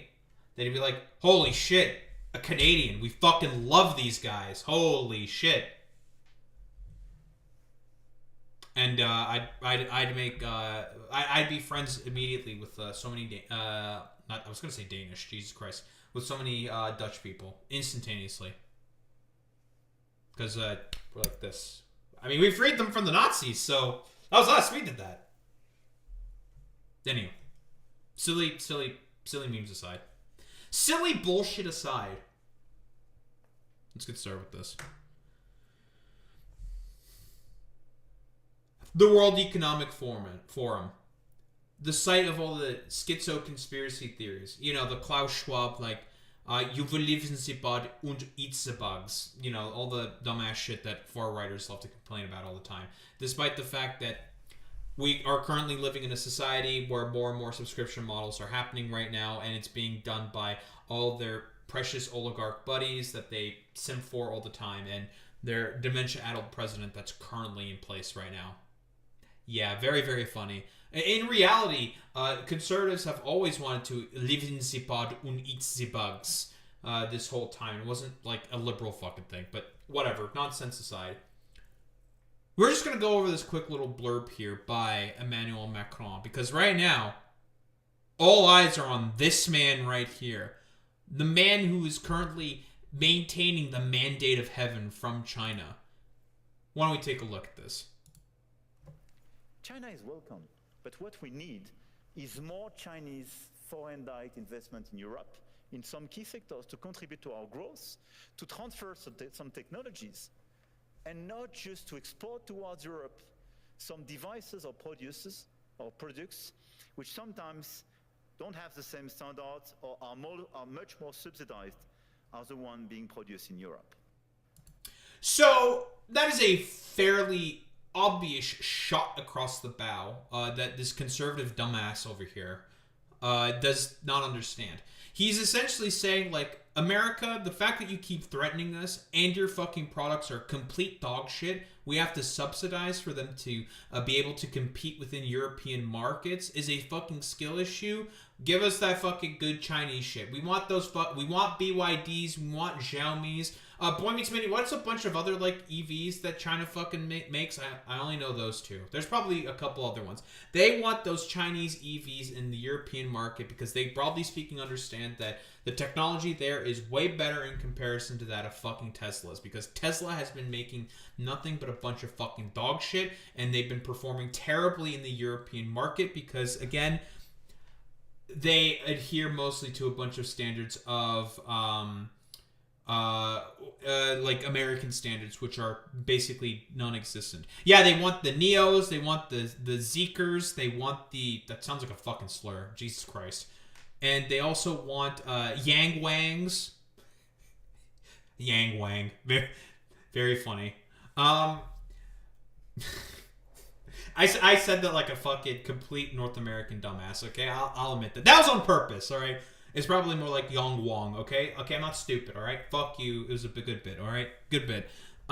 They want those Chinese EVs that are significantly better. They want the Chinese renewable manufactured technology, which is going to be way fucking better than the current slop-dreck nonsense clean coal bullshit that the United States is trying to sell to the Europeans, which doesn't adhere to any standards for the European market.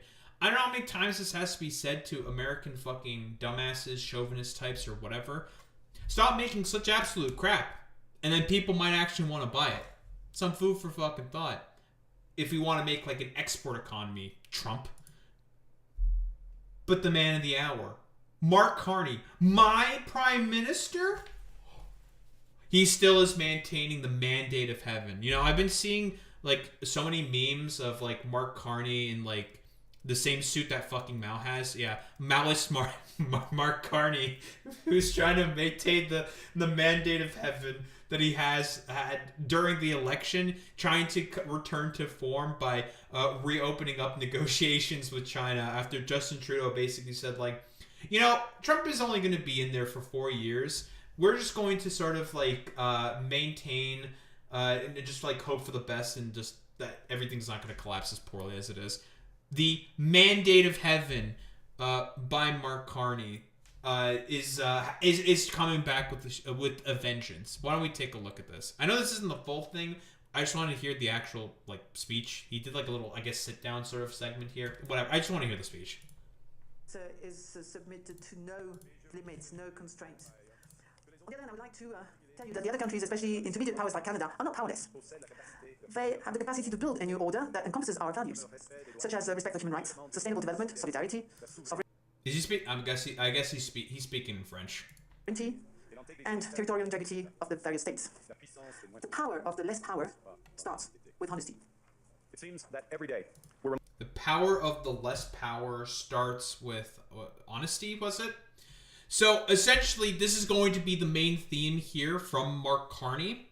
He is going to talk about specifically how middle countries, like us specifically, need to essentially forge our own path forward and no longer be reliant on the United States of America. That is the main theme of his speech.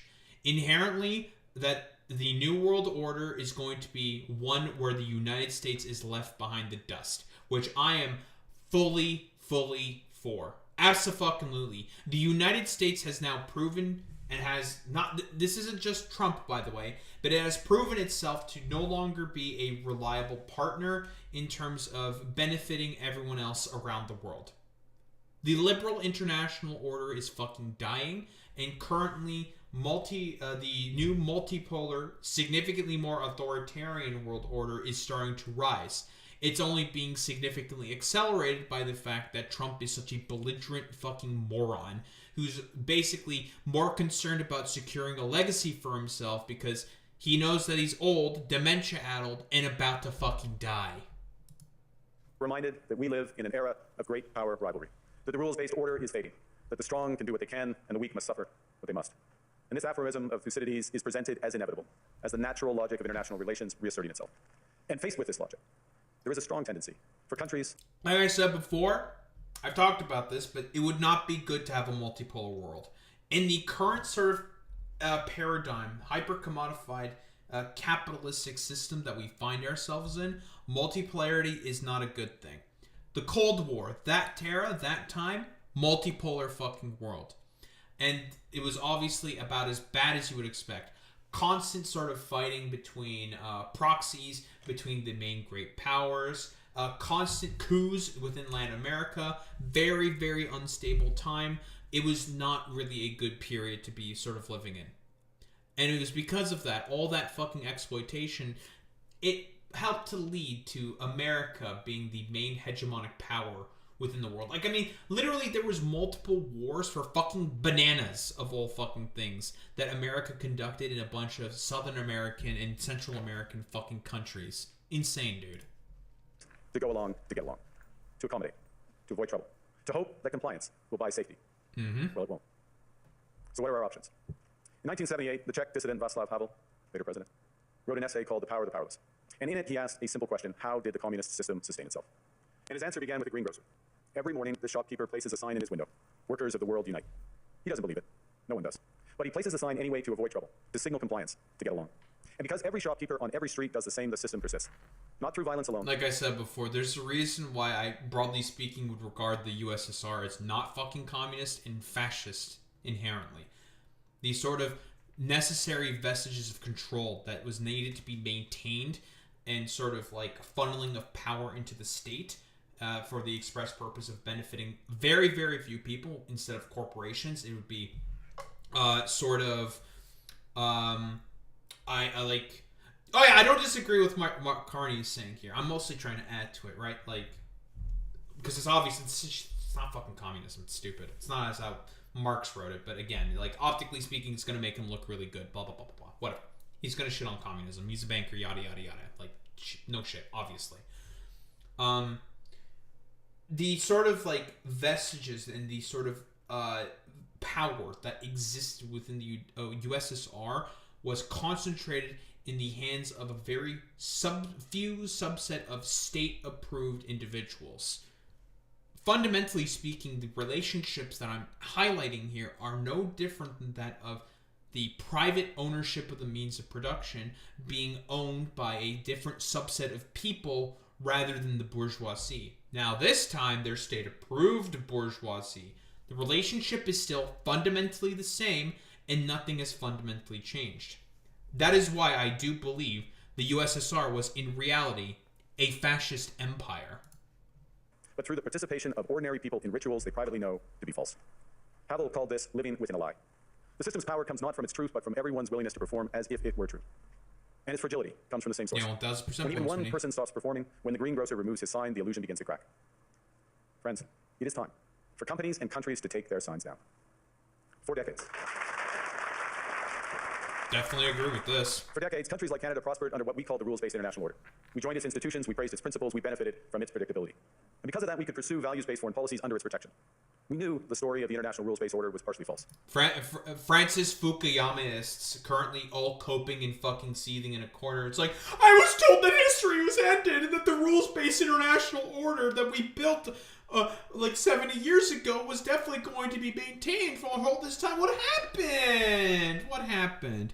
I think I have this take here right now. I really do believe that Enlightenment sort of like liberal values have never been implemented until the 1950s. I think that might be the only instance where it is about as close as possible to what actual Enlightenment liberalism was supposed to fucking look like. And it obviously led to the most economically prosperous time in the entirety of human fucking history. It's almost as if capitalism never fundamentally cared whatsoever about any of the values that allowed it to rise in the beginning. That the strongest would exempt themselves when convenient, that trade rules were enforced asymmetrically. And we knew that international law applied with varying rigor depending on the identity of the accused or the victim. Mm-hmm. This fiction was useful. The Americans, they were the hegemonic power. They were the ones who set up the rules-based order. So, they can carve out exemptions for themselves. Germany, in particular, helped provide public goods, open sea lanes, a stable financial system, collective security, and support for frameworks for resolving disputes. So we placed the sign in the window. We participated in the rituals. True. And we largely avoided calling out the gaps between rhetoric and reality. This bargain no longer works. Let me be direct. We are in the midst of a rupture, not a transition. Over the past 2 decades, a series of crises in finance, health, energy, and geopolitics have laid bare the risks of extreme global integration. But more recently, great powers have begun using economic integration as weapons. Tariffs as leverage, financial infrastructure as coercion, supply chains as vulnerabilities to be exploited. Yep, by the way, this is all actions by the US, also by the fucking Chinese as well. All the economic coercion that the Chinese does by leveraging smaller countries' debts against them in order to be able to do their Belt and Road Initiative. If only Ford was here, you could probably like attest to this. Like, same thing constantly happens within Chile. Same thing constantly fucking happens in Africa. How the Russians do this, they tend to be more aggressive about this. Their arm of like sort of participation within geopolitics is that through Wagner, where Wagner will directly sort of basically nest themselves within vestiges of power as like bodyguards.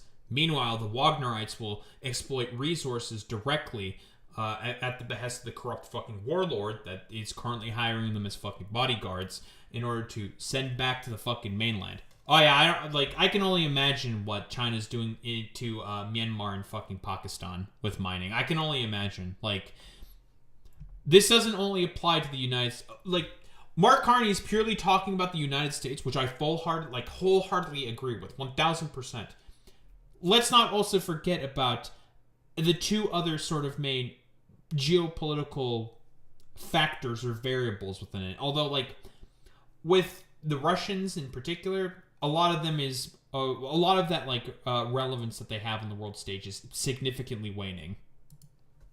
You cannot live within the lie of mutual benefit through integration when integration becomes the source of your subordination. Mm-hmm.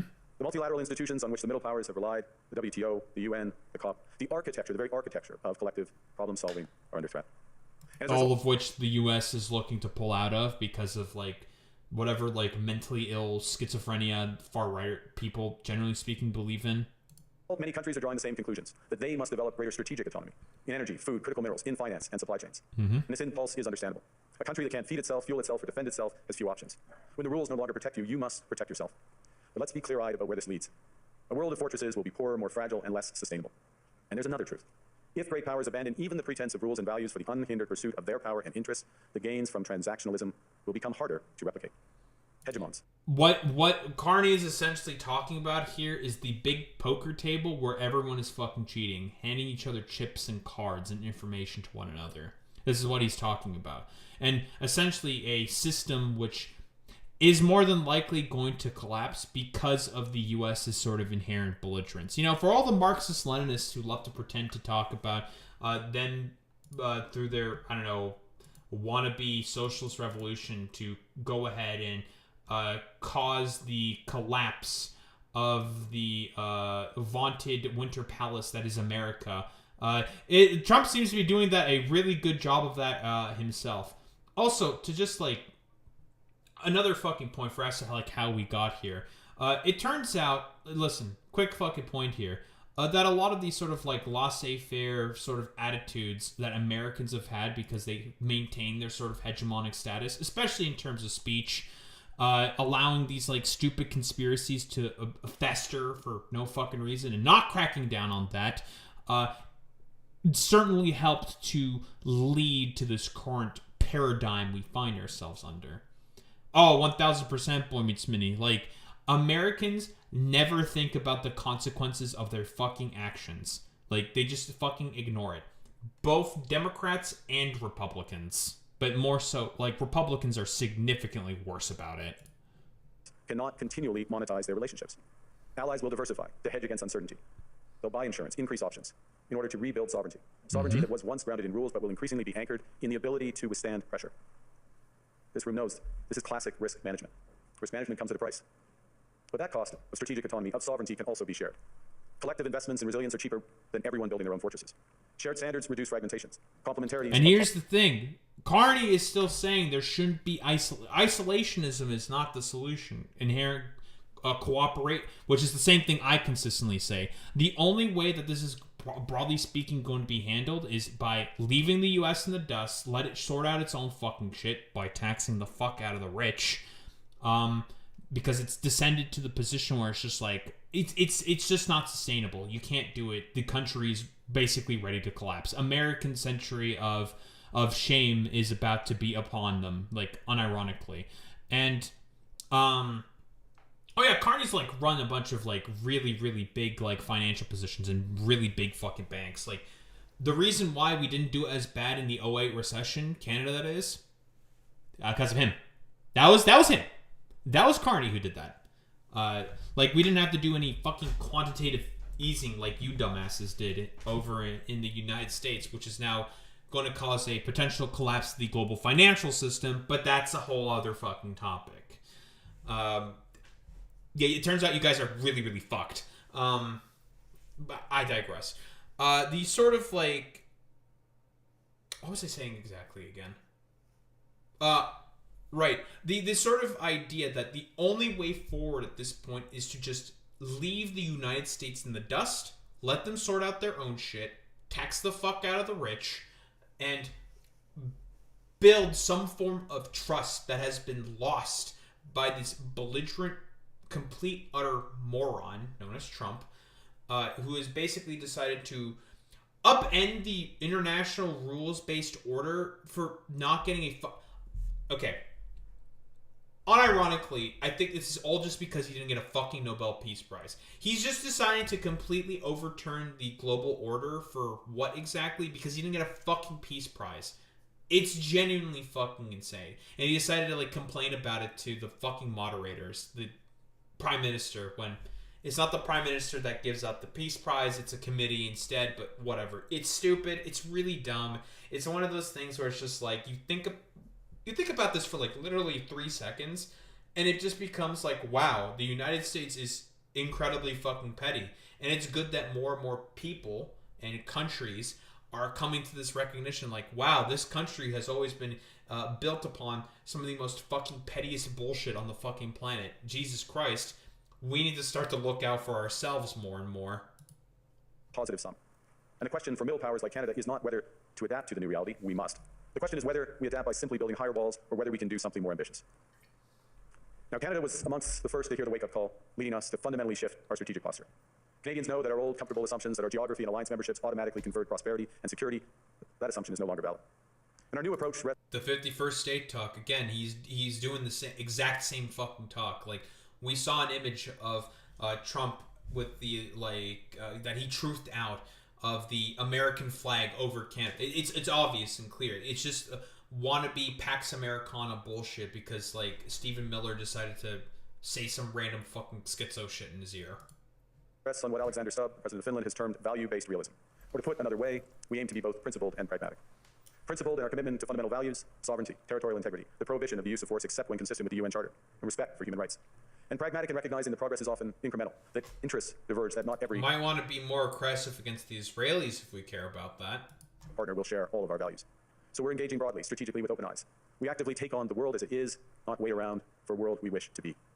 We are calibrating our relationships so their depth reflects our values. And we're prioritizing broad engagement to maximize our influence, given the fluidity of the world at the moment, the risks that this poses, and the stakes for what comes next. And we are no longer just relying on the strength of our values, but also the value of our strength. We are building that strength at home. Since my government took office, we have cut taxes on incomes, on capital gains, and business investment. We have removed all federal barriers to interprovincial trade. We are fast-tracking $8 trillion of investments in energy. Yeah, listen. His budget proposal's very fucking conservative. Listen, I do agree with the getting rid of the trade barriers between provinces. The fact that I don't know why the fuck we had those exactly. Very fucking stupid. But I guess it's to sort of incentivize Canada to participate within the global market. But yeah, cutting down capital gains tax not going to really work out, to be quite honest.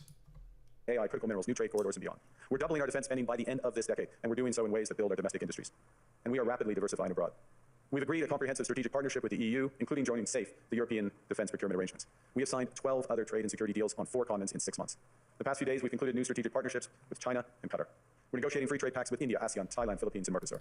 Yeah, so that was also something like Mark Carney, after reopening like a strategic partnership or like a diplomatic channel specifically with the Chinese. He also went to the Qataris as well, and we've come to the recognition at this point, because this is a global move specifically, that we're taking the first steps on. That we're doing this. We're taking a step forward, saying like, all right, you know what?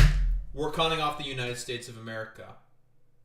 Like we can't fucking do this anymore, dude. Like, this is insane. It is obvious and clear that the United States is not willing to learn any of its lessons. It is time to fucking cut them off. It's over.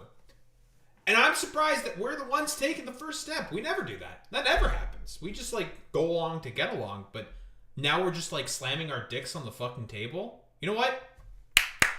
2 claps. We're doing something else. To help solve global problems, we're pursuing variable geometry. In other words, different coalitions for different issues based on common values and interests. So on Ukraine, we're a core member of the Coalition of the Willing and one of the largest per capita contributors to its defense and security. On Arctic sovereignty, we stand firmly with Greenland and Denmark and fully support their unique right to determine Greenland's future. Also, we definitely have a stake in Arctic sovereignty.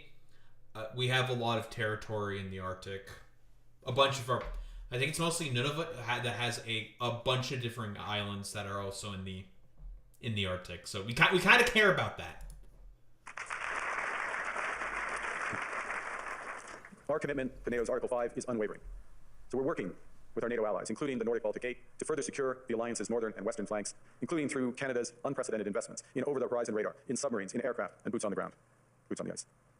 Canada strongly opposes tariffs over Greenland and calls for focused talks to achieve our shared objectives of security and prosperity in the Arctic. Yeah, Carney, by the way, like after hearing Trump's threats, he was one of the guys who said like, "Oh, we're going to deploy troops if Trump actually tries to go ahead with this fuck shit invasion of Greenland. Oh, we will. Well, we're going to send troops. We will heed Article 5. Like, we actually care about this stuff." And I've said this before, but we're just going to get closer with, and this is exactly what I've been saying. Okay, like cut off the United States, get closer with everybody.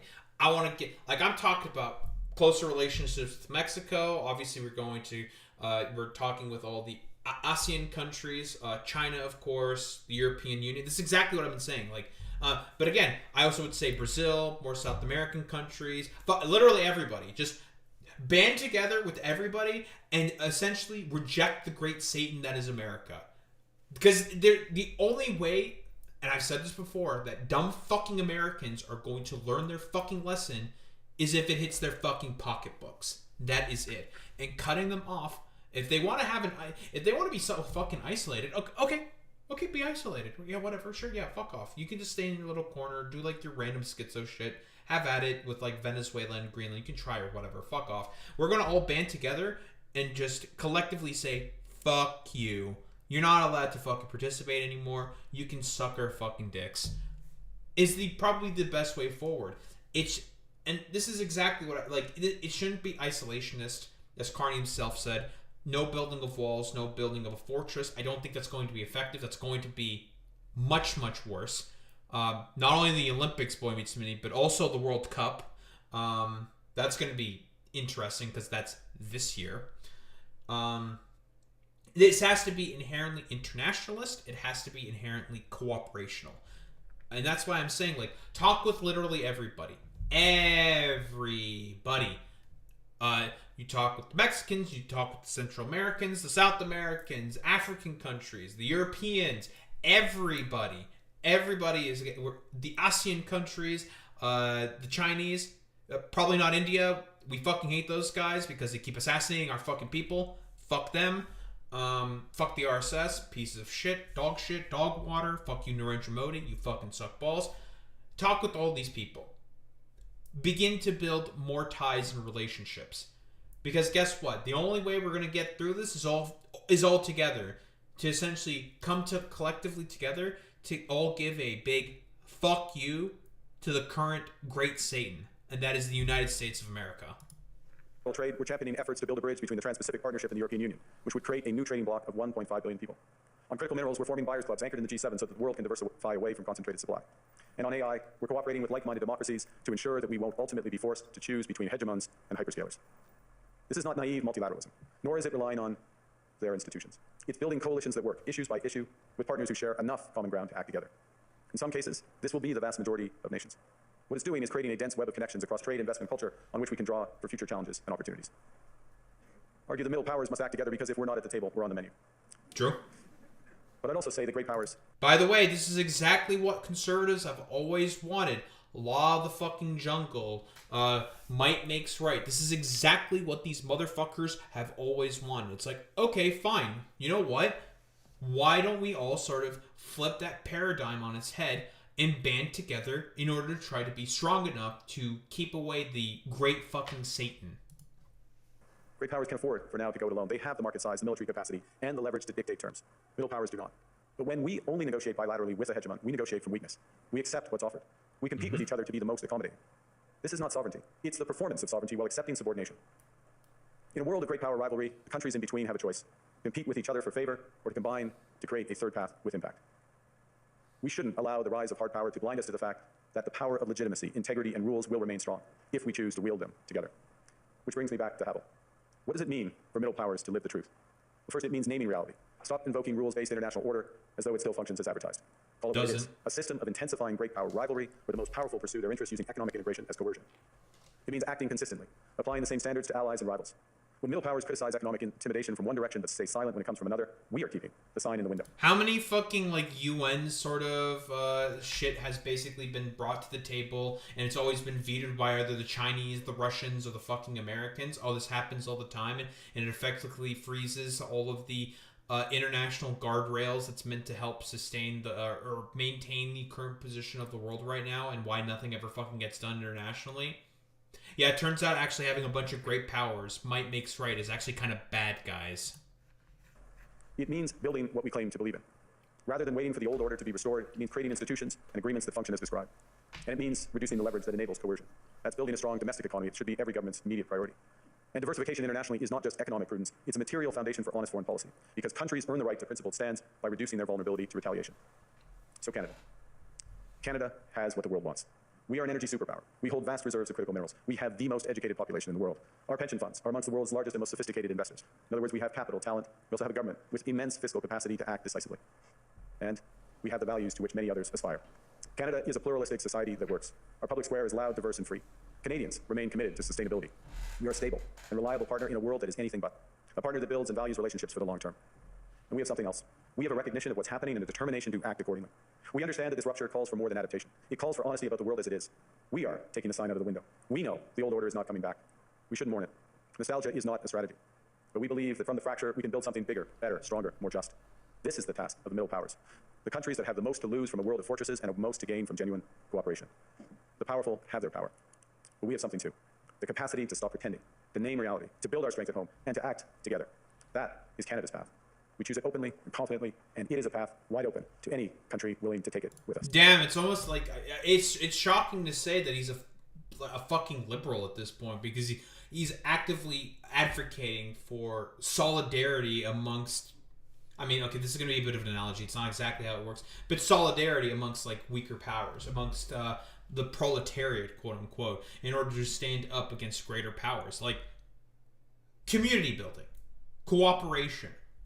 The only way to stand up against those that are significantly more powerful is to band together and essentially be like, you know what? We're going to just Voltron together and just cooperate and actually, care about our own sort of like trade interests against those great powers.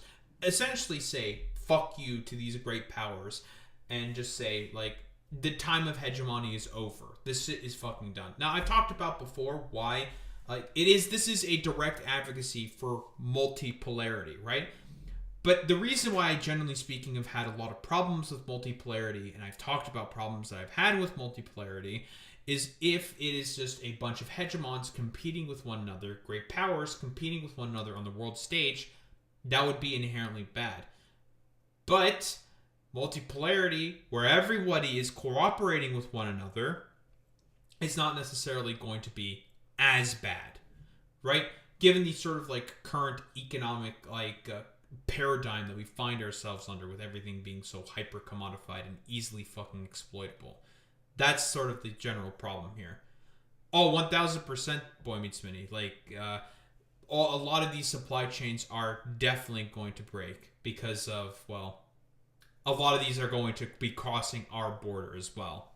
Considering how close we are to the Arctic, we stand to benefit the most from being able to be the sort of middlemen in terms of like the opening up of all these new potential trade routes because of, well, global warming and shit like that. Like, we can benefit significantly from this. And we're choosing to be like, how about we all just talk with one another and try to be nice instead of complete fucking assholes, like what the US wants. Thank you very much. All right. I think that also China reiterated a lot of the same points that Mark Carney was saying, that everything should not devolve into the law of the jungle, might makes right fucking bullshit. Because it turns out all the ideas that fucking fascists have always been incredibly counterintuitive and not conducive to being able to build a successful fucking global society. There's a reason why all of them have inherently fucking collapsed. I am also kind of surprised that China is seemingly agreeing to this. They are opposed to liberalism. They are authoritarian inherently. They do not believe in sort of liberalism.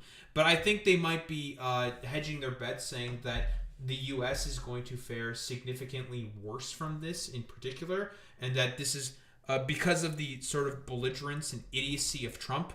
I wouldn't really say idiocy of Trump, but belligerence, absolutely. I don't think like Trump is capable of being like a complete fucking moron because he can't lie. Like, I'm gonna be quite honest. I mean, he is fucking stupid in like a conventional sense, but the only reason why he is the way that he is because of his just incredible fucking narcissism, like pathological sort of like narcissism. But I think the Chinese are essentially saying, like, we're just going to position ourselves as the new world hegemon and let all the pieces currently fall in place and let this transition happen and then potentially take advantage of it, if I were to make a guess, against the great Satan that is America. But yeah, this is the main sort of like, I guess, man of the show right here. Mark Carney is essentially saying, like, we're going to open our doors. We're not going to go along with the U.S. What Justin Trudeau basically hedged his bets on. Yeah, that shit was a complete fucking failure. We're going to do our own fucking thing. And we're going to do it in a cooperative sense with all the fucking countries in the world who ostensibly stand to either have to suffer under the jackboot of either the Chinese or the Americans, or pursue a third path of bringing in more people together to actually cooperate with one another in a world of might makes right. Whoever's the strongest can just do like whatever the fuck they want, which is inherently an unstable sort of world, which is something that conservatives have always wanted to build towards for the latter part of about 40 years. Well, it's here now, and it's already instantaneously fucking collapsing. Don't think there's really much else to say besides it's time for, I guess, actual sort of globalism and the, I suppose, real new world order of in potential enlightenment in cooperation with one another instead of individualization and isolation.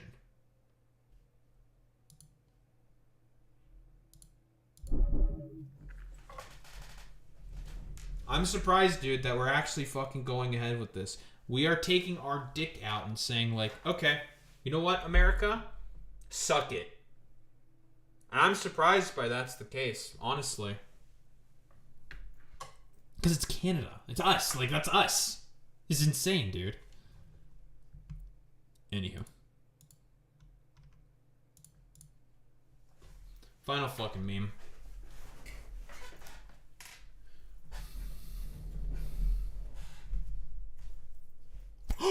Oh my god! The Trump administration is covering up the Epstein files. Yeah, who would have thought they were covering up the Epstein files all along?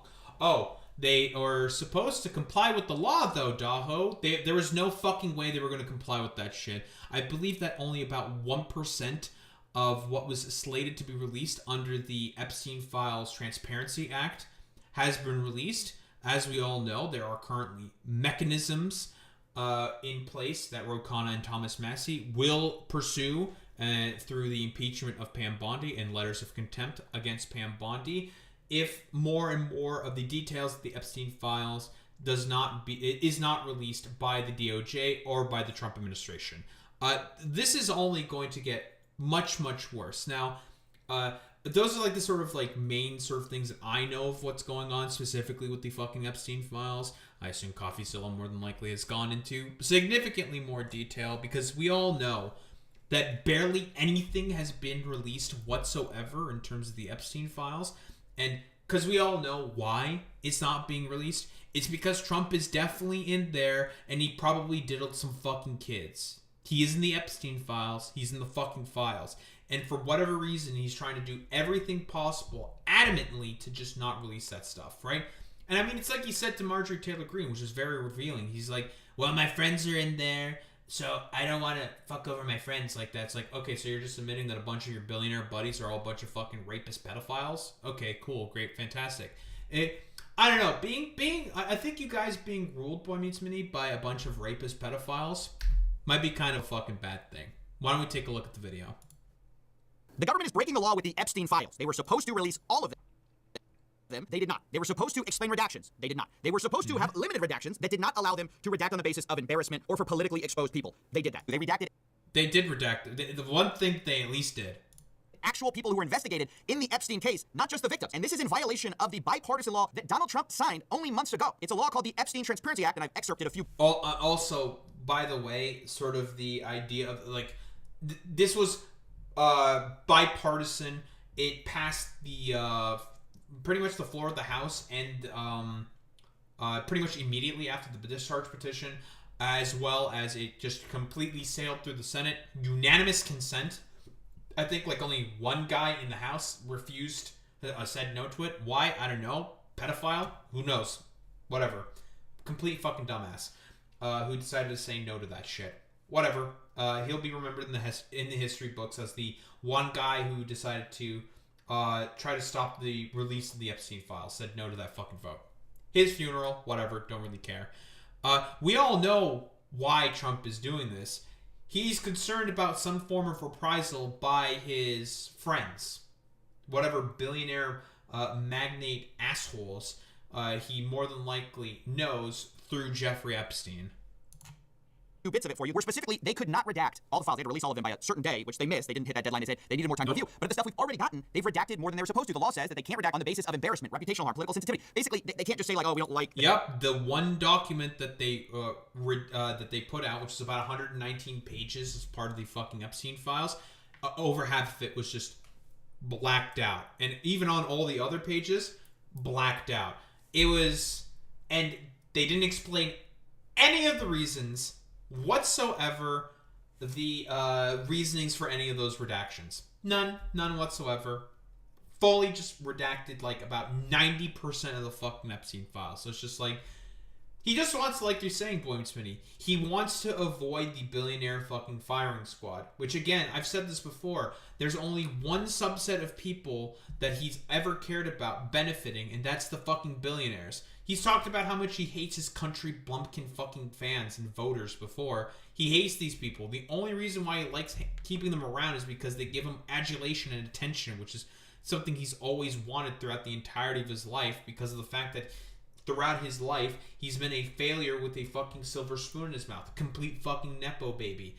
Bankrupted 6 businesses. His trust fund, gone as well. He is a failure of a fucking billionaire and was slated to even fall out of billionaire sort of status and become potentially a millionaire. Perhaps even a fucking commoner. But then he lucked out and won the fucking presidency. And that was what basically rocketed him back up into fucking prominence.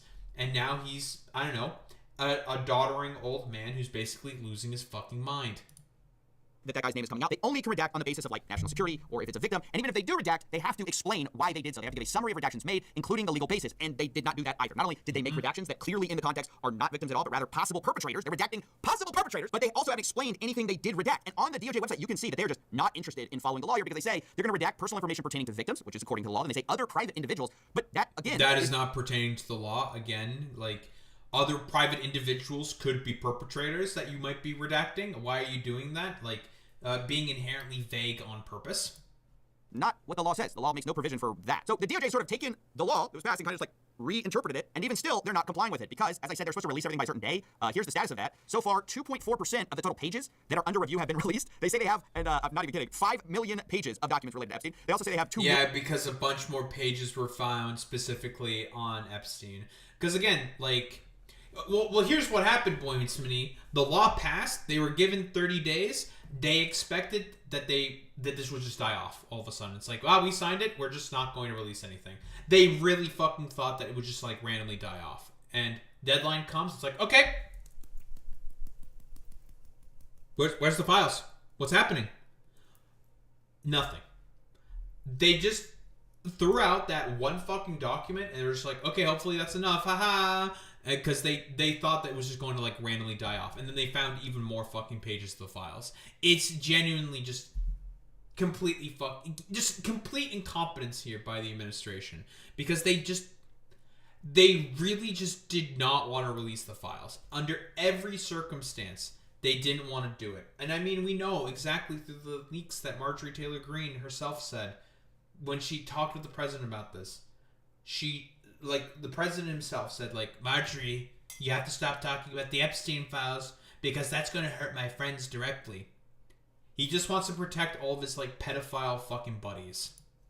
Billion documents under review. So far, they've released 12,000. And a lot of those were entirely redacted with no explanation, right? Like, against the law, no explanation of this. But what's crazy, and like what I can't wrap my head around is, my entire life, I was led to believe Congress, like, had some power or were able to do things. They made laws and you had to follow those laws, right? That's really important to follow the laws Congress passes. But maybe not. We're seeing that the DOJ is really testing that here because theoretically, who would enforce the laws that Congress is, making? Probably the DOJ, Department of Justice. What if the Department of Justice isn't following the law? Who is going to get them in trouble? Because Pam Bondi is just flagrantly disregarding and reinterpreting some of the laws here, and there's a challenge to this in court, and the DOJ basically wrote in court that, well, actually, even if we did violate this, maybe there's no cause of action here. We aren't responsible for any of this because there was a petition to the court to appoint something called an independent monitor and special master. Specifically, this was to force them to comply with the law. This was written by a Republican and Democrat, and it says, put simply, the DOJ cannot be trusted with making mandatory disclosures under the Act, and essentially that... Yeah, 1,000%. I'm guessing the reason why that provision is put in there specifically is because the Trump administration has already fired solicitor generals, people who would keep the executive under account if they were to make sure that they follow the tenets of a law, of a bill, or whatever acts they would have to do, but they got rid of all of them. So there is no reason to ever take anything that comes out of the administration's mouth. They will consistently lie, cheat, and bend the rules in order to benefit themselves consistently. Have to put someone independent in charge of this whole event. And the Department of Justice wrote in today that they don't believe there's a cause of action here by the Epstein Transparency Act. So even if there is a consequence, if a statute does not specify a consequence for noncompliance with statutory timing provisions, the federal courts will not in the ordinary course impose their own coercive sanction. So what exactly can they get in trouble with if they don't comply with this? If they just redact whatever they want, they don't provide a summary of what they redacted, they redact people they shouldn't have redacted, who is going to get them in trouble? I mean, basically they're arguing to a court. They're like, well... It should be impeachments at this point, right? At this point, it'd be impeachments and letters of contempt. That's the only way forward now. And that's more than likely going to be something that's happening at some point. I don't know when exactly it'll happen, but that's the only way forward at this point. They didn't say what's going to happen to us if we didn't comply with it, so that's kind of on them. It's actually amazing to watch the flagrantness in which they do this. It's so brazen. I want to play a clip of one of the Republicans who actually wrote this whole appointment of an independent monitor. He talks on breaking points about, what their goal is, and I just think it's worth listening to. Payne Bondi is violating the law. She missed the December 19th deadline. She missed the deadline 15 days after that, where they had to justify redactions and give Congress a list of politicians who were involved in the Epstein files, so they missed 2 deadlines. But I'm concerned more about what they're redacting and what they're withholding than I am about these deadlines, and that's why we've asked this judge to appoint a special master. It's might makes right. They're doing this. They're disobeying the law because I think they're trying to test and see if there's any way it can be enforced. That's exactly what they're doing. They're like half complying with the law, but specifically not with the parts that actually matter. And then they're telling the court, well, there's no cause of action to force us to actually do it. And who ultimately is going to stop them? Who's going to prosecute the government? The government. What are we talking about here? And what's interesting about this is that clearly not everybody is happy about this. This has actually been hugely humiliating for people who basically ran on the whole, we're going to release the Epstein files. Remember Dan Bongino, the guy who's been humiliating himself on national TV saying like, oh, I looked at the files. Kosh Patel as well. This has been completely humiliating for all these like conspiratorial dumb fucks who thought that Trump was going to be the one to find out all the adrenochrome harvesting sort of like sites that Hillary Clinton was keeping on her private server or some shit.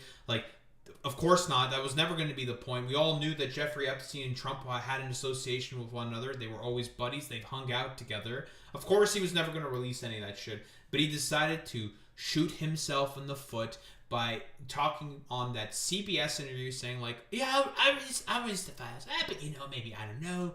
And we might release them. We might tell a bunch of stuff. I don't know. And he decided to release a bunch of other bullshit on MLK and also JFK for what exactly? To try to satiate his conspiratorial base. But that was never, ever, ever going to happen. It was always try to appease those people. Oh, that doesn't surprise me whatsoever that it's one of his own sort of like legal representatives. But like, that's the current Solicitor General. Nice meme. But also the guy who a few years ago was like, dude, we have to look into the Epstein files. There are a lot of people who are knee-deep in the Washington swamp who are not telling you the truth about serious allegations out there that Epstein may have had video and audio of people out there. Well, he apparently was thinking... Yeah, and like Dan Bongino is now doing like a soy chugging dance on his podcast or some shit. I don't know what he fucking does on that decrepit platform that he probably has. Fucking insane, dude. About resigning. Almost, just real quick. Yeah, we all knew about the resignations. He was talking about wanting to resign mostly because he's upset about having to do actual work instead of his like cozy podcast job where he just like sits there and just does nothing and just like, I don't know, spews nonsense. The thing specifically with like all these like wannabe influencers and podcasters trying to run an administration, it turns out they're all just a bunch of sycophants to the guy that's currently in fucking power. And in terms of like competency to be able to carry out the job, yeah, it turns out they're not really great at that. Amid the Epstein fallout after the July 5th memo disaster, and then actually did resign. The announcement was a few days before the final release of the Epstein files, the latest deadline. He decided he was going to resign on that day. This is his last post about it. It was a busy last day on the job. This will be my last post on my account. Tomorrow, I will return to civilian life. And honestly, I can't think of a more humiliating thing to happen to somebody to go into public office and be like, we're going to fight the deep state, and then leave having done nothing to fight the deep state. Literally, this guy has the cringiest post. Like, what I have learned has shocked me to my core. We cannot run a republic like this. I'll never be the same after learning what I learned. Dog, what did you learn? Tell us. Yeah, maybe you should just say, like, there's an act that says that you have to say what you've learned. But again, the reason why they're not doing it is because they're stooges. They're just sycophants to Trump. That's the main problem. They just want to suck his balls. If you actually know something, if you actually found something in your investigation in the year that you investigated... By the way, this is consistent with conservatives. They will always speak out of one side of their mouth and then something else will come out the other side. Constant fucking doublespeak with these fucking fascists all the time. They are just a bunch of liars. You can't take them at their word for anything whatsoever.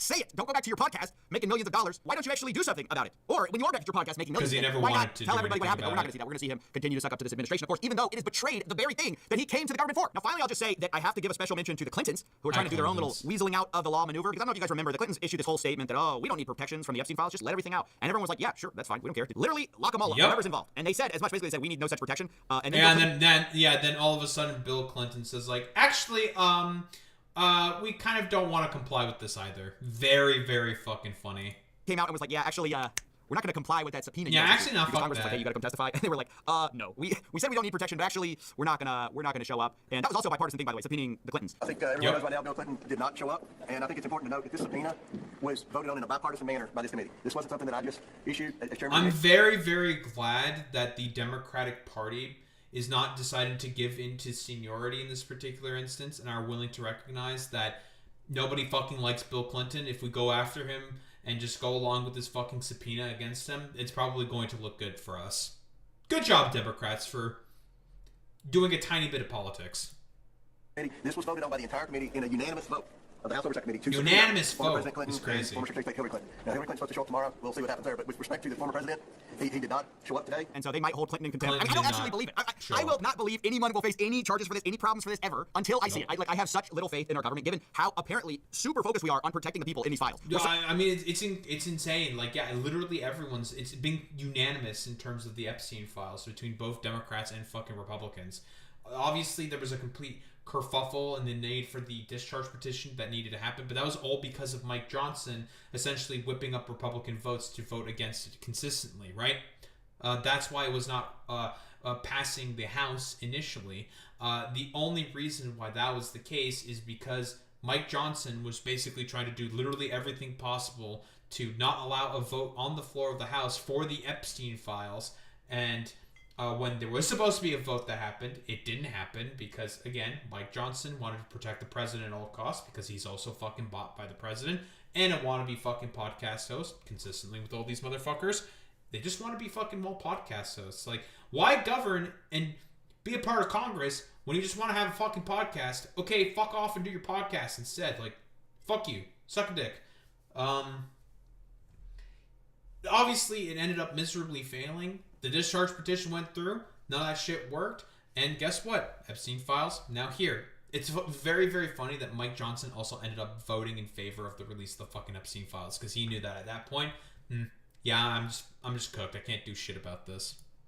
So focused on it that I don't believe for a second that Clinton, that Trump, anybody, nobody's going to get exposed. Nobody's going to get locked up. It's clear that the DOJ will break the law to make sure that they don't expose anybody, ironically, breaking the law with relation to Jeffrey Epstein, except for Jeffrey Epstein himself. That's the only guy that will face any consequences for this. Obviously, Ghislaine Maxwell is in the nice. Oh, not to mention, by the way, Boy Meets Smitty, like literally one of Trump's faith advisors got only 6 months in jail for going after a 14-year-old. Yeah. Like, I sexually assaulted a 14-year-old. I think it's like something Morris. Mike Morris? Robert Morris. Thank you, Boy Meets Smitty. Yeah. 6 months in jail. Credibly, like, no, wasn't just credibly accused, but was convicted for having a sexual relationship with a fucking 14-year-old. Only 6 months in jail. Very cool. Now she's not suffering as much anymore. She's running the place over there. Epstein's that who's facing accountability? It's actually no crazy. one. So yeah, I just wanted to talk about this. I wanted to flag the fact that the DOJ is basically making the argument that like there's no way, even if we didn't comply, you could ever force us to comply, which is a crazy thing to say. But maybe we should have expected it, given that Pam Bondi has been literally running on this promise since early on. And it's really funny, by the way, because again, that's kind of the point of Congress, to hold the branches of the government accountable to one another. That's kind of the point. And the executive's just saying, like, no, we can just do whatever we want. We're kings. Blah, blah, blah. Go fuck yourselves. It's like, that's not how that works. And everyone's just going to be like, no, that's not how that works. Clip of her. Florida ranks third nationally in calls for help for human trafficking, where young women and children are enslaved and abused. I knew we needed all hands on deck. And I'll fight to put human trafficking monsters where they belong, behind bars. I mean, let's give it up. Oof. Oof, Pam. For Pam. She has been keeping human trafficking monsters behind bars. I see what he did there. Oh, that's good. That's so fucking good. Yeah, like what I don't know, like what the fuck else are you what are you supposed to say here? Yeah, whoa. It turns out there's differing rules for the rich. It's a big club, your dumbass isn't in it. And it turns out that Trump is just doing this covering of the Epstein files at this point to make sure that his good pals with all the like billionaire rapist pedophile circles that he generally speaking sort of like pals around in are essentially being, I was going to say maintained. He doesn't want to get into a billionaire circular firing squad because, again, the reason for that is because that was always the main people that he was always going to serve. Himself first and foremost, of course, but he was always intended to go and win the presidency to not make himself look like a laughingstock in front of all the other billionaires. Every single time. Ever since Obama made those jokes at him and all those like billionaire rich fucking assholes were laughing at him because he was always a stupid little repugnant shithead who bankrupted 6 businesses, bankrupted his fucking trust fund, was slated to no longer be rich because of just how much of a narcissistic, belligerent, pedophilic moron he was.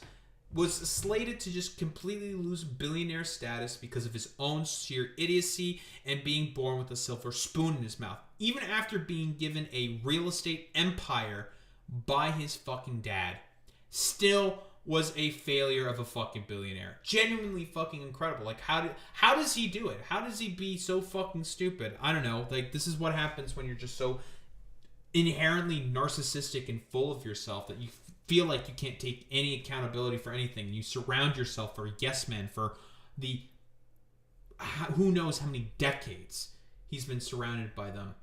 Essentially always whispering sweet nothings in his ear to make sure that they stay on his fucking good side. Genuinely fucking insane. But shouldn't be really surprising that this is the case. But this was always the main subset of people that Donald Trump was always going to benefit. Himself and all of his billionaire, pedophile, fucking rich asshole buddies that he pals around with.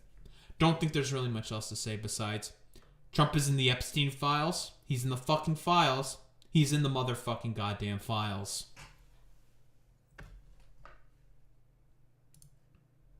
Wow.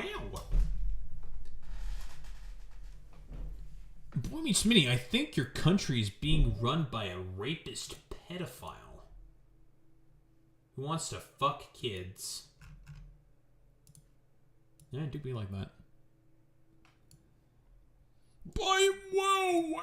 I can't believe this is happening, bros! Wow! Who the fuck were we running out to? No way!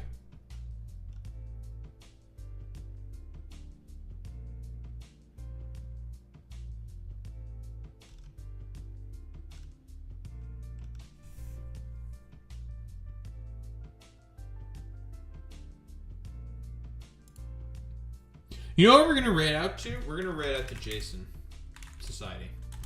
That's who we're raiding out to today. Alright, dorks. Raid messages, you know what to do, you know what to say. Transfer out without worry about if you're a sub. If you're non-sub, you do the wow without worry about. So show appreciation to those who think we raid to Case Gamers. I will be back tomorrow. We're gonna be doing our, I think, an Attack on Grifter segment. I asked someone, so I got a bit of decision paralysis. I'm like, I don't know who I want to go after.